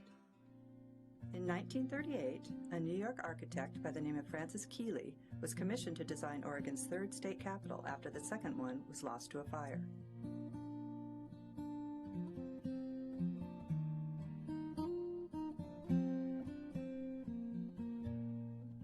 Keeley commissioned a New Jersey artist, Ulrich Ellerhusen, to sculpt and cast a monument for the new Capitol building. At his workshop in New Jersey, Ellerhusen sculpted 5 models out of plaster before settling on the design we see today. Due to the nature and size of this project, Ellerhusen had special doors put in his workshop. His friend Aileen Eveleth Hammond described it this way. It was a very large piece of sculpture, and he had to have a door built in his studio so he could roll it outside and see it in the daylight, because he knew that that pioneer was going to stand on your Capitol in the sunshine, and he wanted to make sure that it was a beautiful piece. Ulrich Ellerhusen, a German-born sculptor who studied at the Art Institute of Chicago, is also known for accomplishments that include ornamental designs that adorn the outside of the Louisiana State Capitol, weeping figures on the colonnade of the San Francisco Palace of Fine Arts, additions to the tympanum over the entrance of the Oriental Institute in Chicago. When finished, the final Golden Pioneer was sculpted of bronze. After work was completed in 1938, the Golden Pioneer was loaded on a steamship and traveled via the Panama Canal to Oregon. Upon arriving in Oregon, the Golden Pioneer was loaded on a flatbed truck and transported to the new state capitol. There were a whole bunch of us, and my older cousin was much more adventuresome, and he was even, when they weren't looking and it was off the truck but on the ground, he was even climbing up into it.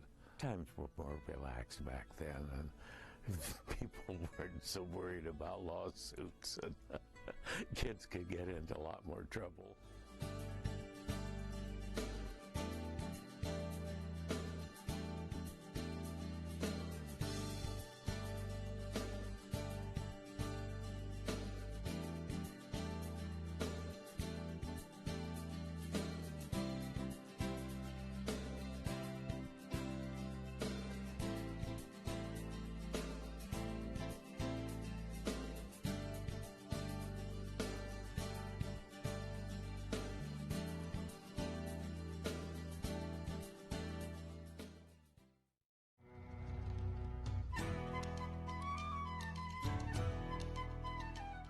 In an era before helicopters and hydraulic cranes, workers spent 3 days using a makeshift wooden crane, pulleys, and muscle to hoist the Golden Pioneer 160 feet to his perch on the Capitol dome. Workers then constructed a plastic cocoon around the statue so that the gold leaf covering could be applied. When gold leaf is added, this is called gilding, and was used to cover the bronze, which keeps it from tarnishing. This allows for easier cleaning in the future. The cocoon prevented the fine leaf from being damaged during its application.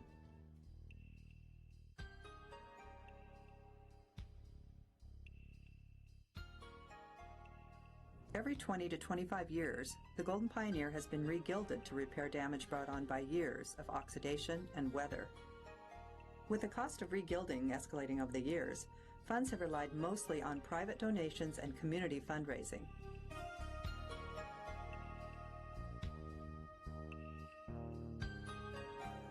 In 1984, Oregon school children raised more than $37,000 in coins, mostly dimes, which cover the cost of re-gilding the statue.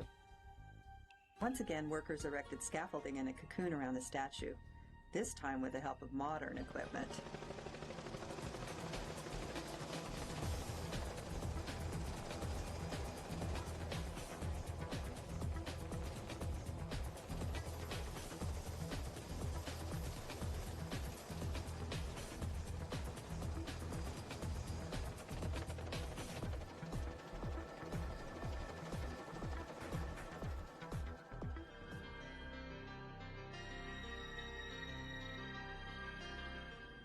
Oregon Pioneer statue. He actually completely broke free and rotated up on its pedestal.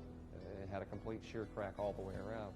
When the pedestal had fractured, we came back in and decided that we needed to reattach the brick together and the marble, so we epoxy injected the joints and put in some large diameter steel rods. Basically put everything back into compression. During our seismic retrofit, we were able to remove the large diameter stainless steel bolts that we had installed after the Scotts Mills earthquake. Replace those with a reinforced pneumatically placed concrete wall, tied the brick together with the marble, and then were able to reattach the Oregon Pioneer to these reinforced concrete walls, something that originally had been omitted from the original 1937 drawings.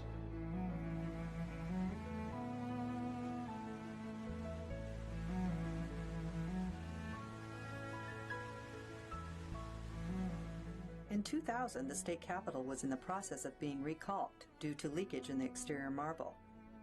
During the process, it was determined the Golden Pioneer was very oxidized and corroded. A scaffolding was put around him to determine the advanced state of damage. Upon inspection, it was decided to re-gild again.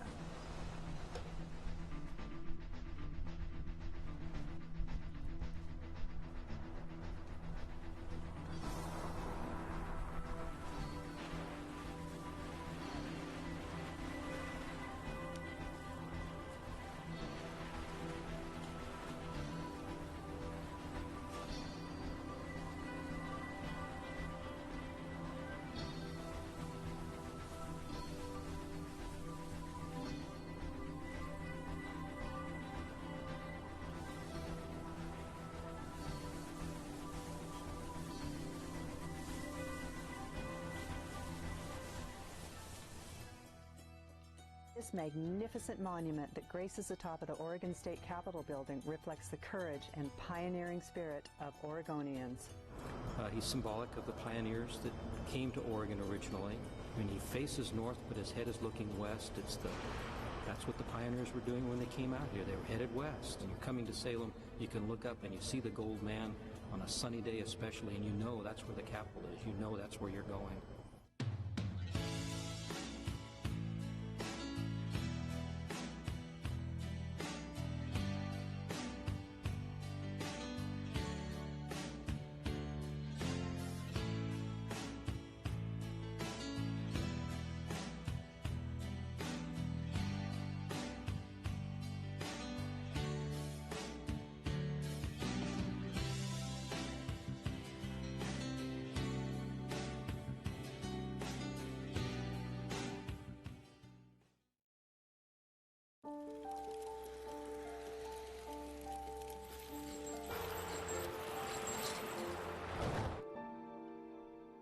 Did you know dragging chains can spark a wildfire?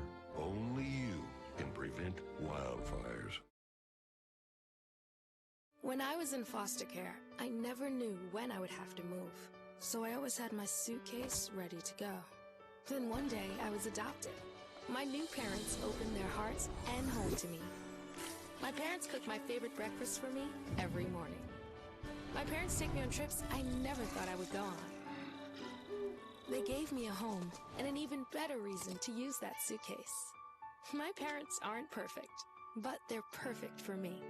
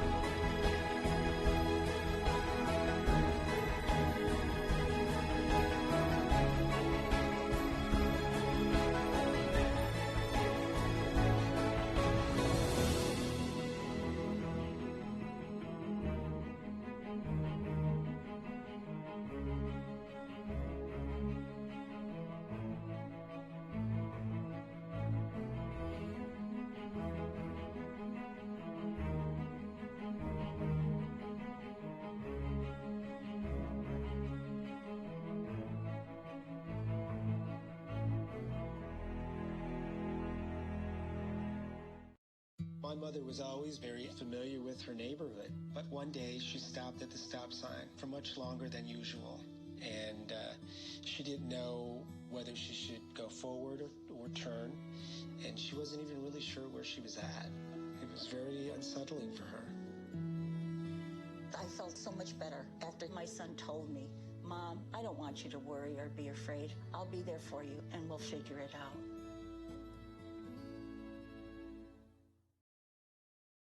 STEM is precise, no margin for error. Dare to forget that. Dare to have fun with it. Get weird with it. Dare to load their minds. Dare to explore. Dare to STEM. Learn more at She Can STEM.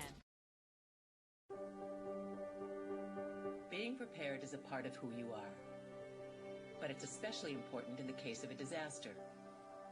Be informed about possible emergencies in your area. Make a plan that covers where you'll go in an emergency. Build a kit with the things you need to survive. There's no one more capable of planning for your situation than you. Start your plan today. Go to ready.gov/myplan.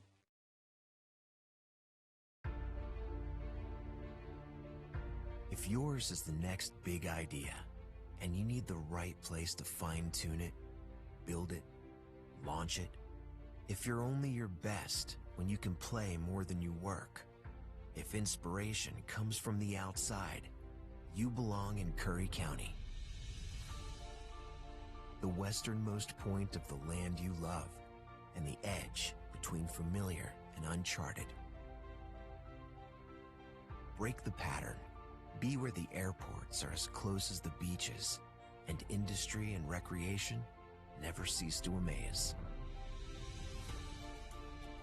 Dock, dive, and dine in a single day, and never lose your connection. This is the threshold of the West.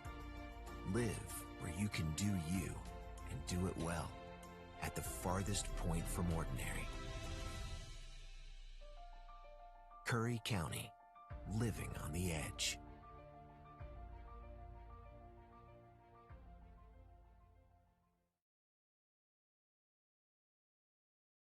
Today I'm going to talk to you about physics. Come on in, girls. Let's go. This is the first rocket to get humans to Mars. Really tall. I'm a rocket structural engineer, designing and building parts of the rocket. You are the generation that will be stepping foot on Mars. Do I have a group of astronauts on my hands? Yes. You can become a rocket scientist or whatever else you want to be.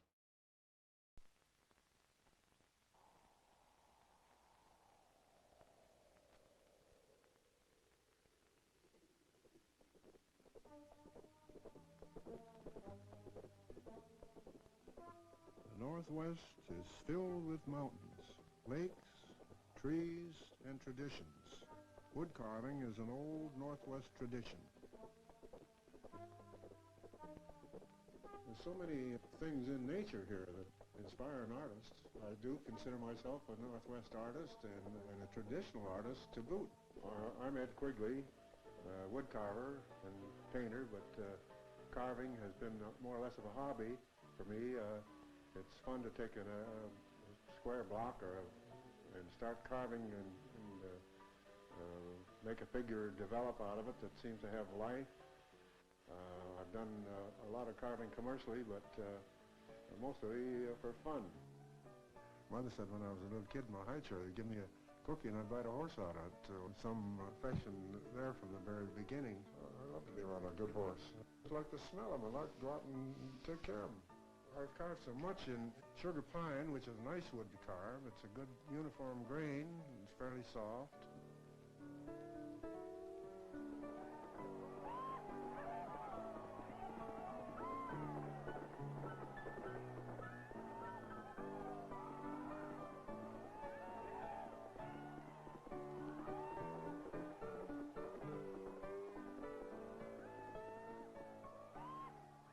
One that I never finished is a group of buffalo carved out of maple, eastern maple. I think there's about 5 buffalo and a calf in that. It's a nice design, nice composition, but I never did quite finish it.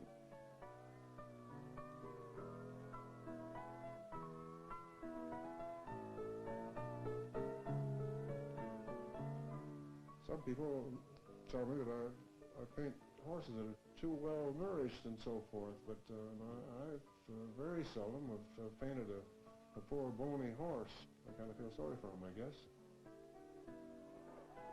I thought that being a painter too, I could combine it in a diorama, which with proper lighting would be like a painting in a way, and still something that had life to it.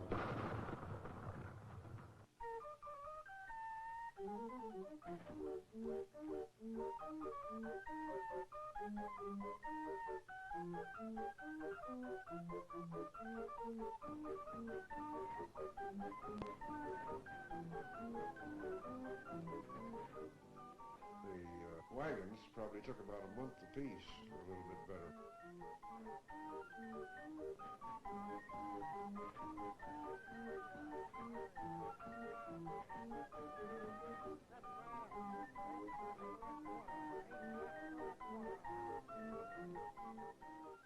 The things that I carved are the things that I like the best. The draft teams and the crazy clown band. I used to follow them along the street when they had the parades when I was a kid. All those circus horses down there are 4 inches thick, sugar pine. I would draw my elevation of the horse and the attitude I wanted on that one side of that. Then I could draw a line on the back or the spine, center, all the way around the horse. That was the first team, that was a 6-horse team that I carved. And that took a week apiece to carve each horse, paint them with dapple gray, and make the harness. At the Goodwill, I could get some belts that some very large woman wore that may be 3 feet long. I could cut the little strings for the reins. The other leather was from old purses, and the hames were cut out of holly. I made the buckles out of paper clips. When I carved these figures on top of the bandwagon, they all had instruments like a trombone, and clarinet, like Emmett Kelly, Otto Griebling, another pantomime clown, a tramp clown, used a lot of little gimmicks like juggling and knitting. He was knitting this piece. He sits up on the bandwagon there in his derby hat and his tramp clothes and knitting on this little piece of yarn.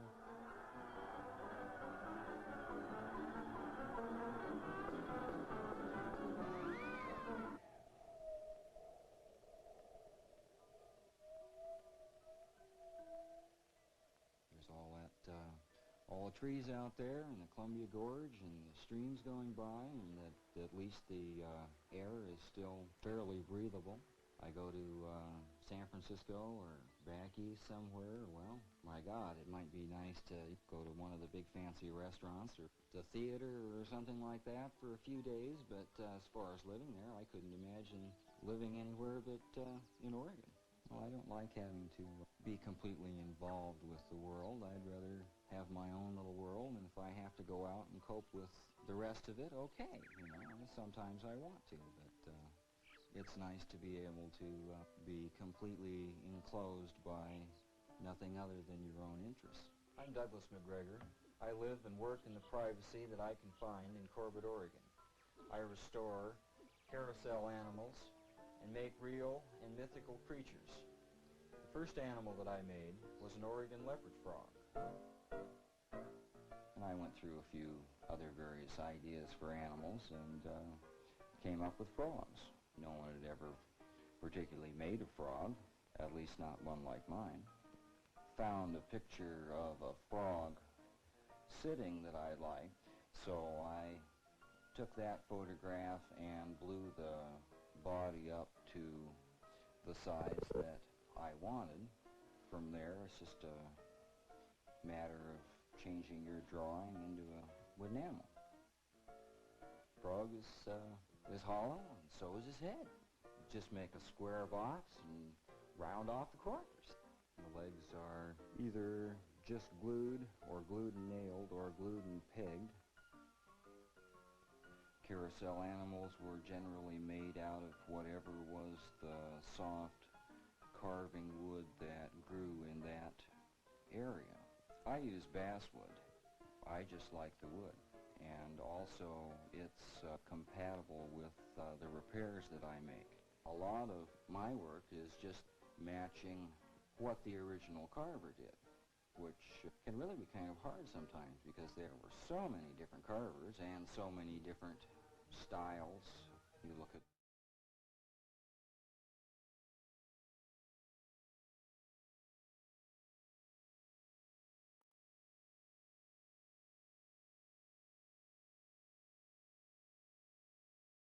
December 16th, 2020. We're gonna, Ms. Schmelzer has a prior engagement, so she's going to have to leave here shortly. So we're gonna let her run through her things pretty quickly here. L, Hunter Creek land sale. Okay, so if you remember, we put some property on the sheriff's sale, and there was one parcel that did not sell. It was worth, the minimum bid on it was $44,000. So at the last meeting, we decided to offer it to, to have a realtor list it.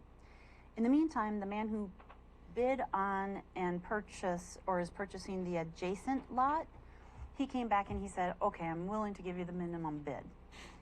So I said to him, I can't let you do that because the board said to list it with a realtor, so I have to go back to the board to get their permission to sell it to you. I did talk to the realtor. She said, Julie, to be honest with you, I think that's a really good price and I think you should do it. And she said, I'm just happy to see that money go to repair the cabins at the park. She said, so don't worry about us. So what I'm asking the board to do is to approve selling the parcel to the man who bought the adjacent lot for the minimum bid price of $44,000. I have a motion. I move that we approve the sale of the land for the minimum price at Hunter Creek. Second. Is that for the $44,000? Yes. Thank you. Second. Further comment? Roll, please. Aye. Vice Chair Boyce. Aye. Chair Pash. Aye. Motion carried unanimously.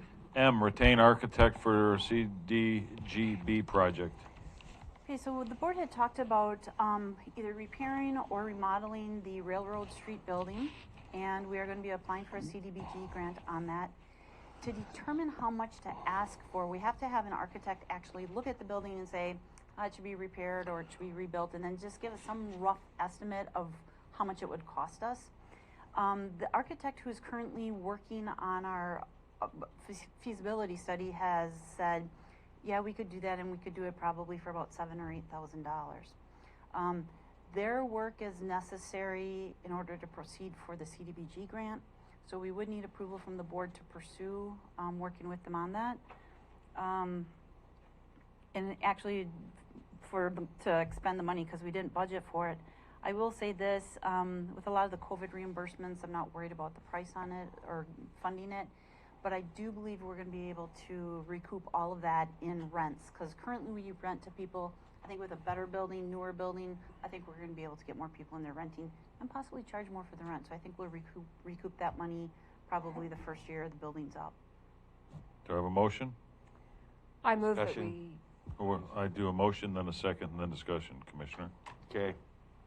I move that we retain the architect for CDGB to do the plans for the community development, or for the project that we're working on. Second? I'll second. Further discussion, Commissioner? Thank you. Waste of money. The more I look at this, the more I look at the lack of parking, the location, the downtime to completely build a new building.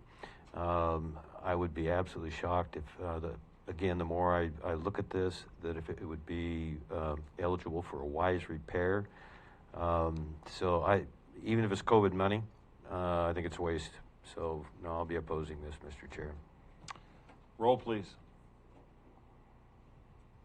Commissioner Gold. Aye. Vice Chair Boyce. No.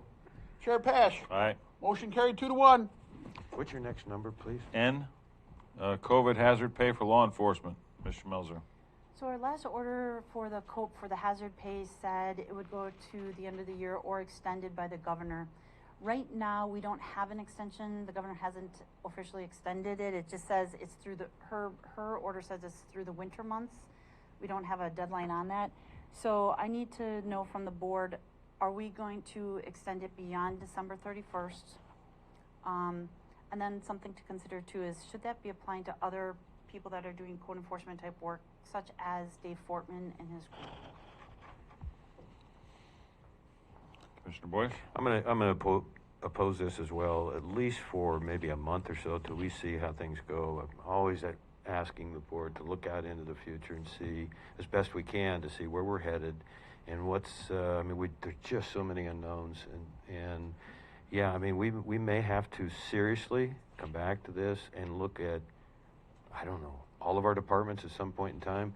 And if all the counties do that, all the cities in the state, it'll break the bank. So I was very happy to support it prior, and probably will in the future. But right now, I think we need to just let it go for at least a month, preferably 2 months. I just have a hunch that's the way it's going to end up. Is that your motion? You know, the question is, do we want to support it? Yeah, I guess it could be a general motion, yes. So Commissioner, your motion would be that the hazard pay not extend beyond December 31st? That's correct. Okay. Do I have a second? I'll second that. Further discussion? Roll, please. Commissioner Gold. Aye. Vice Chair Boyce. Yes. Chair Pash. No. Motion carried unanimously. No, it didn't. I said no. I'm sorry. I'm sorry. No, I just want to clear for the record. Okay. I said no. Motion carried 2-1. Right. I think it should be extended. Fee waiver request, Silver Cypress Resorts, Ms. Schmelzer. So in the Nasika Beach area, we have a gentleman who's doing an RV park, and he's been working on the project for about 3 years. He did receive a permit from the planning department last year, and now he has to do more work to actually get the project going, and he has asked for a fee waiver. His reason, I asked him if he could afford to pay it. He said yes. He said he just felt that staff caused him to delay the project, or it took so long to, I guess it not delay the project, but it took staff so long to get it approved that he felt that we should waive the fee. It's a $2,000 fee for the lot line adjustment. Yeah, I read the whole packet on that. I was wondering if we could have Ms. Crockett come up and comment on that, because I know you were involved in that, and there was your predecessor, I believe, was involved as well on that, or there was someone else. I'm just. That's correct. That's correct. It took a long time. When I came in, it was a project that needed a lot of attention and didn't get very much attention. And I requested him to withdraw his application and start over again, because that was the fastest way to get some of the issues resolved. It was headed to LUBA on appeal, and so we worked through several issues that were of concern by adjacent property owners, and essentially came to a conclusion with conditions for getting it approved, and it was not appealed. The problem is the conditions were extensive. And one of the conditions is that he had to do a lot line adjustment. He has two parcels next to each other. So he's asking for a fee waiver on the lot line adjustment, which was one of several conditions that were applied to his application because it was a bit contentious in the community. What's your recommendation? I would probably waive the fee in this case. Commissioner Boyce? Thank you, Mr. Chair. I won't ask you to go into the conditions, but I can only imagine. And you know, sometimes developers, they just get to where they go, I should have never started. I should just give up. No fault of the county or our departments down there, but just the reality of the fatigue that sets in when they try and get a project like this going. It looks like a terrific program, and you know, I got a soft spot for those people that are trying to get something nice accomplished and done, completed. And so when the board is ready, I would make a motion to waive the fees, Mr. Chair. Do I have a second? I'll second that based on the recommendation of Ms. Crockett. Further discussion? Roll, please. Commissioner Gold. Aye. Vice Chair Boyce. Aye. Chair Pash. Aye. Motion carried unanimously. P, Housing Committee members, Ms. Schmelzer. Okay, so as you know, we're under an emergency declaration, so we decided to put together a housing committee. We advertised it for a week, and we had an overwhelming response. I think it's the most committee we've ever had so much response on. The people that have applied are very qualified. This is really tough, but if the board is willing, I have put together some recommendations. I did put a copy in your door today, so hopefully you have the most recent one that I gave you. Basically what we have is we have a staff position, and Becky Crockett has agreed to be the staff contact for this. Becky is the one who initially had said, when we started talking about why isn't there any housing, Becky is the one who said the zoning is all messed up. You know, we have all this ag land that should be residential. So Becky really is a great choice if the board would be okay with that. Well, we'll think about it. The housing coordinator, it says it has to be the housing coordinator, so that would be the NeighborWorks Umpqua appointment. Business owner, so I put George Rhodes. Senior citizen, age 65. We had several senior citizens actually apply and put that on there, but they fit in other categories as well. So I have Connie Hunter. Person who experiences a disability is Mary Rowe. The veteran, we had several veterans, but we had Hank Cunningham, and hopefully you've had time to look at all the resumes on these as well. Person who has experienced homelessness, we have David Netterveltz. Faith-based community, Rob Foster. Rob actually fits in some other areas as well, but he has done a lot of work in the faith area, so he said he'd be willing to serve basically in either or.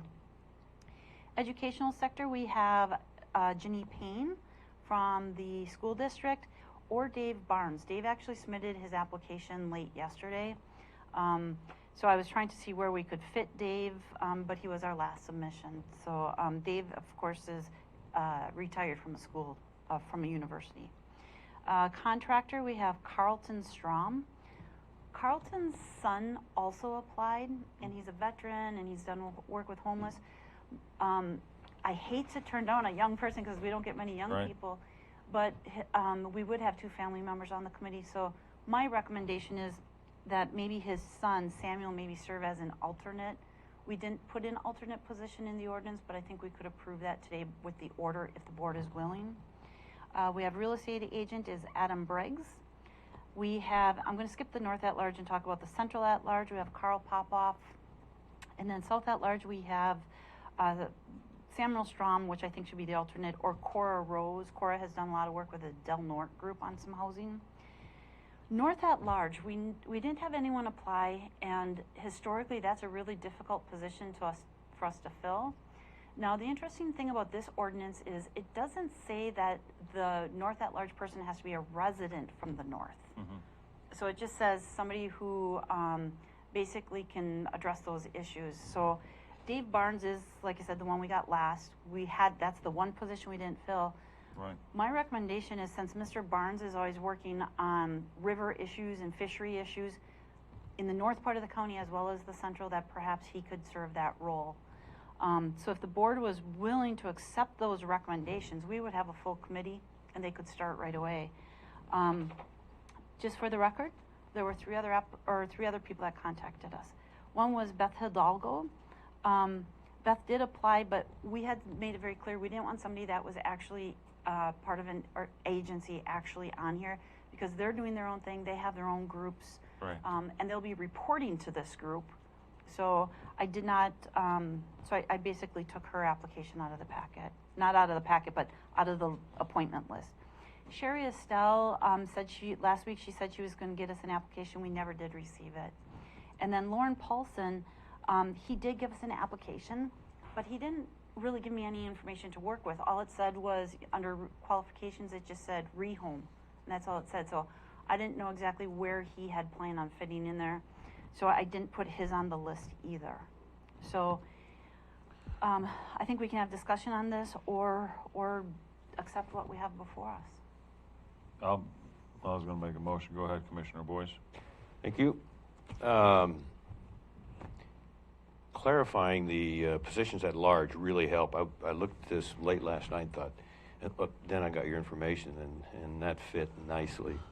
I want to speak up a little bit for Lauren Paulson here. He's First of all, he's a senior. He's a veteran, Vietnam veteran. He is been working on housing for the last, I believe, the last 10 or 15 years. That's the Rehome program. He serves on the Coos Curry Housing Authority.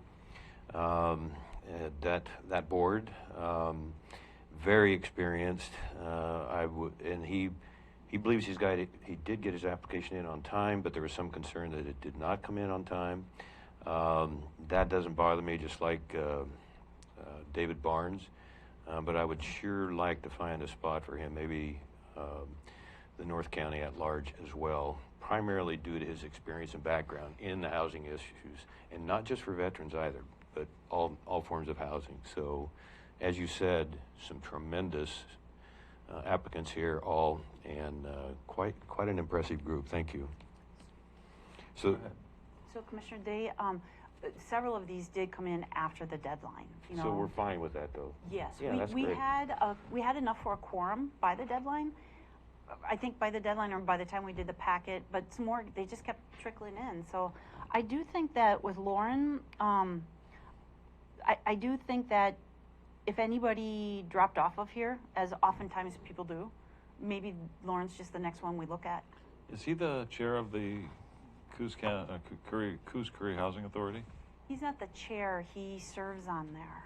That's the one I was invited to join, and they actually congratulated me and changed your schedule so that I could come up and be sworn on that board. And then all of a sudden I got an email one day and said, nope, we don't want you, forget it. I think that was the Orca board. Yes, that was the Orca. Oregon Coast Community Action. Okay, that's good. Wrong one. One more So many. Little clarification here. Janice Payne, first name is spelled Janece. Okay. And I think she'll be a great applicant as well.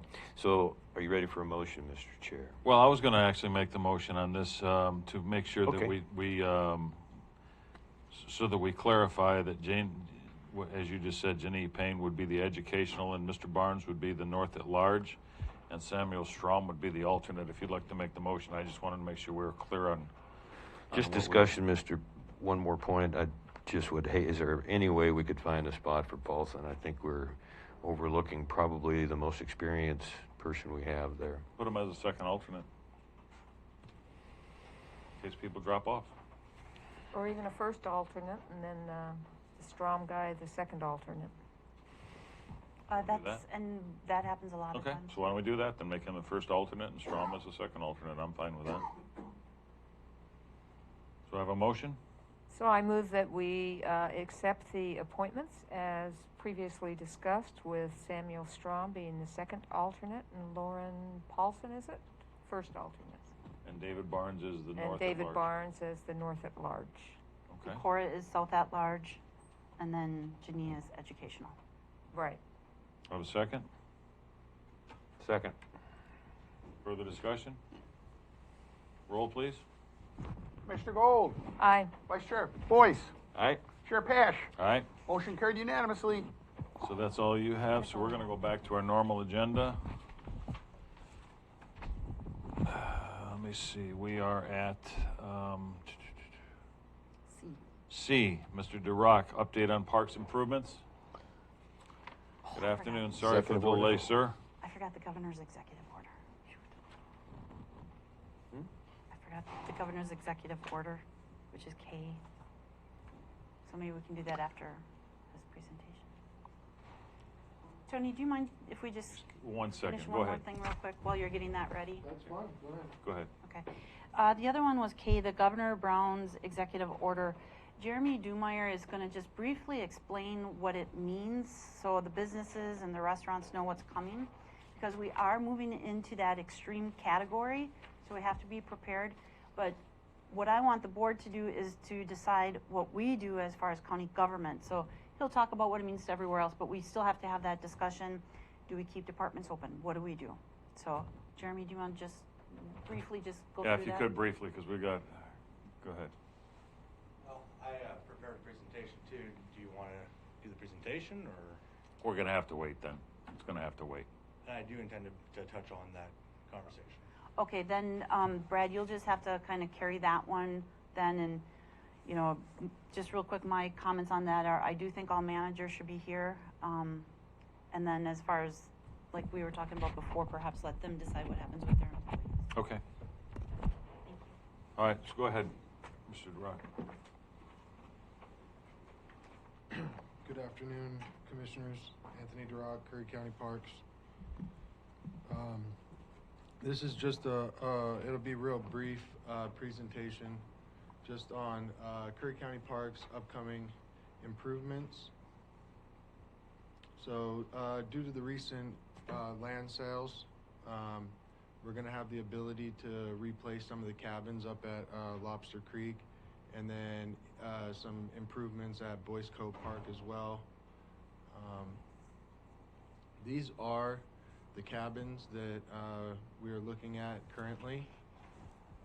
They're a tough shed design. They have a 10-year warranty. Depending on the size, reflects the price, basically. But I think these would be a good addition to Lobster Creek Campground. And next is we're debating whether or not to add a park model at Boyce Cove Park for the camp host. The one that I've come across right here, it's 384 square feet, 11 by 32, one bed, one bath, park model for $29,900. It should go right in the spot, have all the hookups we need, and open up our options for potential hosts. On that note, I don't want to interrupt your presentation, but you can also look at the secondary market on that for bank repos. Okay. And there's a lot of those, or unsold factory models that will sell for quite a reduction. There might be even as far back as the 2018 Okay.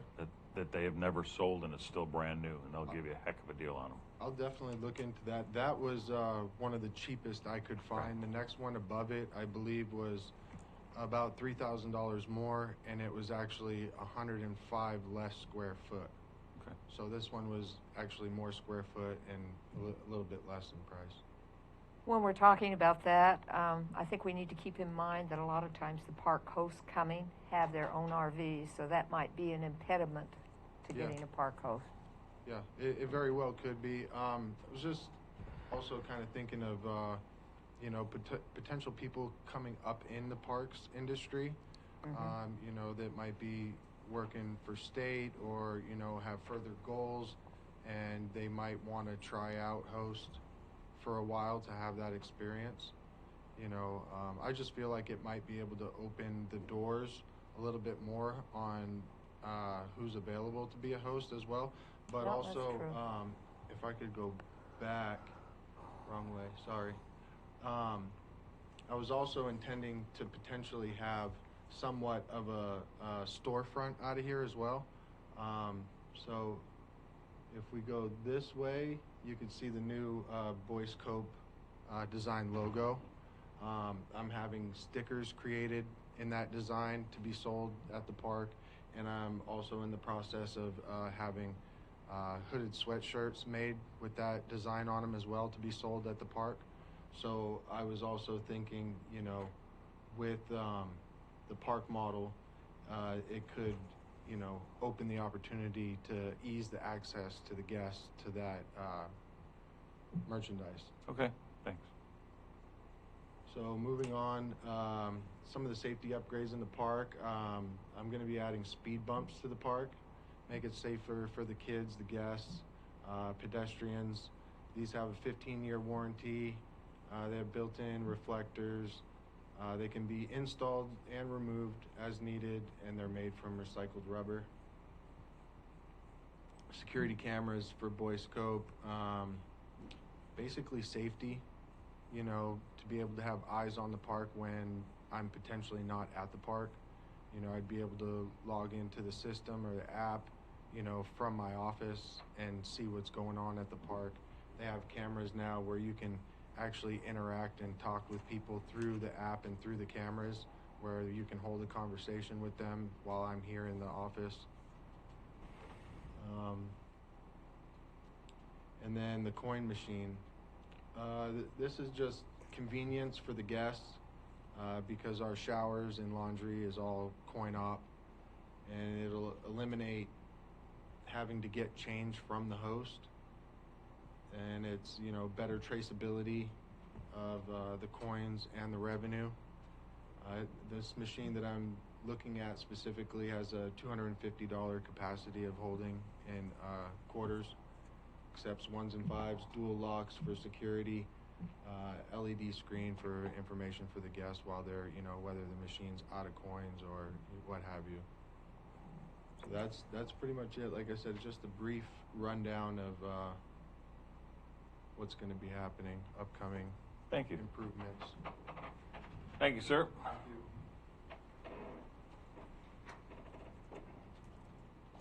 Request for board approval to install non-conforming T-turnaround at the dead end of Lake Shore Drive, Mr. Christensen. And looks like you've got 3 of them in a row.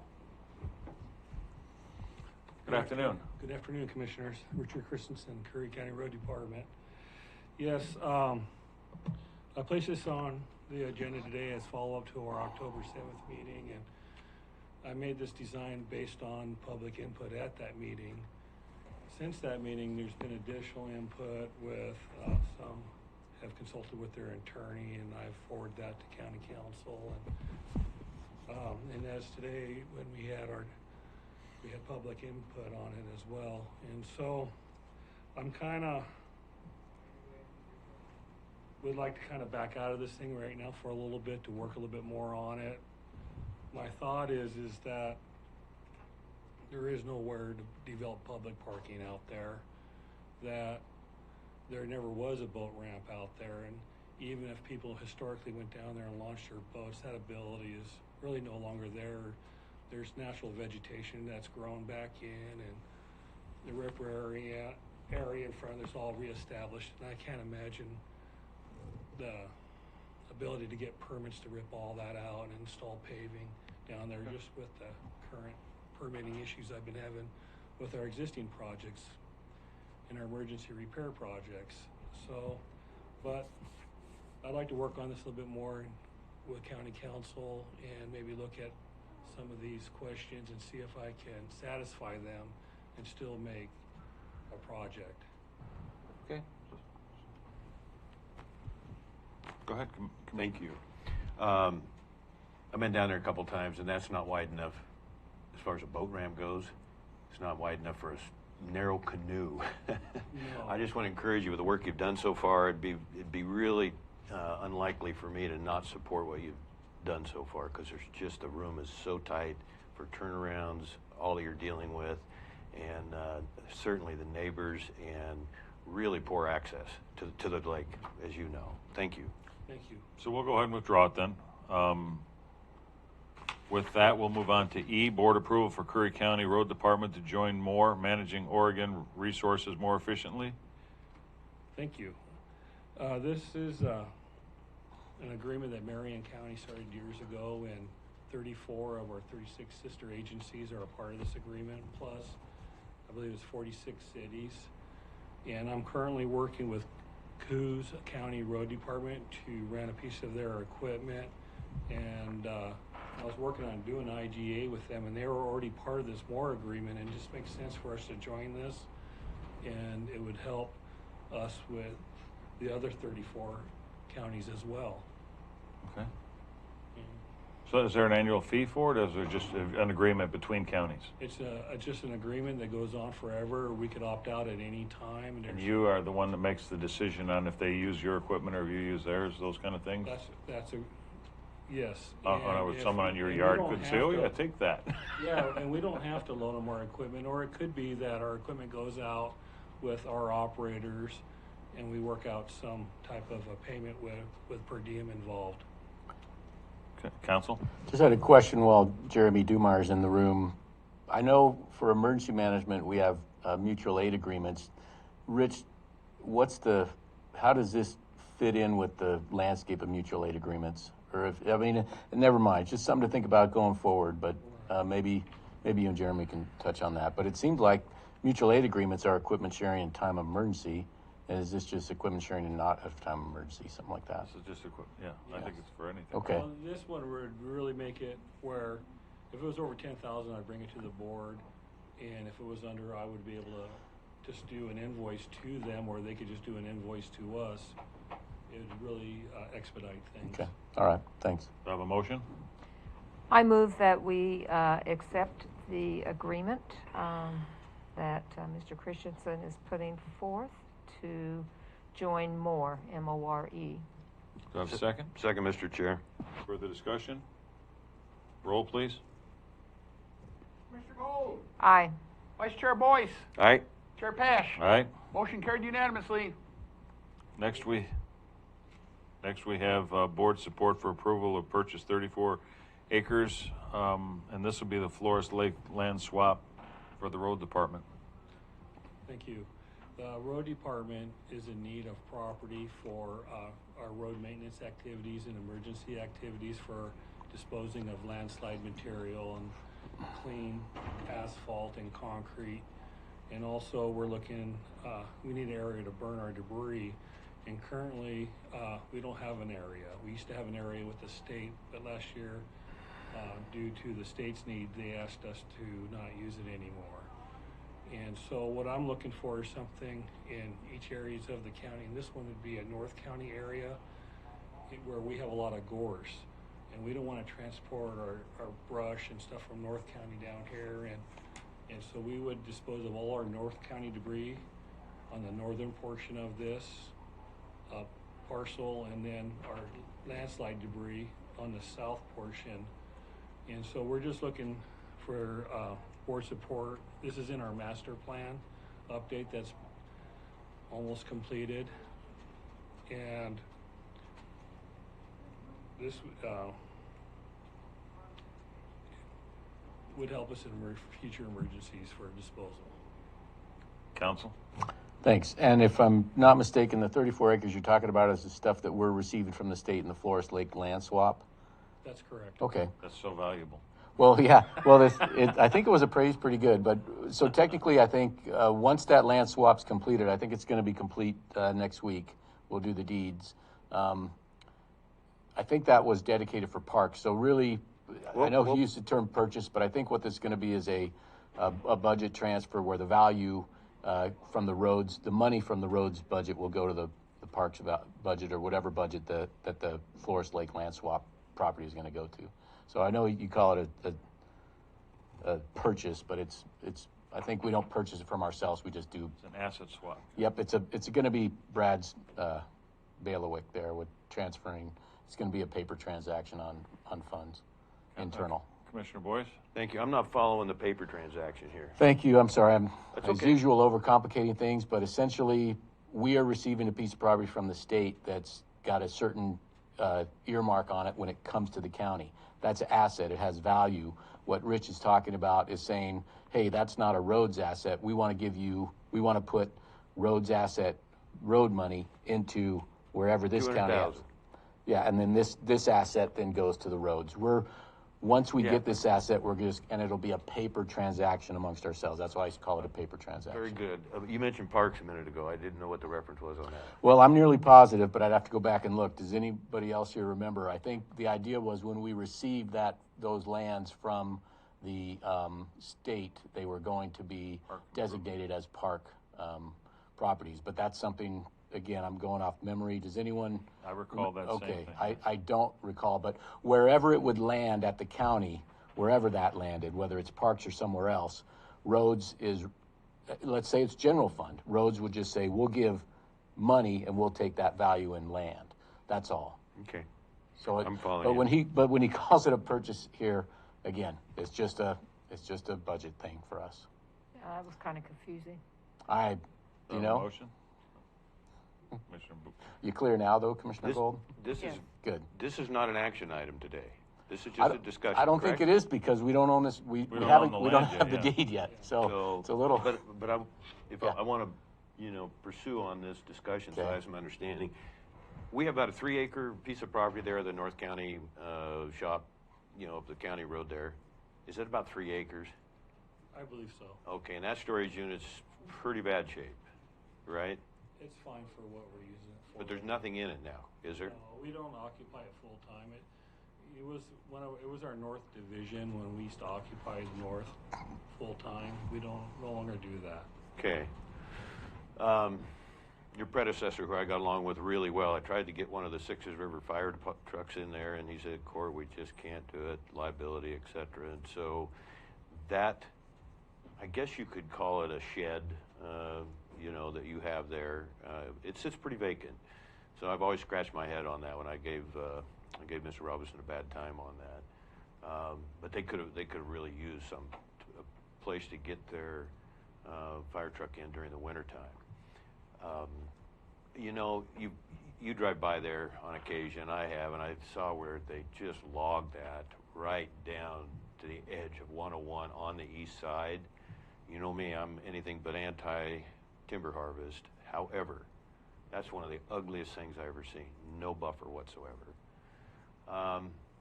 There's been a lot of discussion, dialogue on the lack of value in this 34 acres. Because it's so close to Pacific High School, because it's the entrance to the airport road, a variety of reasons. I mean, I think it's a tremendous value. So, I don't know what your vision is as far as an additional building site. That's not really covered in here. If it is, I apologize, I missed it.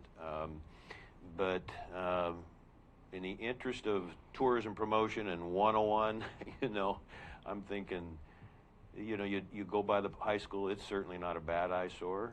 But we do have some in that part of the county that just, has me just a little bit concerned.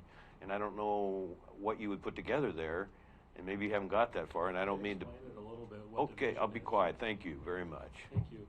Well, I'm not sure that it's worth $200,000. That's what the state valued at with removing all the timber. And we wouldn't be looking at removing all the timber. We would be looking at maintaining the timber around the borders, so you wouldn't even visually see us in our work and our usage. So we would kind of maintain that scenic corridor through there. And so with that being said, a large part of that $200,000 value was the removal of timber. So what we would like to do is the timber that needs to be removed for what we need to do is maybe after expenses that we split that profit 50-50 with parks or however the commissioners see fit. And the vision is that for the foreseeable future that the road department would have a place to dispose of landslide, slip, debris, asphalt, concrete for the foreseeable future. And currently we dispose of all our materials on private property or used to on the state parcel. And so we don't have a place. And when you have emergency projects that are FEMA funded, you have to have a facility or a site that's DEQ approved. And so I would be looking at making this a fully DEQ approved site for that use, so that way it would help us with receiving FEMA funds. And as far as the eyesore part of it, you could leave some trees in the front of it and cut road into it a little bit and clear the back so nobody could actually see a lot of that from the road, correct? Correct. Yeah, that's what he just confirmed, and I'm not surprised. Good job. All right. The other question I had, there's of course two pieces there, and the one on the north end, that's probably not big enough, I presume. No, what we would try to do is clear enough area for, that's where we would burn our brush, and this would serve all the brush removal in the north area, north of Port Orford, all our river roads up there from Langley's Mountain Road down to Elk River Road. And so that the north portion we would look at just a burn pile, seasonal burn pile there, and the south portion would where we would be doing our field activities. Did you know that was third growth in there? I had no idea. I thought it was second. For the report from the state. That's amazing. The second growth was stolen apparently in the 50s. That's all I have, Mr. Chair. So this is something we're not going to make a decision on today. Anyway, we're going to have to bring this back after we get cleared. So this will probably be something after the first of the year that we'll look for a motion and approval on. Yes. Okay. Thank you. Can I read something real quick? We're really against the clock, sir.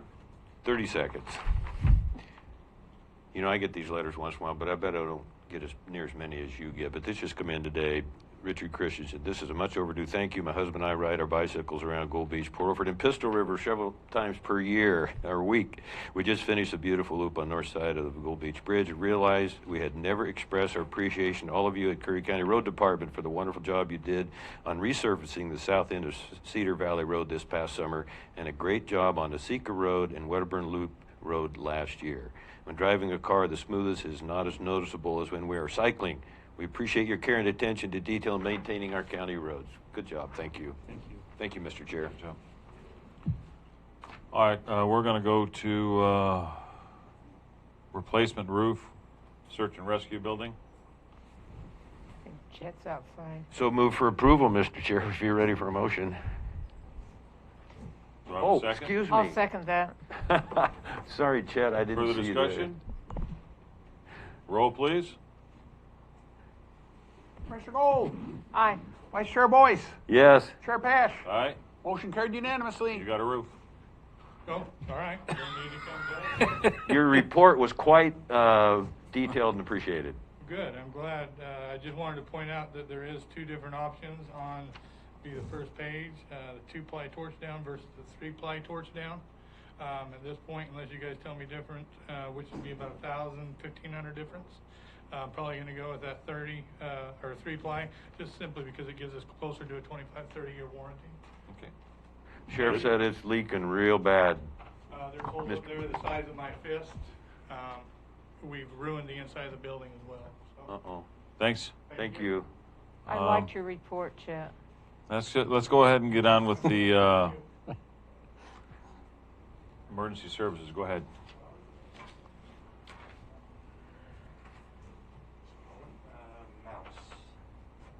Probably At the Might be podium? over there. Might be up at the podium. Yeah.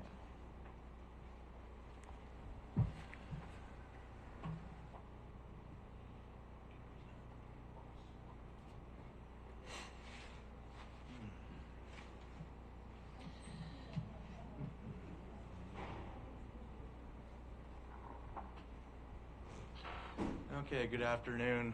Jeremy Dumeyer, Curry County Emergency Manager. So this discussion is centered around the changes that are coming as of Friday for the risk matrix, the governor's risk matrix. So as the slide does point out, as of Friday, we will go to an extreme risk. Just a quick little history. November 18th, Governor Brown did initiate the 2-week freeze. At the end of that 2-week freeze, the risk matrices were introduced, and those matrices included a low, moderate, high, and extreme category. We entered the matrix on December 3rd in the high category. Jeremy, are you going to talk about what the numbers of the numerator and denominator are? So, okay, thank you. So, the information was updated yesterday, which put us into this category of extreme. If you go to Oregon Health Authority's website right now, you'll see our county is still colored in orange, but it does have that information and why that is coming. We're one of 6 counties in Oregon that is moving up to extreme. There are a couple that did move down, but at this point, 29 out of 36 counties in Oregon will be in the extreme category. Now, part of the reason why we're in that extreme category is because of the matrix numbers associated. So, among those numbers, it includes the idea that for counties greater than 30,000, which we are not, but the matrix still applies apparently. If you have more than 200 cases per 100,000, in this case we had 313 per 100,000. Curry County is only 23,000 individuals, I understand. Greater than 60 cases in a 2-week period, which we had 72 in our 2-week period, and a test positivity rate of 10% or greater, which we actually trended down to 7.1%. Now, I want to back up just a hair in talking about this. One of the categories that used to apply was your contact tracing rates and how successful a county was in contact tracing. As Sheree Ward mentioned last night in the Curry General, Curry Public Health meeting, town hall. We have 5 contact tracers. I'm one of them. Public Health has 4. We have ample contact tracers, and we are very fortunate that over 95% of our individuals who have reported as positive have been successfully contact traced. So I do want to put that out there that Public Health has done a remarkable job, especially in light of other counties that are not able to meet that threshold. There are some counties that are struggling to meet even 30%.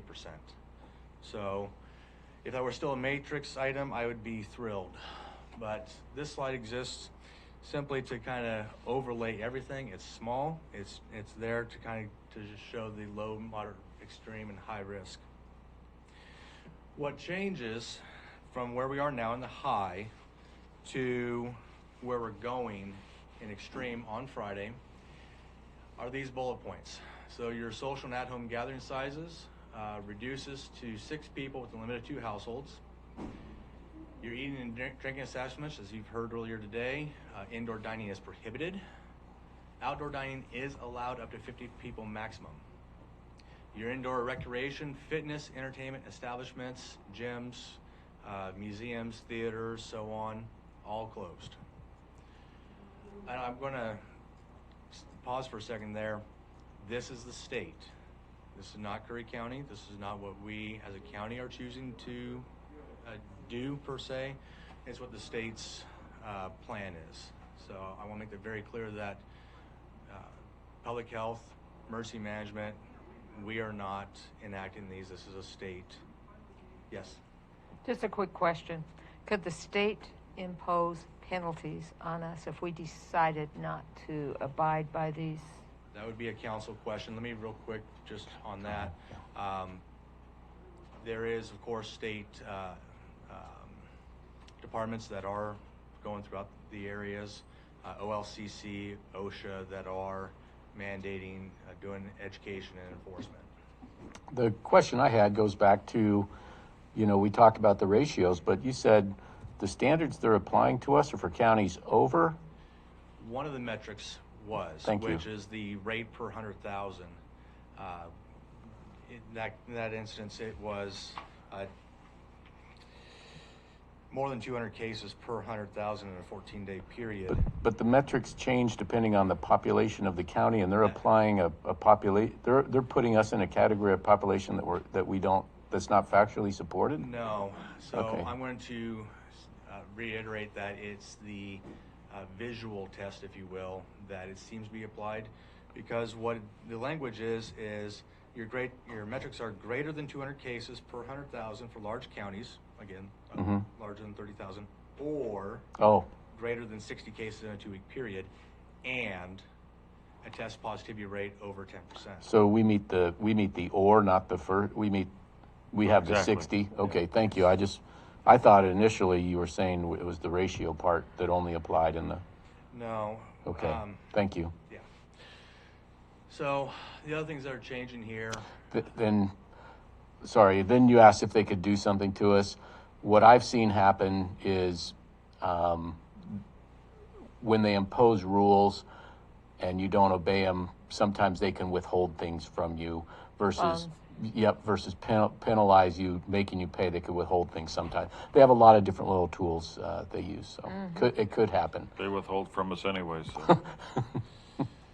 Where's our CARES Act money? Go ahead, I'm sorry. The other things that are changing, and again, this is a focus on just the changes, not all the regulations that are part of the extreme category. But your faith-based institutions, funeral homes, crematories, mortuaries, reduced down to a lesser of either 25% occupancy or 100 people.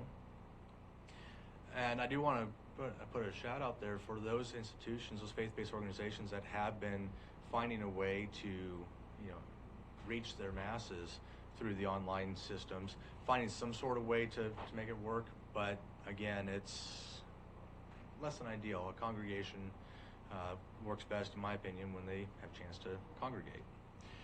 Outdoor fitness, recreation, entertainment, including parks and campgrounds, a maximum of 50 people. Long-term care visitation, outside visitation only, and that is going to be policy dependent for some areas. But No coming into the organization to visit, unfortunately. And then the last point here is the one that we talked about briefly, which needs to have a little bit of discussion as far as the board policy, and that is offices.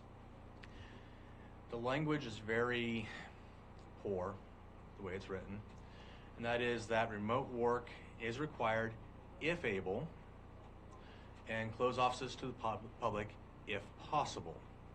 I'm not going to advocate for closing down the county.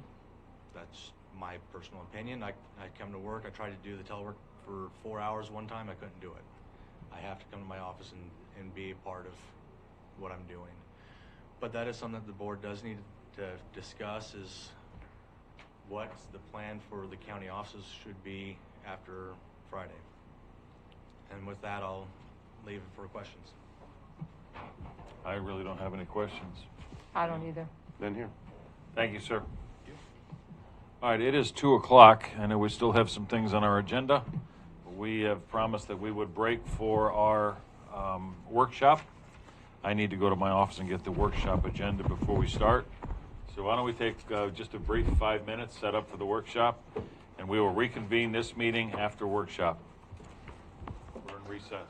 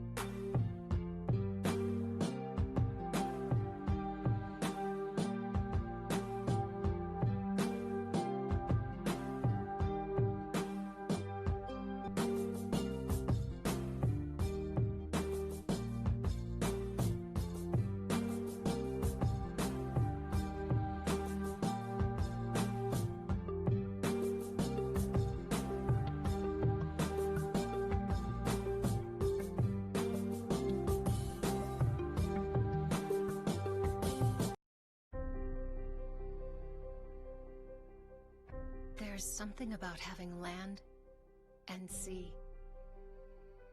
Never having to choose between digging in or looking out. Here, you can go where the spirit or the wind moves you. To the tops of the trees, along secluded beaches, or into more wild and scenic rivers than anywhere else in the western United States.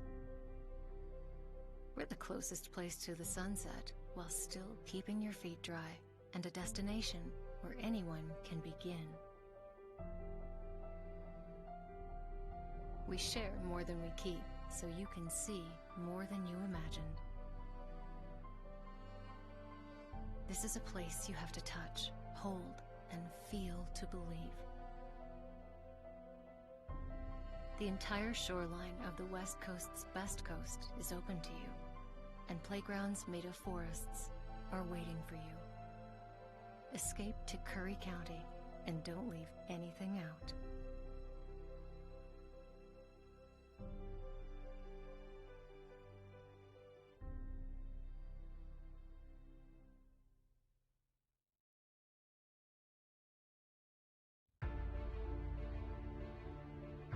If yours is the next big idea, and you need the right place to fine-tune it, build it, launch it, if you're only your best when you can play more than you work, if inspiration comes from the outside, you belong in Curry County. The westernmost point of the land you love, and the edge between familiar and uncharted.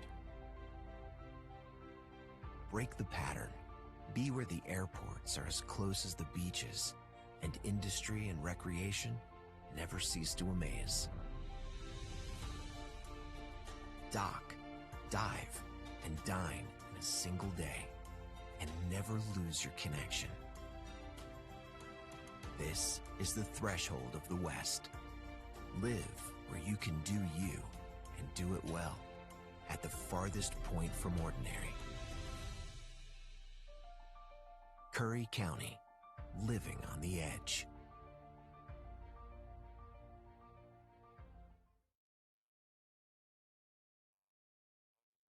This workshop to order. Do I have any amendments to the agenda? None here. Commissioner Boyce? No, thank you. Hearing none, do I have a motion, please? I move that we approve the agenda as written. Have a second? Second here. Further discussion? Roll, please. Commissioner Gold. Aye. Vice Chair Boyce. Aye. Chair Pash. Aye. Motion carried unanimously. All right, next is projects. Available services and UMET needs of senior citizens and individuals with physical disabilities. Commissioner Gold. That's unmet needs. Unmet, I'm sorry. We've that's got a couple of people here to present, if they could come on in. Nice time. Thank you. Power time. First of all, we've got Mary Rowe, who has her Master's of Social Work and worked with people with developmental disabilities as a licensed psychiatric technician. She has provided hands-on help to and advocated for senior citizens and people with physical disabilities who are experiencing homelessness. Mary is also a senior citizen who is physically disabled. Mary, you're up. She's in the ladies' room. You can introduce other people while we're doing that. Okay, we've got Tina Craig. She's right there. She's an in-home coordinator for the Area Agency on Aging in Curry County, and she also has a disabled child, I hear. So she's got some experience in that area. Then we've got Emma DeRock, who has a BA in gerontology. For those of you who don't know what that is, it's for old folks like me. The study of aging in Curry County. And she has also worked as a transition diversion coordinator at Aging and People with Disabilities in the Oregon Department of Human Services. She's presently the office manager at Bay Area Enterprise and helps disabled people find employment. So how successful are you on that? Well, in the last Can't do that. Oh, we can't. months, we have 17 people newly employed in this county, so I would say. Good. Does someone want to go get Mary? Tell her we're waiting on her. She's in the restroom, I believe. Mary, you're up. By the way, since we're filling time here, if you got something on aging, stop the aging process, let me know. I'm up for it. Looks like you found it, sir. No, I don't think so, pal. I look in the mirror and go, oof. Yeah, Everything. you are getting grayer, aren't you? I can blame that on my wife. I'll blame my wife. Why not? Scooter will forget. I'm past.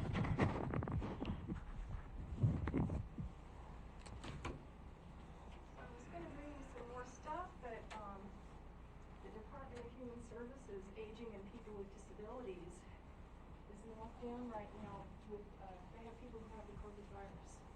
Oh So I dear. didn't want to bring you stuff from over there. This is from Prairie Public Transit directly. Kathy sent it down Thank you. by way of Carlos Hidalgo. Thank you. You don't need a that's thank you. Thank you, no. That email. I know where to get them.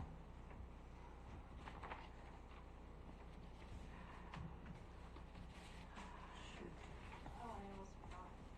Sorry. So Commissioner Gold, thank you so much for your service. Wow. That's beautiful. Thank you so much. Yellow. Gold.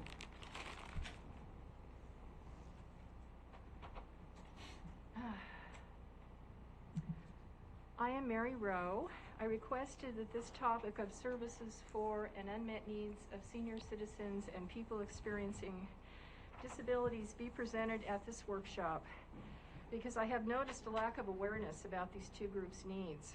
By increasing our understanding about the life challenges of these two groups of Curry residents and becoming aware of how our county government can and/or should address their needs when making policy decisions, we can ensure healthier and more meaningful lives for our elders and residents who are experiencing disabilities.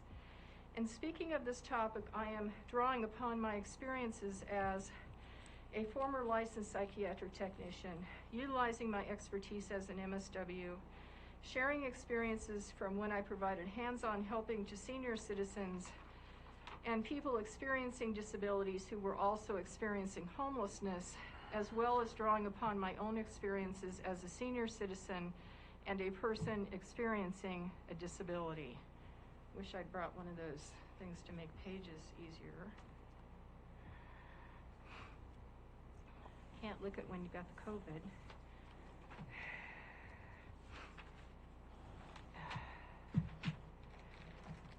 Nutrition.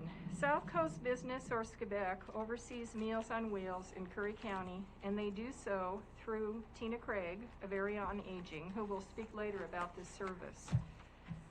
During the COVID virus restrictions, most meals are delivered frozen with the amount reduced. Some senior citizens would like to have a vegetarian or partially vegetarian,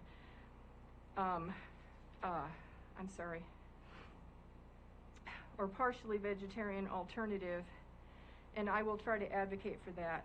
According to the Oregon Food Bank, we in Curry County can participate in the Seniors Commodities Program if South Coast Food Share chooses to do so, and we let them know that we would like to participate. I believe that there is a need to deliver one food box a month to some senior citizens and people with physical disabilities. Our community is currently delivering food to school children during the COVID restrictions, but not to seniors and people who are experiencing disabilities who are at serious risk. I have tried to find an organization that could do this. Such an ongoing effort would be too much for Coastline neighbors. This is an unmet need. There are some stores, of course, that deliver groceries, but a considerable percentage of our seniors do not have or cannot use computers and/or smartphones, nor have an email address. And this is also true for some people who are experiencing a disability. Animal companions. Pets often have a special role in the lives of elders and people who are experiencing disabilities. Animals often serve as service animals or medically certified assistance animals.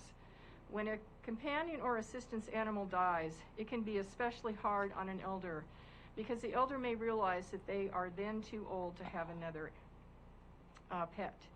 A problem for senior citizens and persons experiencing disabilities who have low incomes is the cost of veterinarian care for animal companions and medically certified assistance animals who have become seriously ill, including trying to save their lives. I thus recommend that a nonprofit organization secure and distribute funds to senior citizens and people who are experiencing disabilities for their seriously ill animals. Transportation. One of the biggest challenges for elders and people who are experiencing disabilities is transportation. I gave you a Curry Public Transit, or CPT, bus schedule that is for transit runs up and down the coast between Smith River and North Bend, and is also for Dial-A-Ride rides within Brookings Harbor and Gold Beach. Riders 60 years of age and older and people who are experiencing disabilities can ride for half price if they show proof of their disability, such as a Medicare card. One cost-saving option is to buy a monthly pass for $50. Additionally, the Department of Human Services, Aging and People with Disabilities gives out several single-segment bus passes to those over 60 who can receive 3 or 4 a month while the supply lasts. Getting to medical appointments is a big challenge to those of us who do not have Oregon Health Plan, which provides transportation. Port Orford still does not have Curry Public Transit Dial-A-Ride, but may next July. Also, there are not any Coastline neighbor volunteers in Port Orford to take senior citizen shopping. One thing that you can do to help is to consult Curry Public Transit's schedule before scheduling meetings so that you can be as inclusive as possible. Financial stability. The financial stability of senior citizens and people who are experiencing disabilities often depends upon each person's ability to make use of a number of programs. The first step is to receive accurate information about such programs. Unfortunately, the providing of information and referral is spotty in Curry County. I believe partially due to a lack of education on the part of a lot of our human services employees. For instance, a large allocation of funds for energy assistance to those at risk due to the COVID virus was advertised on Facebook by Oregon Coast Community Action, while the information was not shared with the local Department of Human Services, Aging and People with Disabilities office, so that those that receive their services could be informed. It is a common misconception by the public that senior citizens and people experiencing disabilities who receive some assistance from aging and people with disabilities all have caseworkers who can help them with various problems. Actually, most have eligibility workers, not caseworkers, and are largely left on their own to navigate the human services system. Senior citizens and people with disabilities who receive more funds monthly from Social Security than other recipients often end up with less because they must pay Medicare premiums, insurance premiums, and co-pays. And because of the cost of their medical care, because they receive a little bit too much to be eligible for Oregon Health Plan, can be so high that they must find some way to partially offset the cost in order to survive, such as a housing choice voucher. For $25 a month, a relatively new nonprofit in Curry County, Coastline Neighbors, will allow senior citizens to join their program. There is a long waiting list, however. Seniors can ask for 6 instances of help per month in South County and Gold Beach. Volunteers then choose the requests that they wish to fulfill. There is no guarantee that all requests will be met. For those seniors who get along with people well, this could be a good program.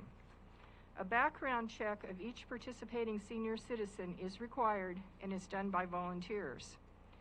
Recently, I proposed to the board of Coos Curry Electric that they allow senior citizens age 65 and older to have a percentage of their capital credits due to financial hardship on a one-time only basis. The Coos Curry Electric Cooperative Board voted no. I was informed by their CEO that the timing was wrong, as they currently need all of their resources for their broadband expansion. Accessibility. We only have 7 centers for independent living left in Oregon to assist and advocate for people who are experiencing disabilities in the state of Oregon. We used to have South Coast Independent Living Services, or SKILLS, in Curry County, but they lost their funding about a decade ago.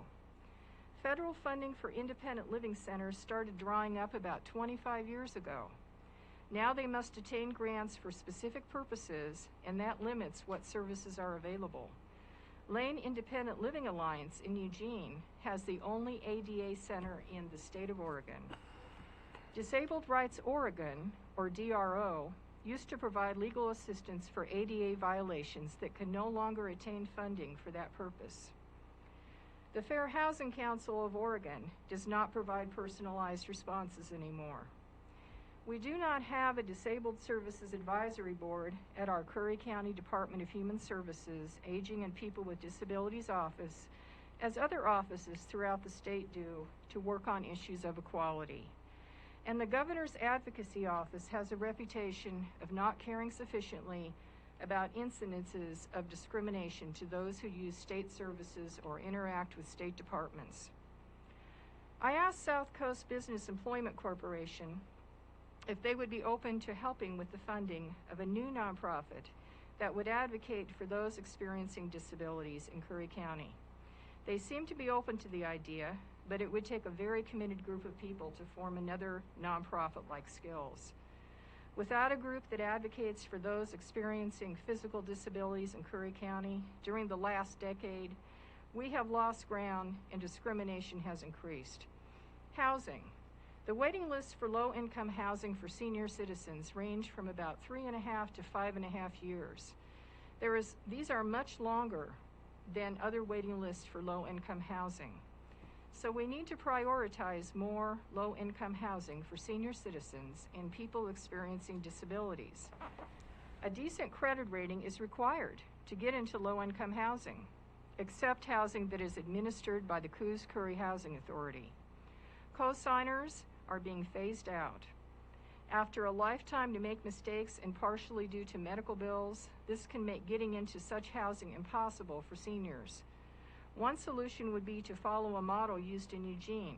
Applicants receive training in how to be a good tenant from an organization like St. Vincent de Paul, followed by training on how to manage their finances by organizations like the Neighborhood Economic Development Corporation, or NEDCO, in Eugene. According to NEDCO, people who complete both courses have a 98% success rate as tenants. Accordingly, low-income housing units accept program graduates as tenants despite their undesirable credit ratings. I asked NEDCO about 2 years ago if they would outreach to Curry County, and to my amazement, they said yes. There is an organization in Port Orford called Homeless for the Elderly, which helps senior citizens who are experiencing homelessness by selling crafts due to the vulnerability of this group. Lastly, please remember that many of your constituents who are old, I'm sorry, I shouldn't have said that, I was being pressed for time there when I wrote this, constituents who are senior citizens or experiencing disabilities still do not use computers or have email addresses. Thank you. Thank you. Thank you, Mary. Thanks, Mary. We've got, I believe, Tina, you're up.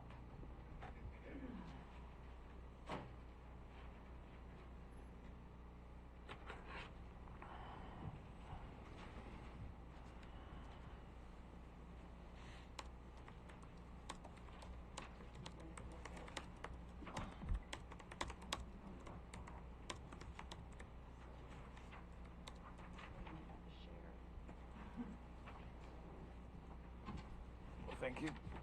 Got it. Thank you.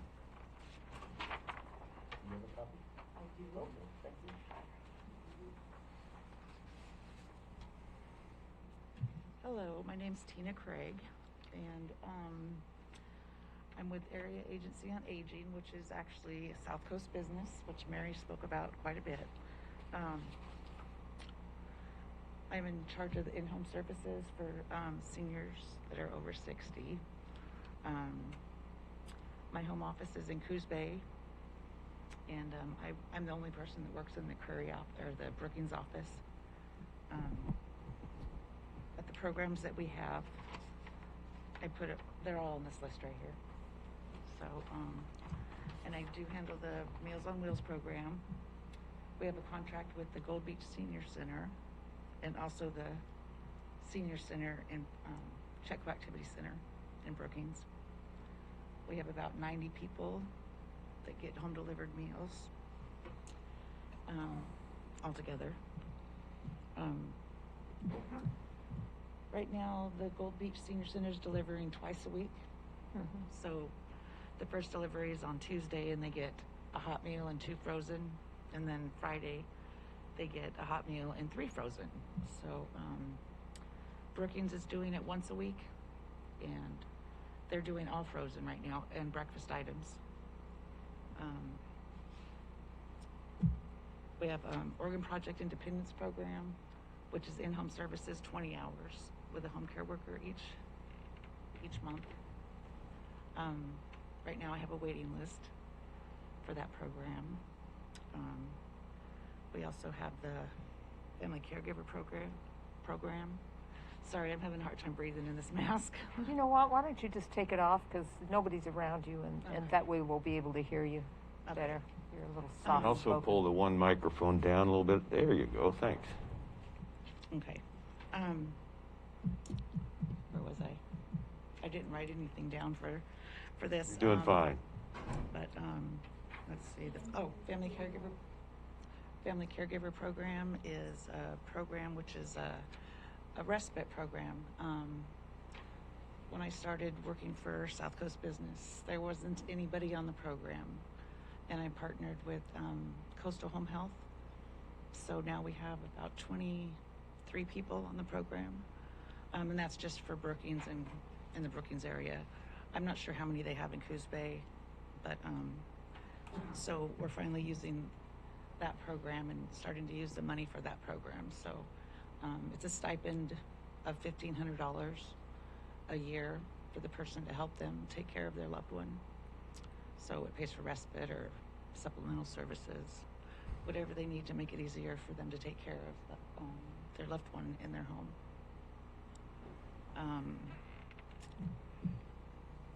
Of course, with the nonprofits,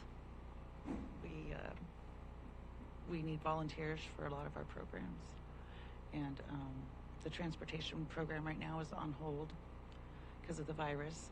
We have one volunteer that does do the transportation, but not right now. That program's on hold, so that's really put a lot of our seniors without transportation to appointments. So. Can they hook up with Dial-A-Ride? Yes, a lot of them do.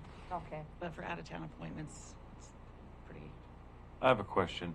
Have you applied through the governor's office? I know you said you're a 501c3. A lot of that money that was supposed to have been sent, she's earmarked for 501c3 service-oriented industry. So perhaps you may qualify for some of that. I didn't know if you had applied for it or not. And I'm sure that South Coast Business does all of that, and I'm sure they have. Okay. Oh, yeah, They're I'm pretty sure. much, they're on top of. Okay, they're on top just of wanted to that, make sure. yeah. Thanks. All right.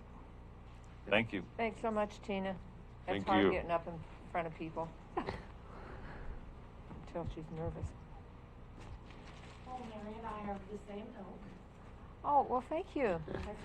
Commissioner Hill and personally, because I believe we are suffering the loss of 2 amazing females in this county who have done just fabulous things, and you will both be very, very missed by myself and many others. So my name is Emma Durock. I am the Outreach Office Manager for Bay Area Enterprises. We help people with disabilities, both physical and developmental, find and maintain meaningful employment within their own community. As you said earlier, I do have a degree in gerontology, which is the study of aging, but it is not simply senior work, although I have worked with seniors for many years. Aging is something we all do every day. I haven't gotten younger one day, so I think it's very important that we look at all life cycles and what's going on with each individual within that life cycle. So I have recently moved over to doing this, which has been very beneficial for myself and the community. Bay Area has been operating in Coos Bay since the 80s, and I recently piloted the program to bring them into Curry County, and we have been very successful. So in order to help people find and maintain employment, it takes a collaborative effort. There are many agencies and brokerages that all work together, from the state to nonprofits, that all help find what a person can bring to the table, what their skill set is, and what they can do to be useful in their community and find some purpose, because work is purposeful and everyone should have the right to earn a living wage and do something that they think brings something better to the world. So we get referrals from different agencies, and we meet one-on-one with a person and help do a discovery period, find out what their skills are, what their interests are, and then go into the community and start looking at different employers and find options for working through what we could do to help find them employment. In Curry County, we are rather limited on resources. That was a big issue I had while working with the state, is that there are these amazing programs that exist in Salem, Portland, Eugene. We don't have them here. The resources don't exist here. We have to help each other succeed, which oftentimes takes a lot of out-of-the-box thinking and creativity and understanding what your position and role is and working with others to make sure we can get to that role. So there's many presentation topics, but some of the ones I'd like to touch on was financial stability, specifically speaking with the disabled population. a rather disenfranchised population that historically has limited means to access work. There are specific industries, the hotel industry, restaurant industry, where janitorial services, where people commonly find positions, and COVID has been exceptionally hard on a lot of our population that it has these kinds of jobs. And when you start looking at persons suffering from developmental disabilities and things like COVID, we have run into extreme issues. The regimentation in daily life, people are losing their routines. They don't know if their job is open day to day or week to week. We have to factor in specifically what people's individual needs are. There are a lot of people who have tactile issues. They can't wear masks or have, different issues that lead to needing to provide proper accommodation. And that's one of the things that my agency does up front, is we sit down with the employer and the employee, discuss what their need is, find out what kind of accommodation would need to be made, and then we would go through all of the requirements with the employer, talk about bully regulations, EEOC, Equal Employment Opportunities Commission, ADA laws and policies, sit down and really have a conversation with them about what kind of accommodation each individual would need, and let them know that accommodations are a very strict guideline of who needs one, how they're asked for, and how you go about providing one. And we need to keep reiterating, especially with things like COVID, that requiring medical documentation and ongoing violations start getting into issues with the disability-related inquiry rule, as well as undue hardship rules under ADA. So we have to be very careful to make sure that people understand what their role is and who they can ask certain things to, who they can't, and what the appropriate time for those things are to make sure we're adhering to all laws and regulations.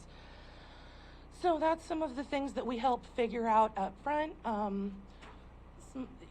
Back to our county having limited resources. There was recently an article published in the Oregonian, I believe on December 3rd, that spoke to issues in residential care facilities here in Curry County that house people with disabilities. It was very disheartening to understand what kind of conditions were being reported, and that we have no other options for housing for some of these people. So work like mine and other agencies that work together are integral to make sure that we have eyes on people, that we know what condition people are in and what kind of care they're receiving, so that we can all maintain a better community together. And I think it's just very important that we all remember we're in this together, and we need to work through these issues in the best way possible that doesn't create more problems than good, because we all have enough going on right now. So that's pretty much, what we try and do, and that's what I've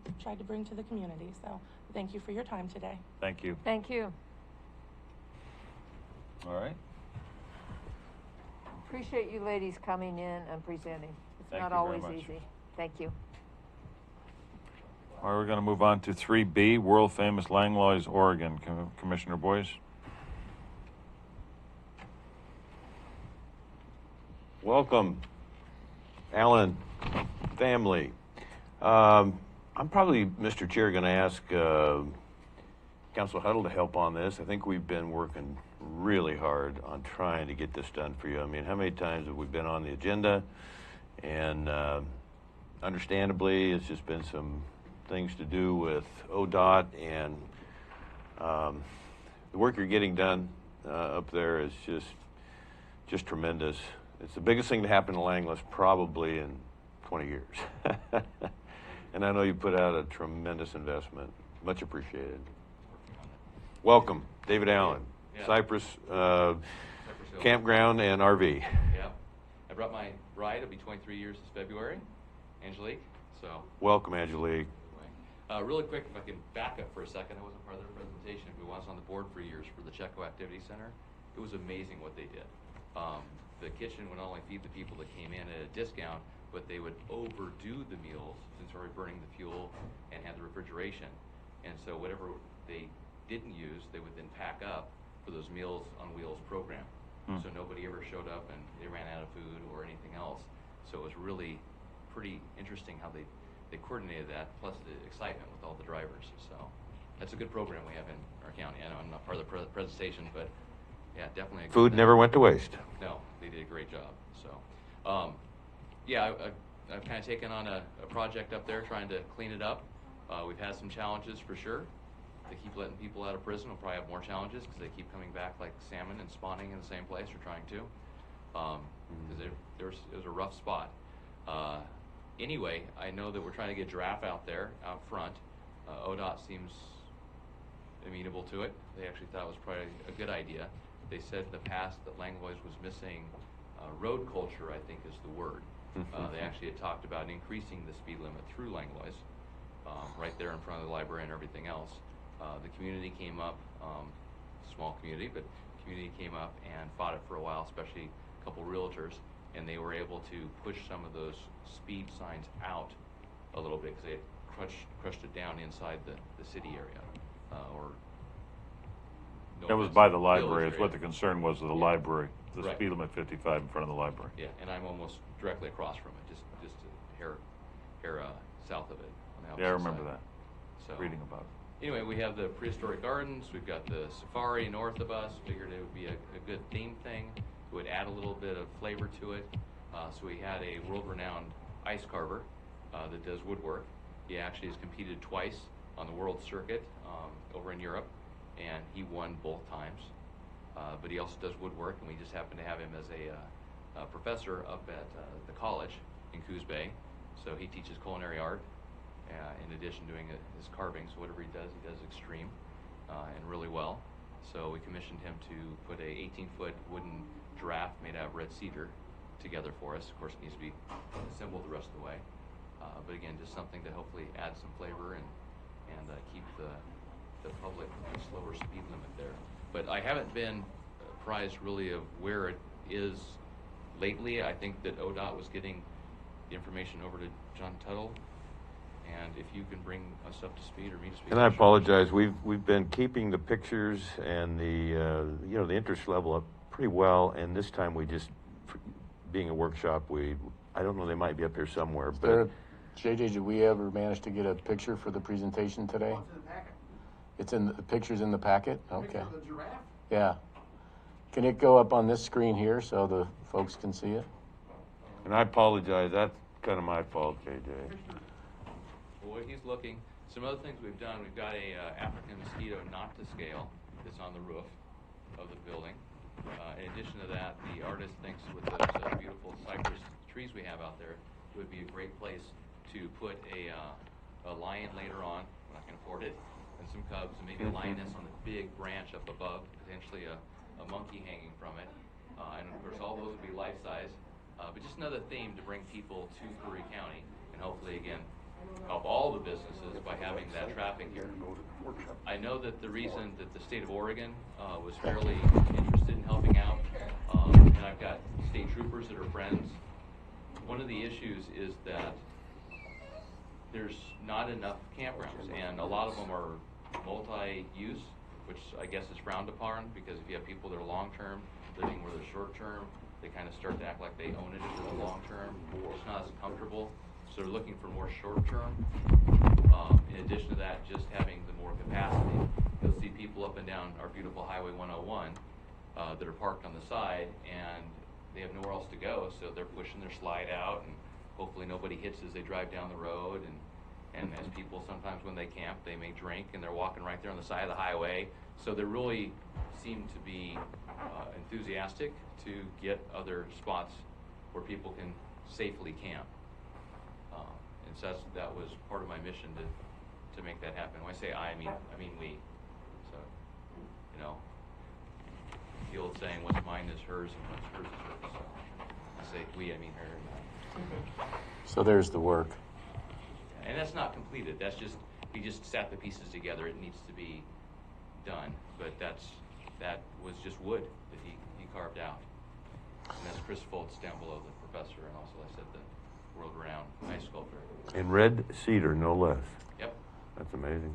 So Commissioner Boyce mentioned this is, again, not the first time we've seen this. The last time it was presented to the board, I think we actually had the two different agreements for approval. One was a agreement with Oregon Department of Transportation because I think it's their right of way, and they wanted us to have the responsibility for the installation and upkeep and maintenance of the giraffe, or it said if we subcontract to a contractor to do it, in this case it'd be Mr. Allen, then it would have to meet their standards. So I put together a subcontract agreement with Mr. Allen, very similar to our other subrecipient agreements, and it had terms and conditions in there. And I submitted that to Oregon Department of Transportation, and they emailed me and said it would meet what they were looking at for the protections of us, and that it would pass their muster as far as it would satisfy if the terms in our agreement with them of subcontracting. So really, other than that, I don't have a lot more to add. When Commissioner Boyce says I've been working hard on this, I mean, it's just basically what I do is work with agencies on contracts. I mean, we've seen property sale transactions and, you know, all other kind of things in the agenda, contracts with roof repairs, all those kind of stuff. So really, I've been working on this like I work on everything else. But I don't have much more to add. The board's seen this before. I don't think they've seen the presentation, but it's really up to the board whether you want to approve the two agreements.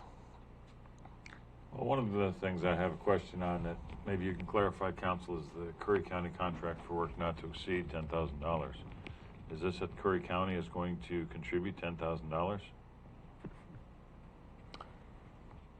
No, we would not contribute more than $10,000, but it's just a standard form agreement we use. This would just satisfy ODOT. In fact, I think we actually say we would not spend any money and that the subrecipient would spend back to us. So that's just our standard form If agreement. that language is clear, I don't have a problem with it, but I have a problem if we're going to say, well, we'll spend up to $10,000 for you. We're going to have maybe 30 other people apply for new signs for the front of their property, and they're all going to want us to contribute to that. Well, so good question. So is this a precedent? I think is a really good question, and it could be seen to be a precedent. Now, the facts of this are that it's a piece of art, and that we wouldn't have anything. But I believe, Commissioner Pash, if I'm not mistaken, the contract says it's not to exceed. So this is anything from 0 to 10,000. Right, that's what I read. So, it's and not this to is exceed $10,000. and this is a 0. Okay. So if anybody else wants to come along and have a 0, then Did you make that really clear in the contract? Well, let's take a look here. If I can add, when I spoke with ODOT, they said really the intention is that they don't want to have full responsibility on anything on the right of way within counties. They want to make sure that they empower the counties and their authorities, because they're seeing things, they're there all the time, to be able to have some muscle. Well, and it looked to me like the county was taking the liability. That was my. You're a pass through, yeah. essentially. So it's really I see that. that. As ODOT have some power Good. that you could let them come after me, but you essentially have the main power to come after me if I wasn't going to perform. But right. If ODOT would come after us, we would come after Mr. Allen, his company. And it does say, I think we had $1 in there just to have it around. Okay. So it's pretty clear. you have to have consideration, I think. How many spaces are you going to have? At this point, I've got 13. I'm working on trying to get 3 small cabins because often people travel. It's been kind of funny. The last presentation we had, they'll travel with their senior parents, or sometimes the adult kids will travel with their senior parents and the grandkids. And when they're in their RV, they don't necessarily want to stay in the same tight space. So a lot of times they'll rent a cabin if there's a cabin available or something like that. So my goal is to add 3 more cabins there.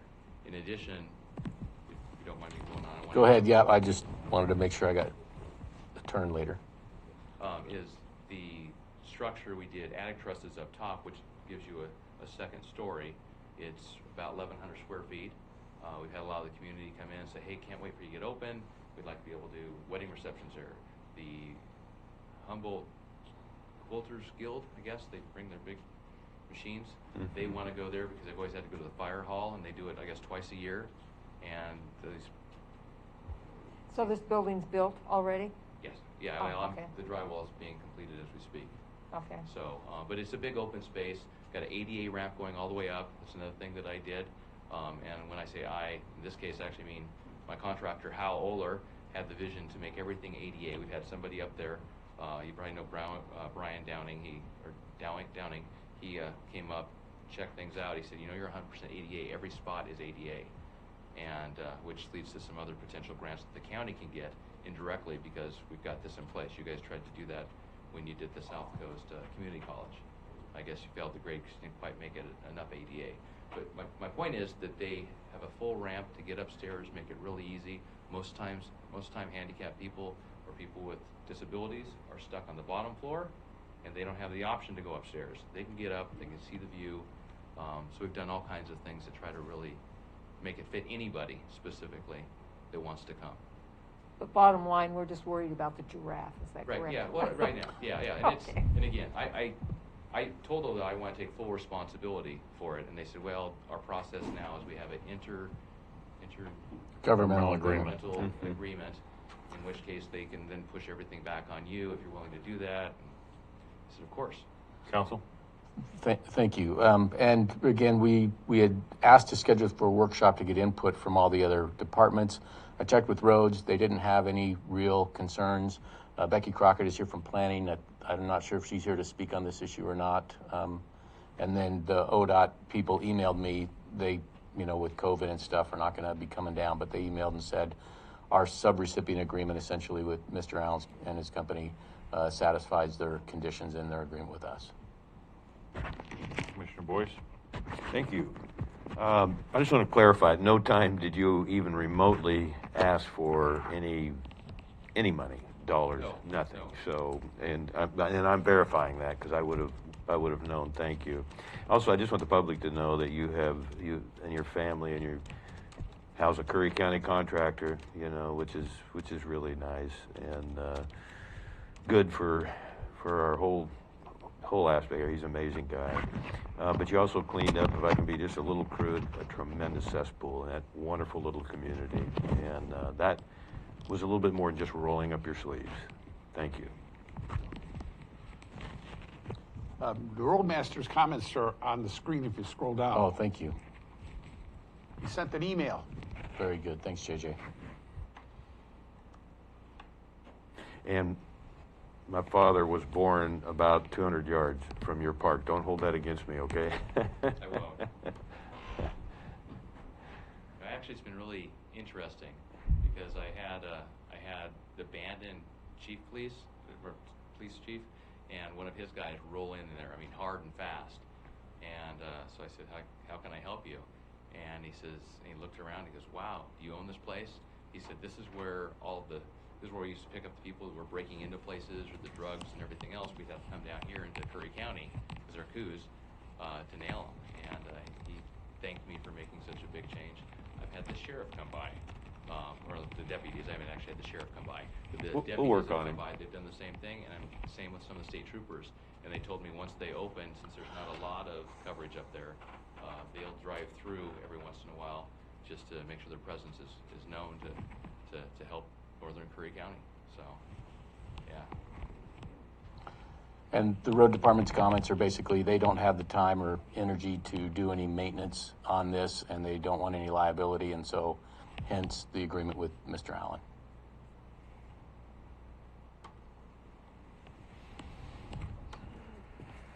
So, Commissioner, what's your hope here? How quickly can we send him out the door? I know we can't make a decision today, but we can send word to him that we will bring this up, the 23rd, and have a proper vote? Yeah, the only way to do it today would be to amend the agenda again or take it under our last agenda item, which is... well, the order would still need to be created, though, correct? Correct. So we can just do it for now. On the 23rd. Thank you. Can you make it one more week? Of course. The delays that you have had. Yeah. My only concern with this would be making sure that the language from ODOT is clear and that they have no issues with it and all that. I can get that to you before next week then. Other than that, I'm fine with it. But they are, if I may, Sure. they've been in tremendous support of this. They're just trying to follow I their just process. want to make sure because it's in the right of way. That's Okay. all. Just making sure from a legal standpoint that we're not going to get something brought back to us. That's all. So to add to that, they went ahead and they issued me a separate permit in that same right-of-way, right in front of where the draft is, so closer to their highway, prior to this. They said, we're just gonna take care of this. They let me put in a chain link fence. Okay. So, I mean, they, again, to kind of help keep a separation and, you know, I think it makes sense in case the campground, some kid kicks a ball, we don't want to go on the highway or them chasing after it or animals, etc. So, no, they've been very supportive and they issued that like immediately. Yeah. All right, so Commissioner, you'll bring this back for next week? Yes, thank for you. approval? Thank you. Okay, you bet. Thank you. Thanks. Feel free to call me with any questions. Thank you. All right, with that, I think with nothing further, we have any public comments? Nothing further, this workshop is adjourned. We want to flip our tapes, we'll go back into our regular session. Good to see you guys.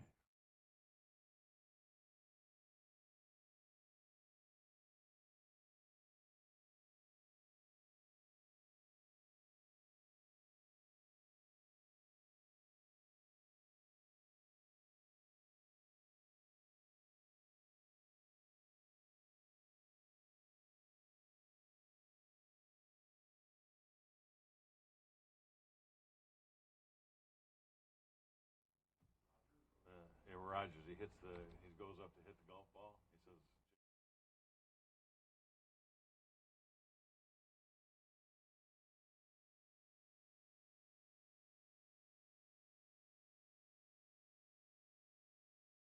we are back in session. It is 2:50 p.m. on December 16th, 2020, picking up where we left off on our agenda. Let me look here real quick, make sure I've got everything done. I think next is H, to appoint a suicide awareness and prevention council members, Commissioner Boyce. Staff Jesuit, did we have those three last minute applicants? Did they not get in time? Is that what happened? So,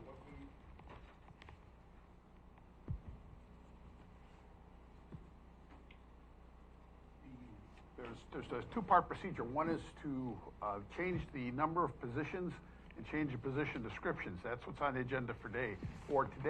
The applicants will be on the agenda for the 23rd. but we couldn't do that today because they didn't get in in time, apparently. Well, they got in on the 14th, and the deadline is Thursday, the 10th.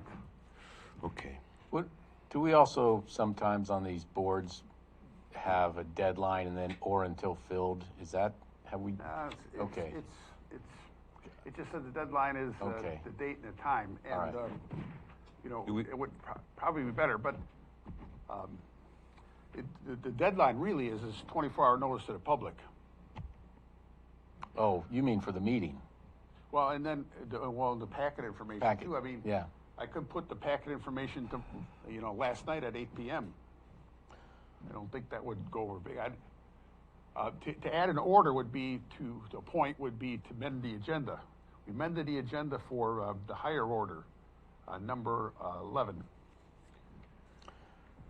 Yeah, and I don't have anything to add on this one. I'm not sure exactly what is going, what's happening here on this one. It says discussion, so it's not an action item?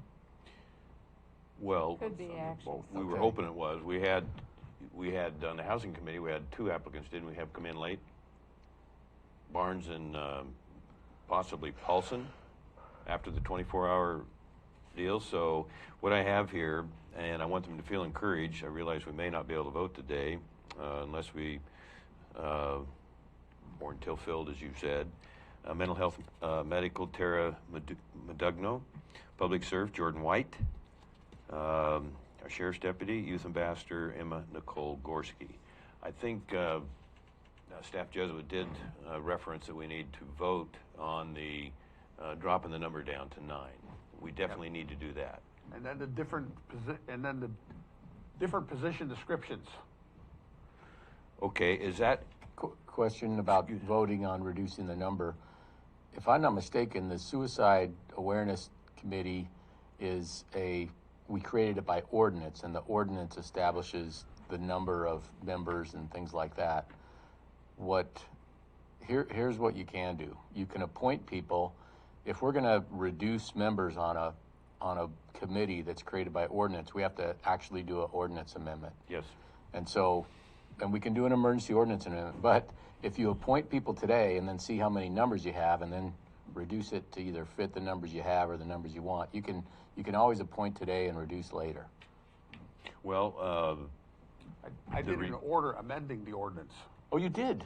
Thank you, It's in the JJ. packet. I was not aware of that. That should be, from 17 to 9. it should be a ordinance amending the ordinance, and it should be a first reading or an emergency ordinance. I was, So it can't be an ordinance amending the ordinance. it's got to Order be, amending the it's got to be an equal, so an ordinance is a pretty big deal. And so to change an ordinance, you need to have an ordinance. We could say this is a first reading. We'd say it's an emergency. We could bring it back next week under emergency, but you can do an order appointing. That's not an issue. But changing the number, I don't think changing the number today is super time sensitive anyway. Let's do it next week. We can You change. want to remove we this can, down yeah. and do it next Yeah. week? The whole thing. Yeah, Or- let's just get it all done Okay. next week. All We'll right. be organized. We'll give him time to address it, and we'll be in good shape. Yeah, and did you get the same voice message from Gordon that I got about, okay, good, all right, very good. Yeah. What was?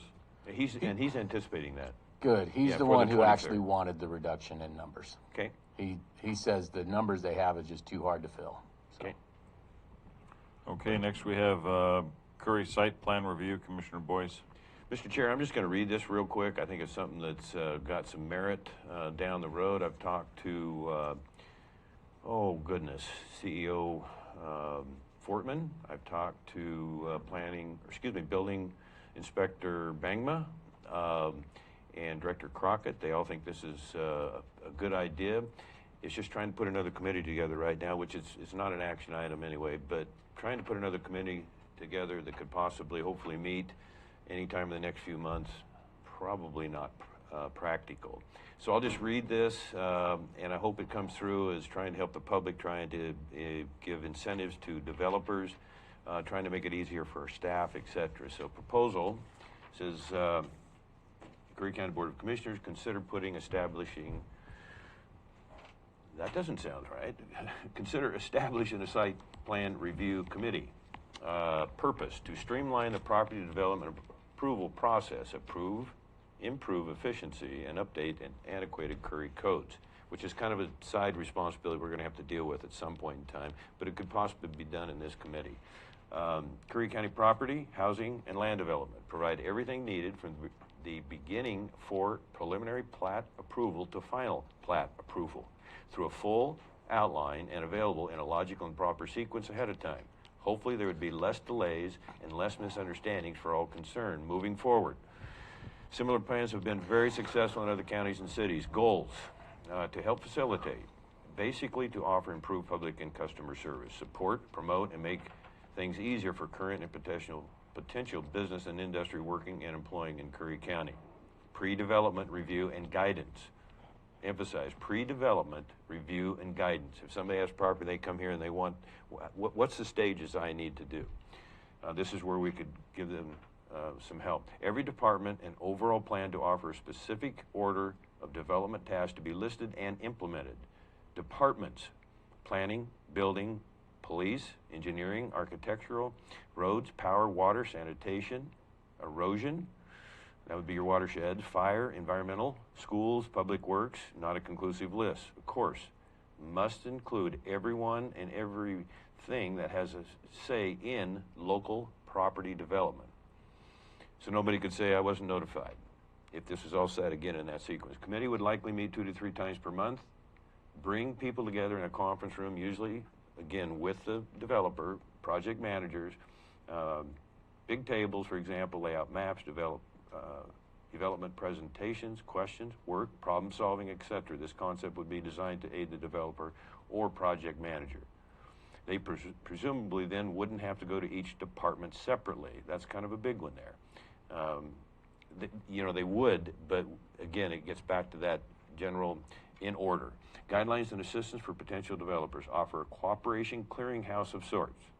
Cooperation clearinghouse of sorts. All information will be provided for a step-by-step approach to make the process easier for the developer, departments, and our Curry staff as well. That's basically it. I can bring it back up in February or something like that, but a lot of variables that would determine when and if that should come back. If we don't have property development, we don't increase our housing, and it's just obviously a very, very important part of our economy.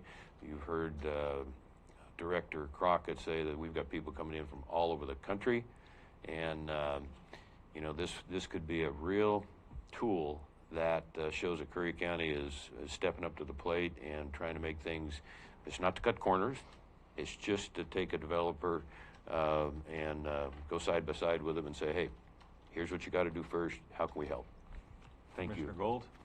Okay, I'm just looking at the big picture here. This is a committee, kind of an advisory committee for people to come in and get help and figuring out what they have to do to get their permits or whatever they need to develop a place. Is that the purpose of the whole committee?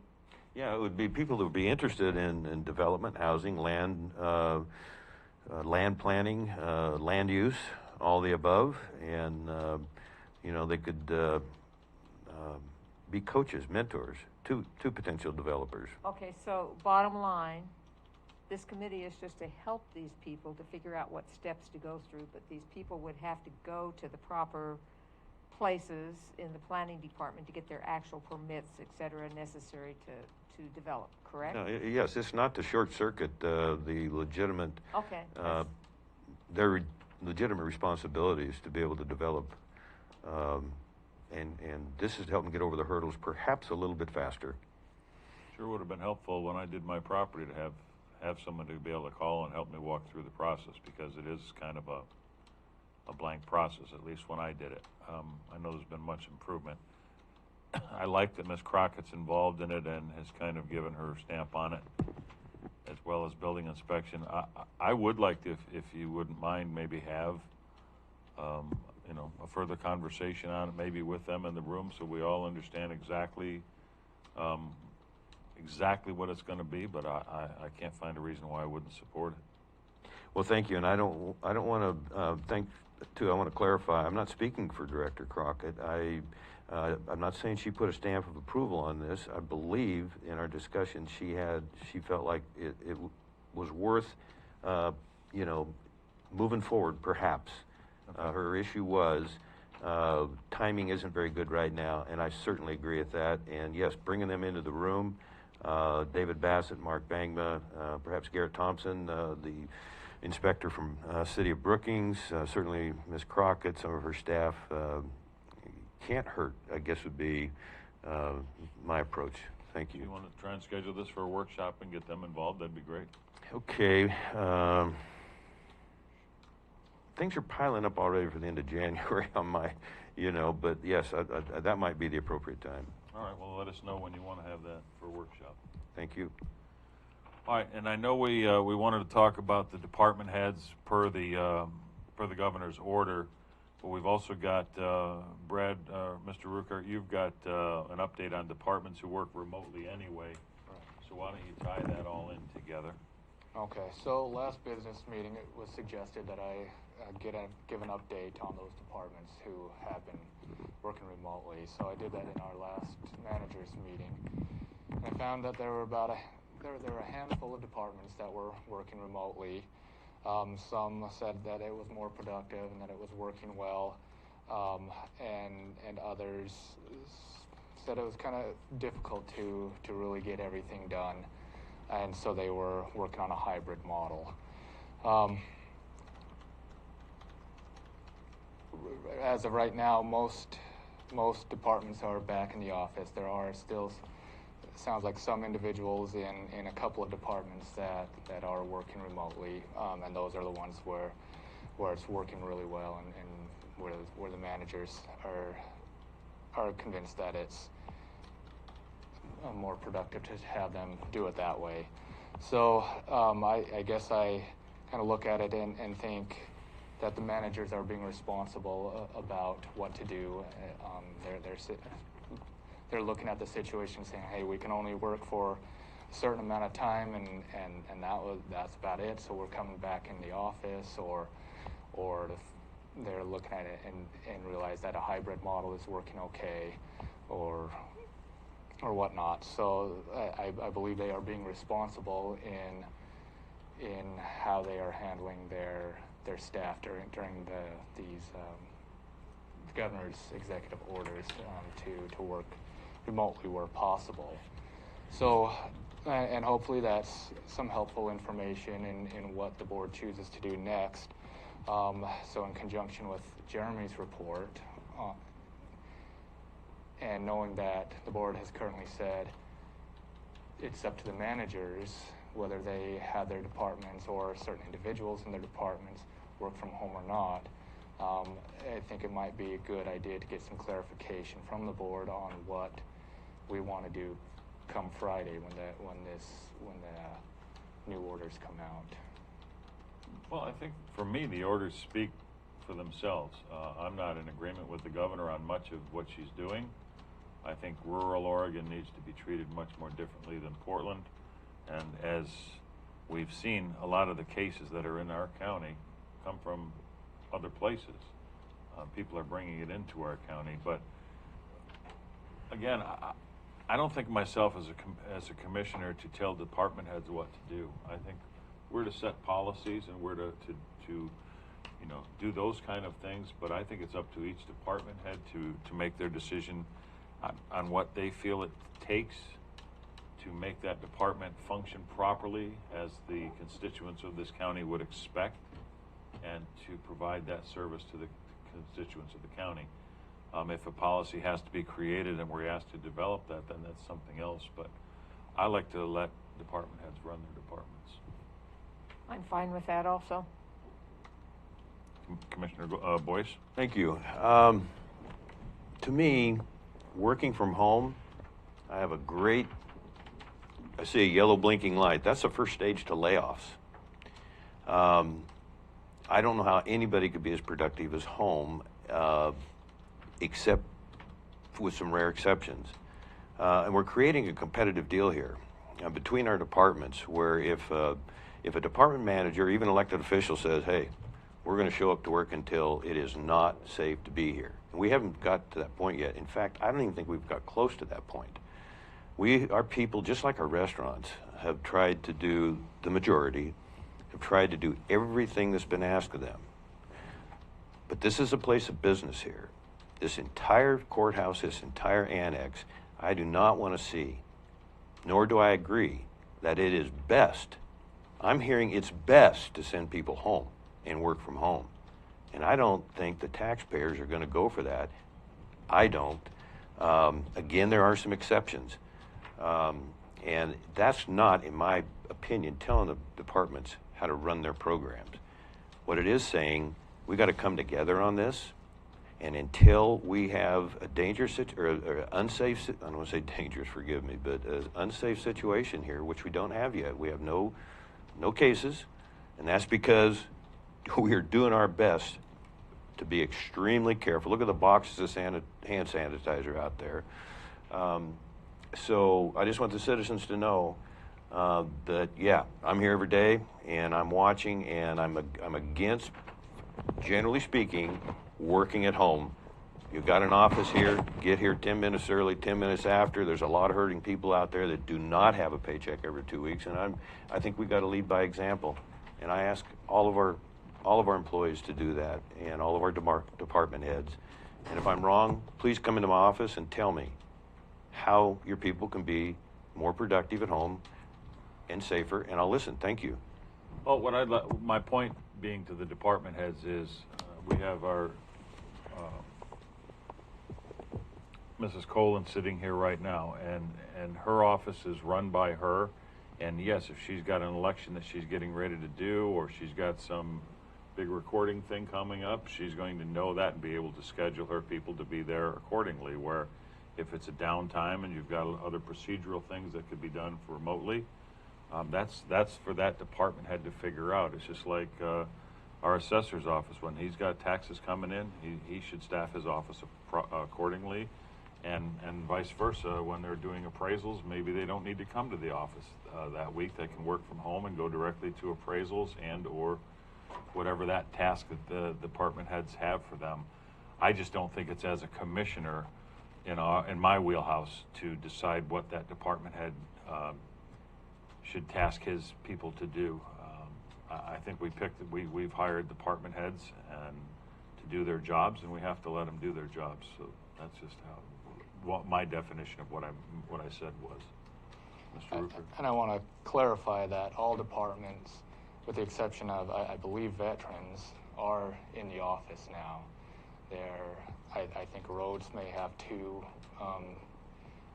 office people working remotely, but I did hear several examples of where the managers were acting out of the best interest for their department, for the county, and where they may have started working from home, they realized it's not always working out, and moved over to a hybrid model where some of it was remote, some of it was in office, and since then have moved all back into the office. So I believe that the managers are being responsible as they try to make those decisions.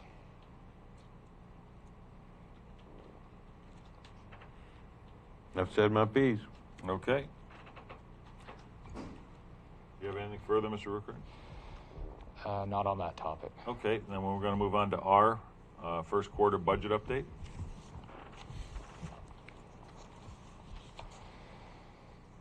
Okay, so to give a detailed budget update at this point, I found it to be quite difficult because of a few limiting factors.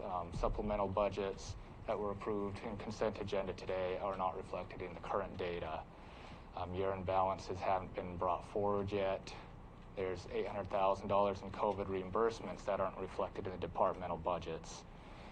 There are also grants that have not come in yet, therefore they're not reflected in the departmental budgets. And then the departmental admin fees haven't been recognized yet. So there's a lot of different things that are really preventing us from giving a good detailed budget update at this point. All of that, or not all of it, but as far as finance goes, we are expected to be caught up at the end of this month with moving some of those, posting the supplementals, moving year-end balances and whatnot. But some of the highlights that I did find were, or highlights or the opposite, were dog license fees were expected to be $125,000 this year. They were budgeted that way, but so far there hasn't been anything collected. Property registration fees were expected, or are currently at $96,000, which is 66% of the budgeted amount. We were about 42% through the year at the time of the reports were printed, so that's ahead of schedule. Planning fees are at 76% of budget so far. So again, those are up. They're expected to continue to increase throughout the rest of the year. Lottery dollars are expected to be down due to COVID. Business licenses are at 80% of the budget right now, so twice as much as what was expected. Federal PILT is projected to be down about $1 million. Public health is up 17% on their revenues. TLT dollars are almost double than the amount expected. And building safety revenue is also up. So there are a lot of things that are ahead of the budgets or ahead of the budgeted amounts, or are higher at this point than what were expected. But we do also have a few areas that are going to hurt, like the federal PILT being down roughly $1 million on that PILT money. Going to hurt now. The other piece you can look at is that we have been reimbursed almost $800,000, or will be reimbursed almost $800,000 through COVID reimbursements, which will help offset some of these shortcomings. I hate interrupting. I'm sorry. I could wait. That's it. You're at the end? I apologize. Thank you. Can you give me a little more detail on that 800,000? What kind of detail do you want? I know it's CARES money, but from what department? Oregon Health or? The CARES money is coming from the federal government. Well, it's being reimbursed to all county departments. Yeah, but it's not coming direct from the U.S. Treasury. It's coming through the state of Oregon. So Okay. I'm just I'm just trying to understand and so where the trail is so I can follow that. I'm not aware of that. So give me a little more detail on that as you can. I think we all can learn because it's a little bit of a question mark in my mind. So we really don't know where we are right now. You have a ton of variables, correct? Yeah, there are a lot of variables. Like I said, we should have a much better idea. We should have a really good idea for the mid-year budget review coming up here in January. Like I said, the finance department has been a little behind on some of this as we've been implementing new software systems, but that should all be caught up by the end of this month. Okay, I'm not trying to put you on the spot here, but I'm learning as we go. But I do have some questions. You mentioned, I'll just ask if you and Director or Ms. Mills are working together on this. Does this have her input and your input collectively? Yeah, what I presented was my input. She did help me out with a couple of the federal PILT is something I wasn't aware of. I've worked with finance staff to go through some of the budget and put together some of the other stuff. There was, maybe you're referring to there's a second document there that was put together by Ms. Schmelzer, and had she been here, she was going to talk about some of her reason behind that. But what I presented is my portion of this. Okay, I'm still a little confused there. Thank you for the extra time, Mr. Chair. On the second, I asked her to have a budget picture, not you, but her, and I didn't care which one of you or if together you did that. I really wanted to know what her perspective and her stamp of approval on where we were. Maybe she is thrown in completely with you on what you just presented. Is that? I'm not asking I've to gone speak for over her. what I presented now. I did go over with her. Okay. And so she's aware with it and didn't have any comments to the negative on that. Okay, but with this kind of, with no fault of yours, okay, no fault of yours. You heard me a minute ago say the first stage is the layoffs, which I want to avoid at all cost. With this kind of uncertainty, and I've been pounding this for a long time with the amount of spending that we've been doing, that I've opposed in a general sense, I'm just really nervous how we can tie this together by the end of the year, and who is going to take that responsibility. I mean, are you a little concerned? As good as I believe you are probably with numbers. Yeah, I would say that I'm concerned that I haven't been able to, that I can't look at things and just be able to say, yeah, we're doing great right now, or we're not doing great, and we need to form this kind of plan. So we share some uneasiness. Sure. Good. Yes. Okay, all right. So here we are the 16th of December, and we have a meeting on the 23rd. If we can, Mr. Rickert, I'd like to have another report, and, hopefully some of those question marks will be, come into clear view and can help you with, you can't predict impossible, and I understand that. But I'm just, again, pretty uneasy where we are. Thank you. And are you asking for another report on the 23rd? Well, essentially, you just offered there with potential updates that are coming, that might just happen in the next 7 days. Maybe none will happen. I I would say let's wait till mid-year review, because then they will be done. Again, we're in finance right now. We're under a lot of pressure with the new software systems getting in. So some of these things that will help update us aren't getting done as quick as any of us would like. But those things are critical to be able to get the picture that you're looking at. And I don't believe 1 week is going to get us that detail that we're looking for. However, mid-year review, we will have all that information, and that's a month away. Okay, related question. This is my last question, Mr. Chair. Thank you. You're still okay with OpenGov? I mean, there's obviously Yes, some things absolutely. to work out, and overall, you're okay. I absolutely agree with OpenGov, with the functionality that it provides with payroll. There, of course, are differences that everybody has to get used to, but they're not any kind of.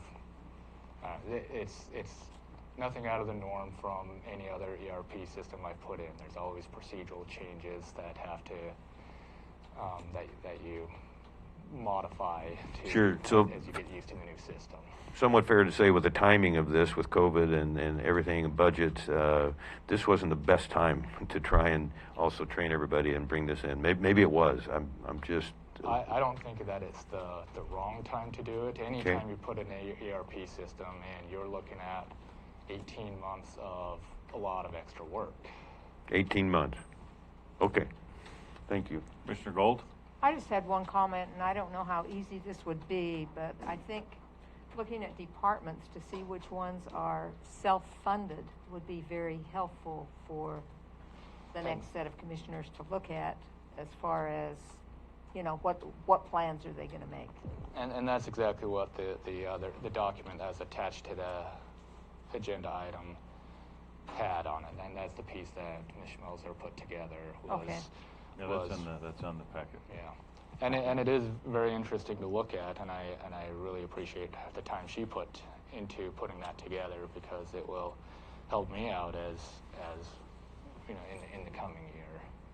Yeah, I would think that would be very helpful in making future decisions Yes. about various departments. And I have one more question. With the new software program that we're putting in, our budget will become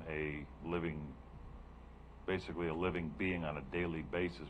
When you batch out at the end of the day, the next morning when you open your computer, that budget will be to date on a daily basis for any one of us to go in, or any one department head in this county to go in and look at their budget, and commissioners to look at the county's budget anytime they want. Is that correct? Yes, the way I understand it is that is correct. Any department, anyone who has access to that system will be able to go in and look at it as almost as things are entered. Okay. Because I know I know when we went through the intros a months or so ago, they were talking about batching out at the end of the day. Anything that batches the next morning, it will be on the budget. So there is that Gold. delay. One last comment regarding payroll. Do you think the new system will help tremendously on avoiding payroll mistakes? Yes, I do. Our current system is not capable of handling all the little intricacies that are introduced by 3 unions and all of our pay policies. The new system will have all of that programmed into the system itself, so there's no need to remember if somebody's getting their increase this month, the system will effectively recognize that and do it on its own. And I've just got to say, I did not vote for the OpenGov thing, simply because I thought it was too expensive. But after going through the payroll problems that we've had, I can see there's a real need for it. So I agree. Just my comment. All right, thank you.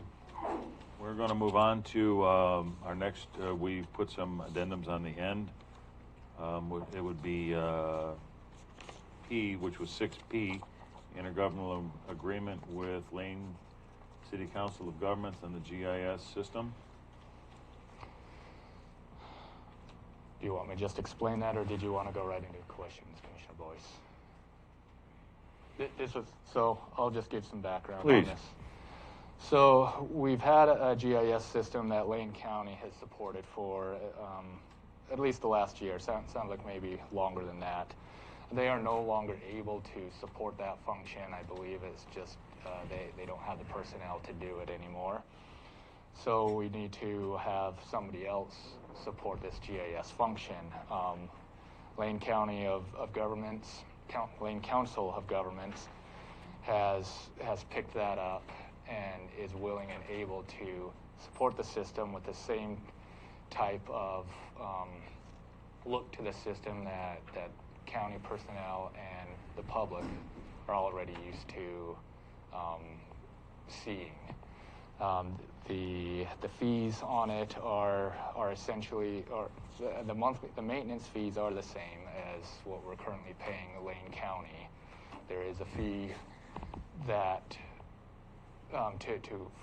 there's a fee for LCOG to design the system to look either exactly the same or very similar to what it is now. And the concern there to have it look the same as it does now is because that is what staff is used to seeing, as well as the public who use it. I believe last time or some time ago I've been told that the system, there was some kind of change to the system and it looked very different than what people were used to, and I guess it made front page news, or there were a lot of complaints about it. So that's kind of the history on it and what it looks like at this point. Hey, thank you. So Lane County was contracting out to different people, and they basically Lane County Council of Governments, which will be the cities, probably Springfield, Eugene, some of the bigger cities there. So those councils of government, it sounds like the clarification I need, and it may not be fair to ask you because it's not something that would be right up at the top, but I assume that they just took over for Lane County, the Lane Council of Governments, which is the collection of cities in the county, etc. Well, I believe. It's not my understanding that LCOG took over that function for Lane County. It could be. But did they have a separate service that they? That's my understanding. Okay. Is LCOG is separate. Their GIS function or system is separate than Lane County. Okay, that helps. Thank you. So did you want to have a vote on this or put it off for next week's consent agenda? I don't think we need to put it off. Okay, do you have a motion? I'll move that we set up our contract with the Lane County Council of Governments. I'll second that. Further discussion? Roll, please.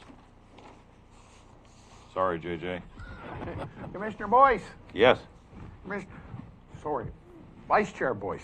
Commissioner Gold. Aye.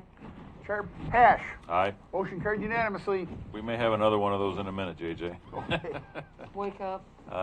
No, he's typing is what he's doing. Oh. Z, approving deeds to purchasers from December 1st, 2020 foreclosure sales. We covered that, I think. I don't know that we did. Here's what I will say. The language of the deeds is fine. The assessor takes issue with the description of the properties in the deeds. We have them described by tax account and map tax lot number.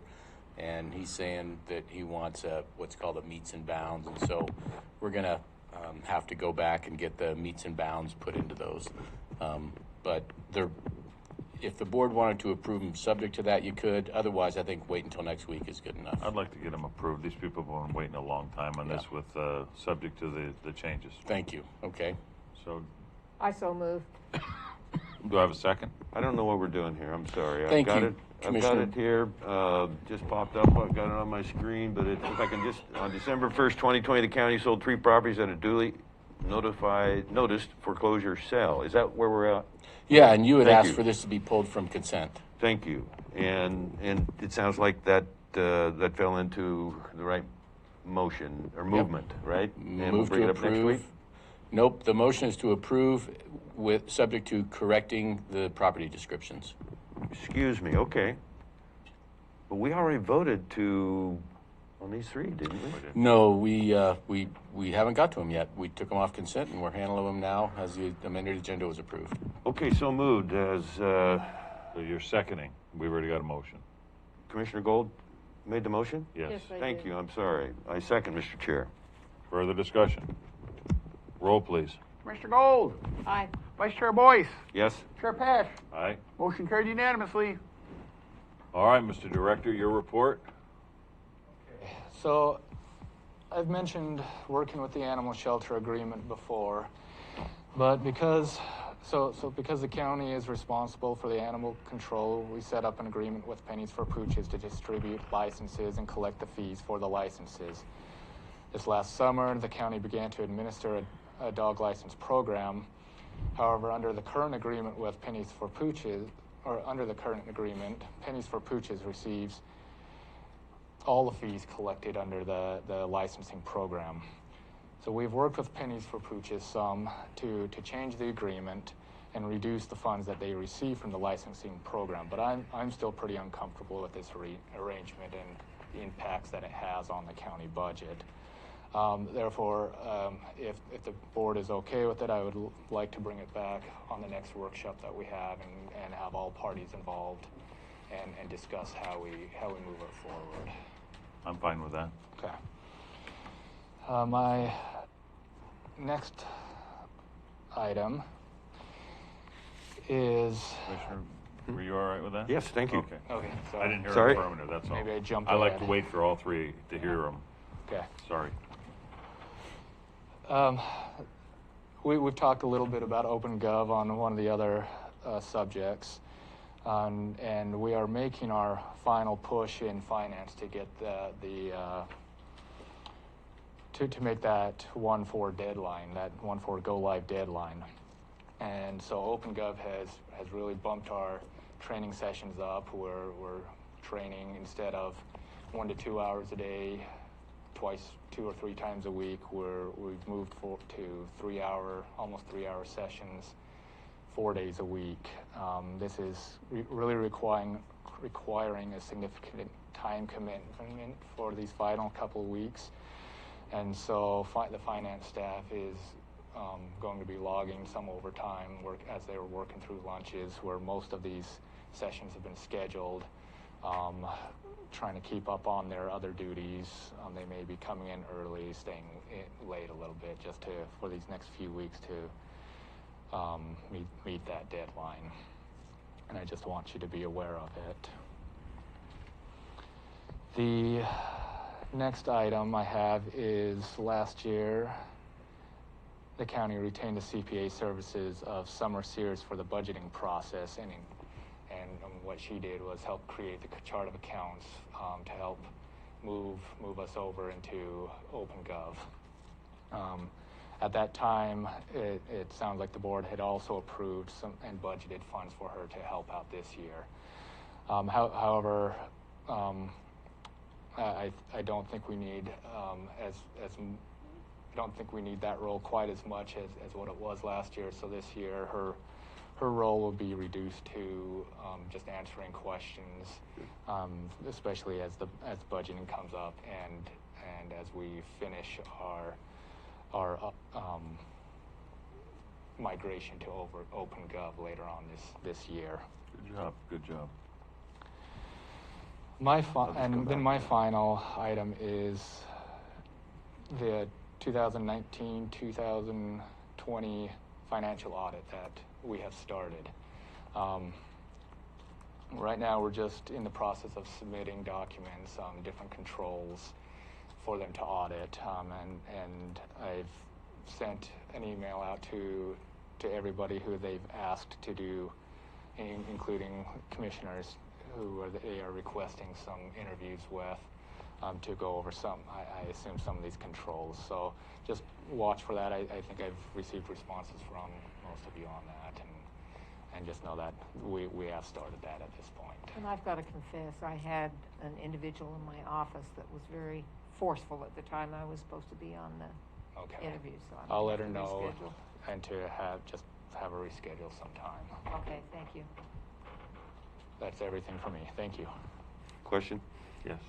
Just going back to the contract with CPA Sears, I don't want to restrict that. That may, just with the load you're carrying and everything involved, I'd sure like to have that backup available. And I don't want to restrict that to, just a question or discussion sort of deal. I'm going to try and encourage the board to reconsider or consider that a role somewhat, maybe even slightly more than what she did last year, would be an ace in all we might really wouldn't need to play and have available. I hope I'm wrong, and thank you for that. And I'll clarify. I guess that was my thought on what her role would be. The contract is an open contract, billable by an hourly rate as we need it. Okay. So that is open. I think that's great too. I mean, if you need her, we've already approved it. If you need her, but if you don't need her and you feel like you got the ball, then run with that. That's my hope. Okay, good. Thank you. Anything further? No, thank you. Commissioner Gold? Oh. This is going to be short, sweet, and to the point, because I had planned on talking about the noise ordinance, but that was taken care of. At an all-care meeting, found out that there's been a 13% increase in Medicaid in the county, which is not surprising. So other than that, I don't have anything to report. Thank you. Okay, for me, Sorry, what does that mean, the 13% increase in Medicaid? Medicaid is... Sorry, Commissioner Pass. Federal, you know what Medicaid is? Not in the context you're talking about. Okay, these were some statistics that were put out by the All Care people, and I just thought it might be interesting. No, but do you mean we have 13% more people now on Yeah, we know what I Medicaid? mean. Okay, thank Yes. you. I didn't know what a 13% he was hoping increase. to get more money when he retired. That's what I was wondering. Is Medicaid paying 13% more now? I didn't know what you meant by a 13% more increase in Medicaid. Wake up, wake up. No, I'm not saying you're not. I mean, but the government wouldn't give us 13% more, so.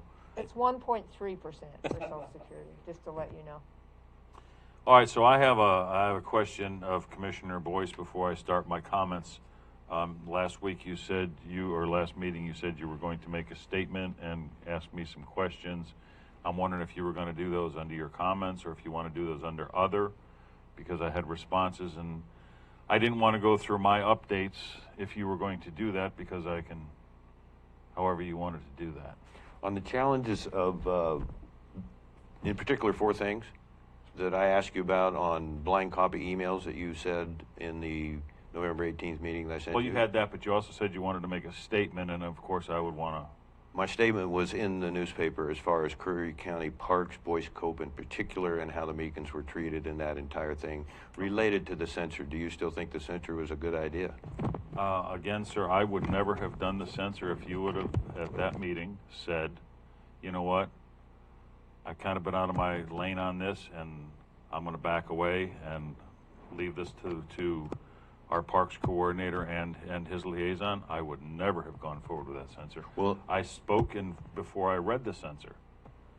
If you remember, Commissioner, I said to you, I take no pleasure at all in doing this. I had been in touch with CIS because they had asked me to, and their direction to me was through County Council. He was there. You have to do this. This is what needs to be done. If you would have said in the beginning, I'm going to step away from this and leave it alone, I would have put the censor in the back of my folder and never gone forward with it. Never. But when you got aggressive and started questioning the way it was done and the way that whole meeting took out, I felt at that point it was my obligation, as CIS directed me to go forward with it. Again, I've told you in the very beginning since we've met, I want to work together and move forward with things. I would like to do that, but I actually want to make a further comment to that is, there's been times I need an where you wanted a opportunity to meeting in respond open. so that we don't have too many things here that, should I be taking notes? Well, there was other times that you asked me to have something in an open session, and I said to you, can we have this in executive session as well? Because I didn't want to embarrass you or anyone. I didn't want to embarrass anyone. Well, there'd have to be wrongdoing for me to be embarrassed, sir. Well, even So let me respond to a couple things that you said. Number one, no. I want the citizens to know I absolutely would not do anything different, and I basically pleaded with this board for an independent review to determine the treatment of the various park codes that we had at that particular park, which is our only positive income park that we have. And so, no, I wouldn't do anything different. My article in the 2 North County newspapers clearly states what my position was, the liability concerns I had for this county. Mrs. Meekins in a windstorm got a broken rib. That's no made-up story. That's a fact. And I pleaded with you to just get me out of the picture and look for an independent review, get the facts, and maybe you'll come away with a completely different perspective. You refuse to do that. That hurt the citizens of this county. Now, when it comes to the things you accused me of that day, sending you blind copy emails, some time ago you, Mr. Pash, said that I sent you texts. That's totally false, and you know it. You said that I called you on a Sunday night, or I don't know, somebody said that you told Director Schmelzer, I believe, that I called you on a Sunday night. Okay, That's well, been proven somebody's false. not That's true. been proven false. How is it proven false, sir? Time out, slow down. If I could, what happened was, I think it was actually Director Schmelzer accused you, Commissioner Boyce, of calling Commissioner Pash on a Sunday night. You denied it, and Commissioner Pash confirmed it did not happen. I believe, sir, that you told her that I called you, and Mr. Cohen called you. No. Yeah, I think that's what happened. Ms. Schmelzer is the one that said that, Commissioner. And Yeah. I showed that it didn't happen. How did you prove If it? I could, we're kind of on a point of order. We're sort of going No, over old ground. This is a good conversation. Okay. It's in Commissioner Very comments. good. So All right. as long as it Thank you. remains like this, I'd like to get this out. I just want to say, per your letter, you asked to see pictures or whatever I had on the truck or the damage to the county vehicle. Mm-hmm. I So you have still those stand pictures by on that? my cell phone. If you'd like me to make them public, I will. Please do. Those were taken, just so you know, for the record, please, let's remain calm. They were taken the day of, it was our parks coordinator at the time, came to my Ms. Schmelzer's office and said there was damage to the truck that he noticed. Would I go out and look at it? I went out and looked at it. Not saying you did it. All I'm saying That's what you've been saying. Will you stop interrupting me, please? These are my comments, okay? Tell These the are truth. my comments. Just tell the truth, sir. I am telling you. You're calling me a liar again? Yeah, you're falsely accusing me of something that you have no proof of. Okay, so and please. it's ridiculous. Point And of it's order. destroying Point this, of order. It's destroying this board. Stop. What? You're gonna I'm gonna throw I'll down a cup recess of the coffee meeting. like before? People, gentlemen, this is kind of So why you can't hold a dignified Tell the- conversation with someone. I'm asking you. This is my It's hard to comment time. maintain your composure when you're being lied about continually, and you've promoted it in this office. Nonstop. Nonstop. So let me complete my conversation, and you can make all the comment you want, okay? My comment is this. This is the fact. The fact is, our parks coordinator went in Ms. Schmelzer's office and noticed, he said, since you borrowed the truck and took your boat up to Agnes with it, you brought it back, it had dirt on the back of it, there was a fresh dent in the quarter panel. I will state to you this. Ms. Schmelzer came in my office and told me that information. I, with him, then went down to the parking lot, and I took, I believe, 3 or 4 pictures of the damage he said was done to the truck. The pictures speak for themselves. There's a dent in the back pictures quarter speak panel. for themselves. And again, I'm not saying. I wish you know what? You got to really stop interrupting me. There were 3 or 4 pictures taken. There's a dent in the back of the truck and fresh mud and a scrape over the top of the dent. I have those pictures. If you'd like me to make them public, I will make them public. Please do. So, are you done now? No, I'm going to go down your list of demands that No, I was I'm gonna supposed to give to you. Hey, Bart, I'm going to get to respond to each one and not wait till the end. In your comments, you're going to respond.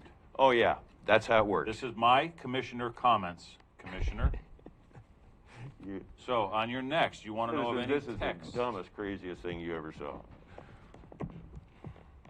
You want to know if I have any and all texts over the years that you have sent to me?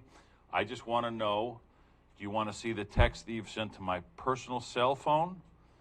Do you want to see the text that I mean, I don't know how far you want me to go with that. Do you want me to show personal texts from you to me? Do you want me to show the texts from your wife to me? Do you want me to show the texts from your wife to my wife about personal things that are asking me to do things? How far do you want to go with all those texts? When's the last text I sent you and the date, sir?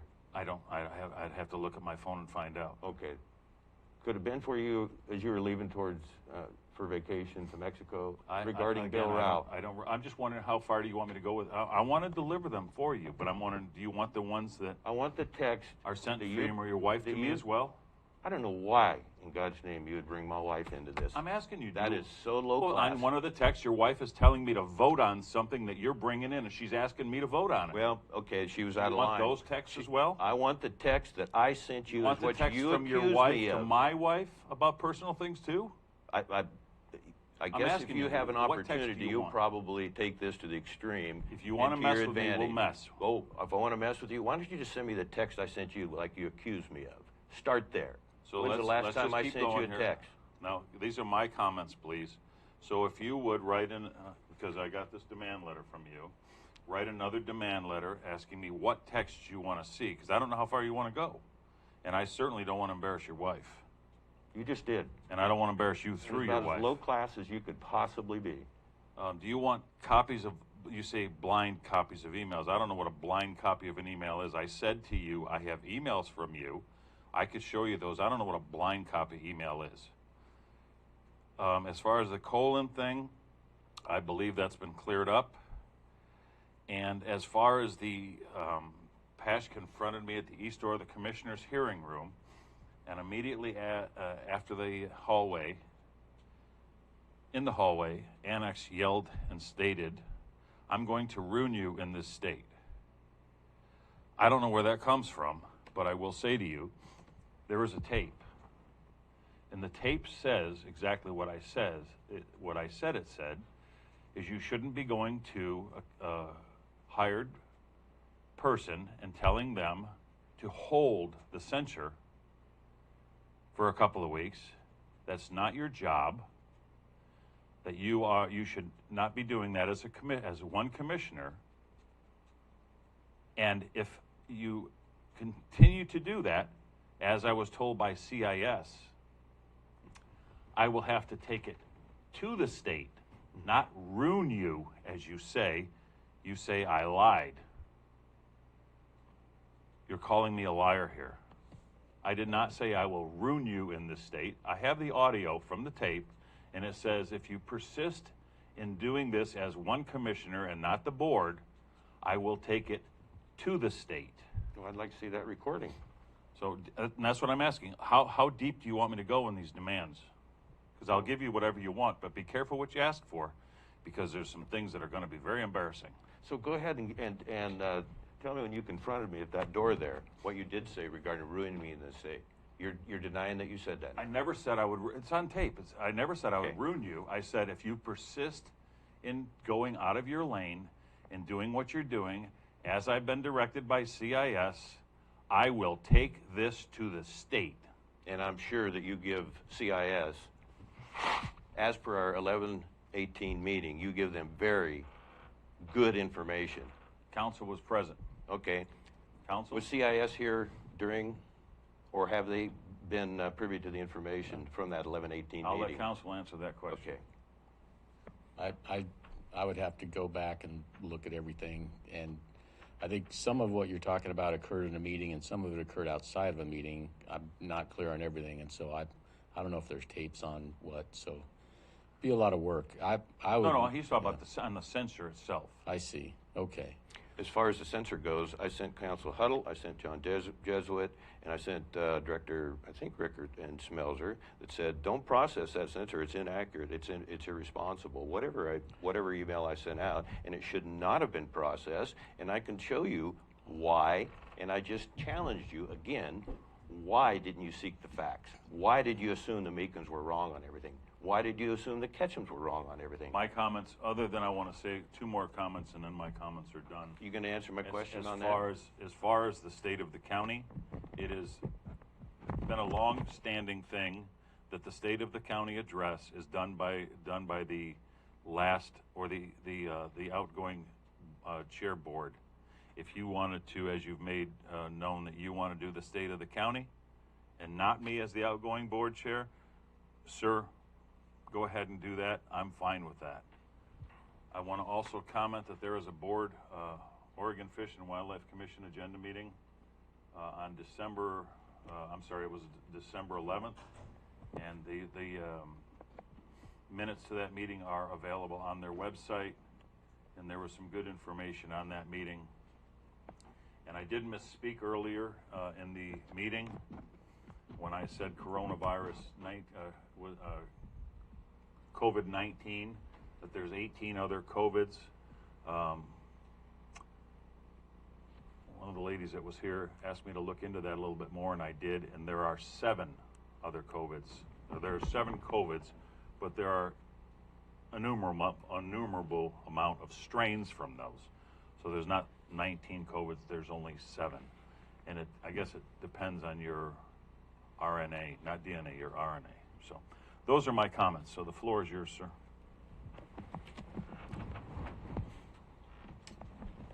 Well, let's go start with the text. I ask you, and I've asked you more than once, give me the date of the last text that I sent you, because you implied that I sent you text within the last 6 months at our April 22nd meeting. That is completely false, okay? The last text I sent you was regarding a mutual friend we have as you were on your way to vacation in Mexico. Prove otherwise, please. And to bring my wife and family in it, that's disgusting. Our wives care very much about one another, and you can take advantage of that, and you just did. As far as BCC emails, you don't know what that is? Don't know what a blind copy email is, no. You have no idea. But you accuse me. Well, I know now because I asked Ms. Schmelzer what it is. Okay, but you accuse me. No, I quote said, unquote. Go back and look at the video, Mr. I Pash. said I have emails from you. I didn't say blind copy emails. I said Okay. I have emails from you. When's the last time you got an email from me? Blind or otherwise? How about March when you got back from on the plane and I said, wow, you're sick. Are you sure you want to come into the office right now? You know what the exchange was between you and I after that when we didn't know what we were dealing with COVID. I still this day think it's responsible. Just like this right here. That doesn't do anything to protect the people around you, okay? You had a mask on at the courthouse. Why can't you wear instead of this expensive thing, why can't you wear a face shield? Do you really want to know? Yeah, I think the public... I've had 13 chest surgeries. I have a disease called histiocytosis X, Langerhans disease.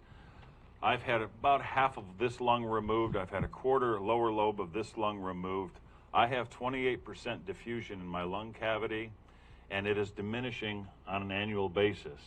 I live on an oxygen machine pretty much at home every night, and I also live on an ox meter at night, which lives around 95%. I have 7 or 8 different masks that I've tried. I currently have 3 of them in my office. Okay, but you wore one in the courtroom. You asked me for an answer. Every time I wear one, my oxygen levels go below 94. Now, below 94 is when the bells and buzzers start going off on an ox machine. At about 90, you get lightheaded and want to pass out. So that's about where I am with that, and that's why I don't wear one. You referenced the courtroom, that I wore one in the courtroom. If you go back and watch the video in the courtroom, you will never see a time, never, that I let go of my hand. My mask was always pulled out 2 to 3 inches, and I was breathing for 4 days like that down the bottom of my chin so I could breathe. That's why, and that's how important I felt it is. So that's my answer to why I don't wear an oxygen mask. This, many people have gone to and used, and health experts say that it, again, if I sneeze, this will stop a lot more than that mask you're wearing is. No, I don't. And they've done slow-mos on that. If I sneeze, this goes up. That goes straight out. And you've even altered it, cut the chin off of it, which probably voids it anyway. So you want to complain about me, hold up your mask. You literally cut the bottom off the mask. It's sealed right there on my chin, big guy. So anyway, if you want to complain about my health, I understand. I have supported you on this. Why can't you wear a face shield? Wouldn't you ask anybody else to do that? I a just face told shield you. Yes. Stops your breathing too. Yes. I'm sorry. Okay. I'll tell you what you do. Go ask a lung expert. Tell them what I have. Tell them that I only have 28% diffusion.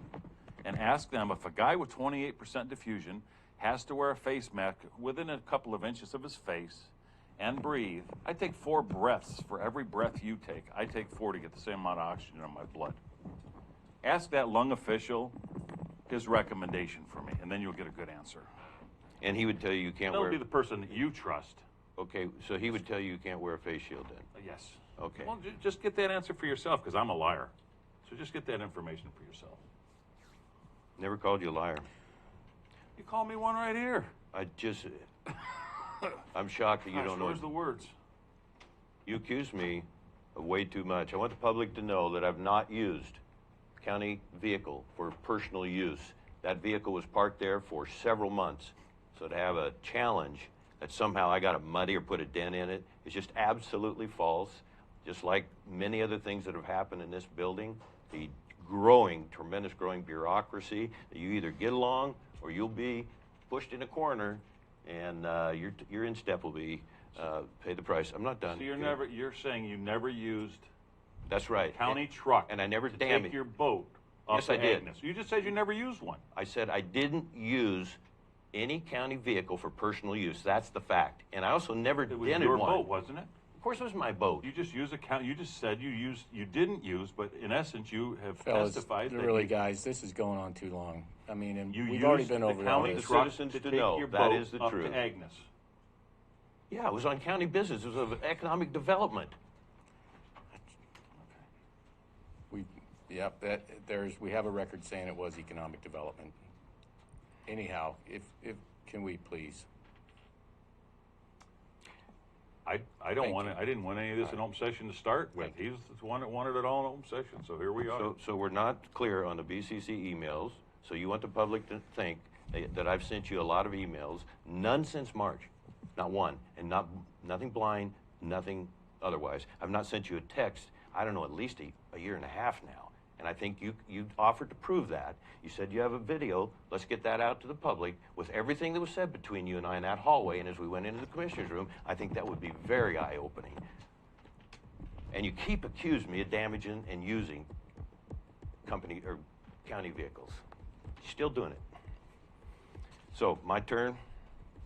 Nothing settled except more hard feelings, and we went low.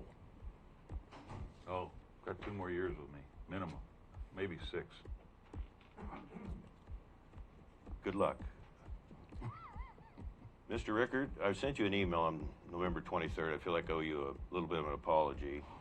And the email said, I can't find the document at the moment. However, we'll locate regarding information sent to you just prior to our November 4th, 2020 meeting regarding my face mask presentation.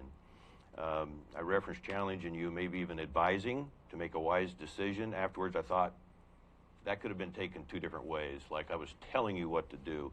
So I'm apologizing publicly for that, and that's not the relationship I want you and I to have, so it's quite sincere.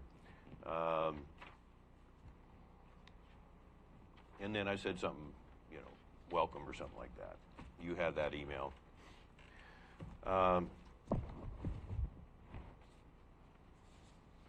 Also, I said earlier today, and I want to correct, that we've had over 220 meetings in the 4 years I've been here. I think about 165 would make more sense.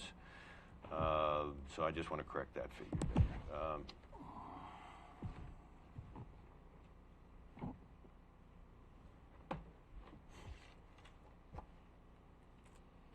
I need the mouse there. Can I trouble you for that, Council Huddle?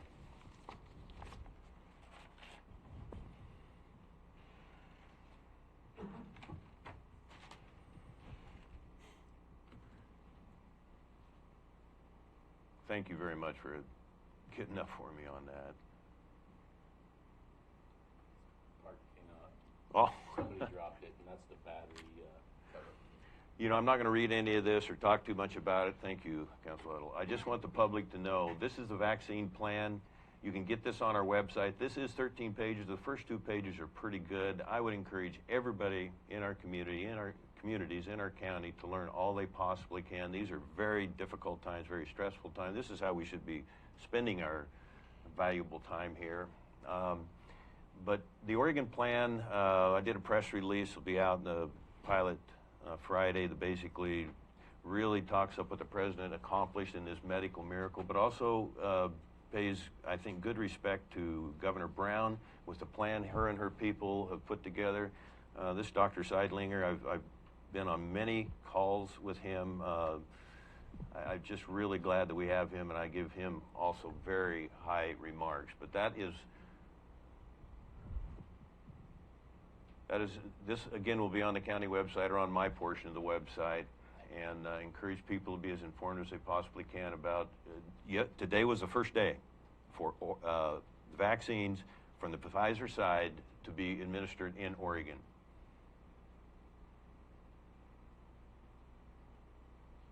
Okay, we'll get out of this one. That was too big a file, huh, staff? Oh no, you know what that was? That's the Curry County. Oh, I'll go back there for just a second, just for fun. These are the minutes of the commissioners' meeting in June of 1856. I'm going to spend some time on this if we can afford the time down the road. And it's pre-Civil War, so it's just, it's kind of fun there. I don't know where my other ones are here. You heard Economic Coordinator Madison talk about a lot of relief for some of our small businesses that didn't prevail in this last round. So this is between David Brock Smith and Senator Dallas Hurd. We're going to be working very hard on these funds right here, coming back to Curry County.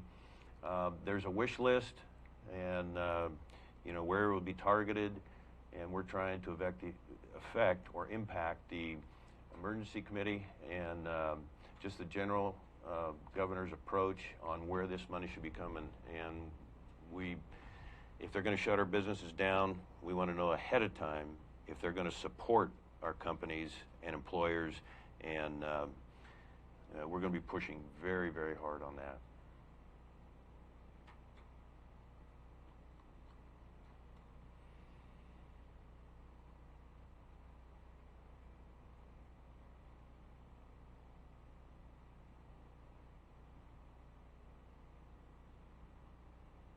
This is a little more detail on the vaccine.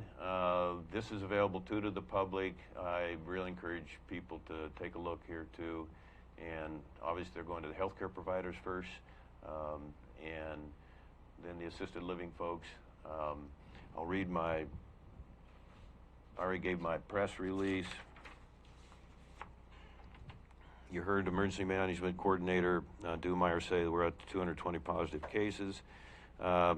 I'm going to offer this if the public is interested in continuing to do the good work that they have sacrificed and offered. Just 7 things here. Stay home if it's not necessary to go out. Faithfully wear the mask and face coverings. Keep the 6-foot physical distancing. Limit social interactions from people outside your household. Wash and or disinfect your hands multiple times daily. Avoid touching your face whenever possible. Be on guard for our most vulnerable. Learn all you can about the coming vaccine plans and distribution. That's all I have. Thank you. All right, we have a higher order as well from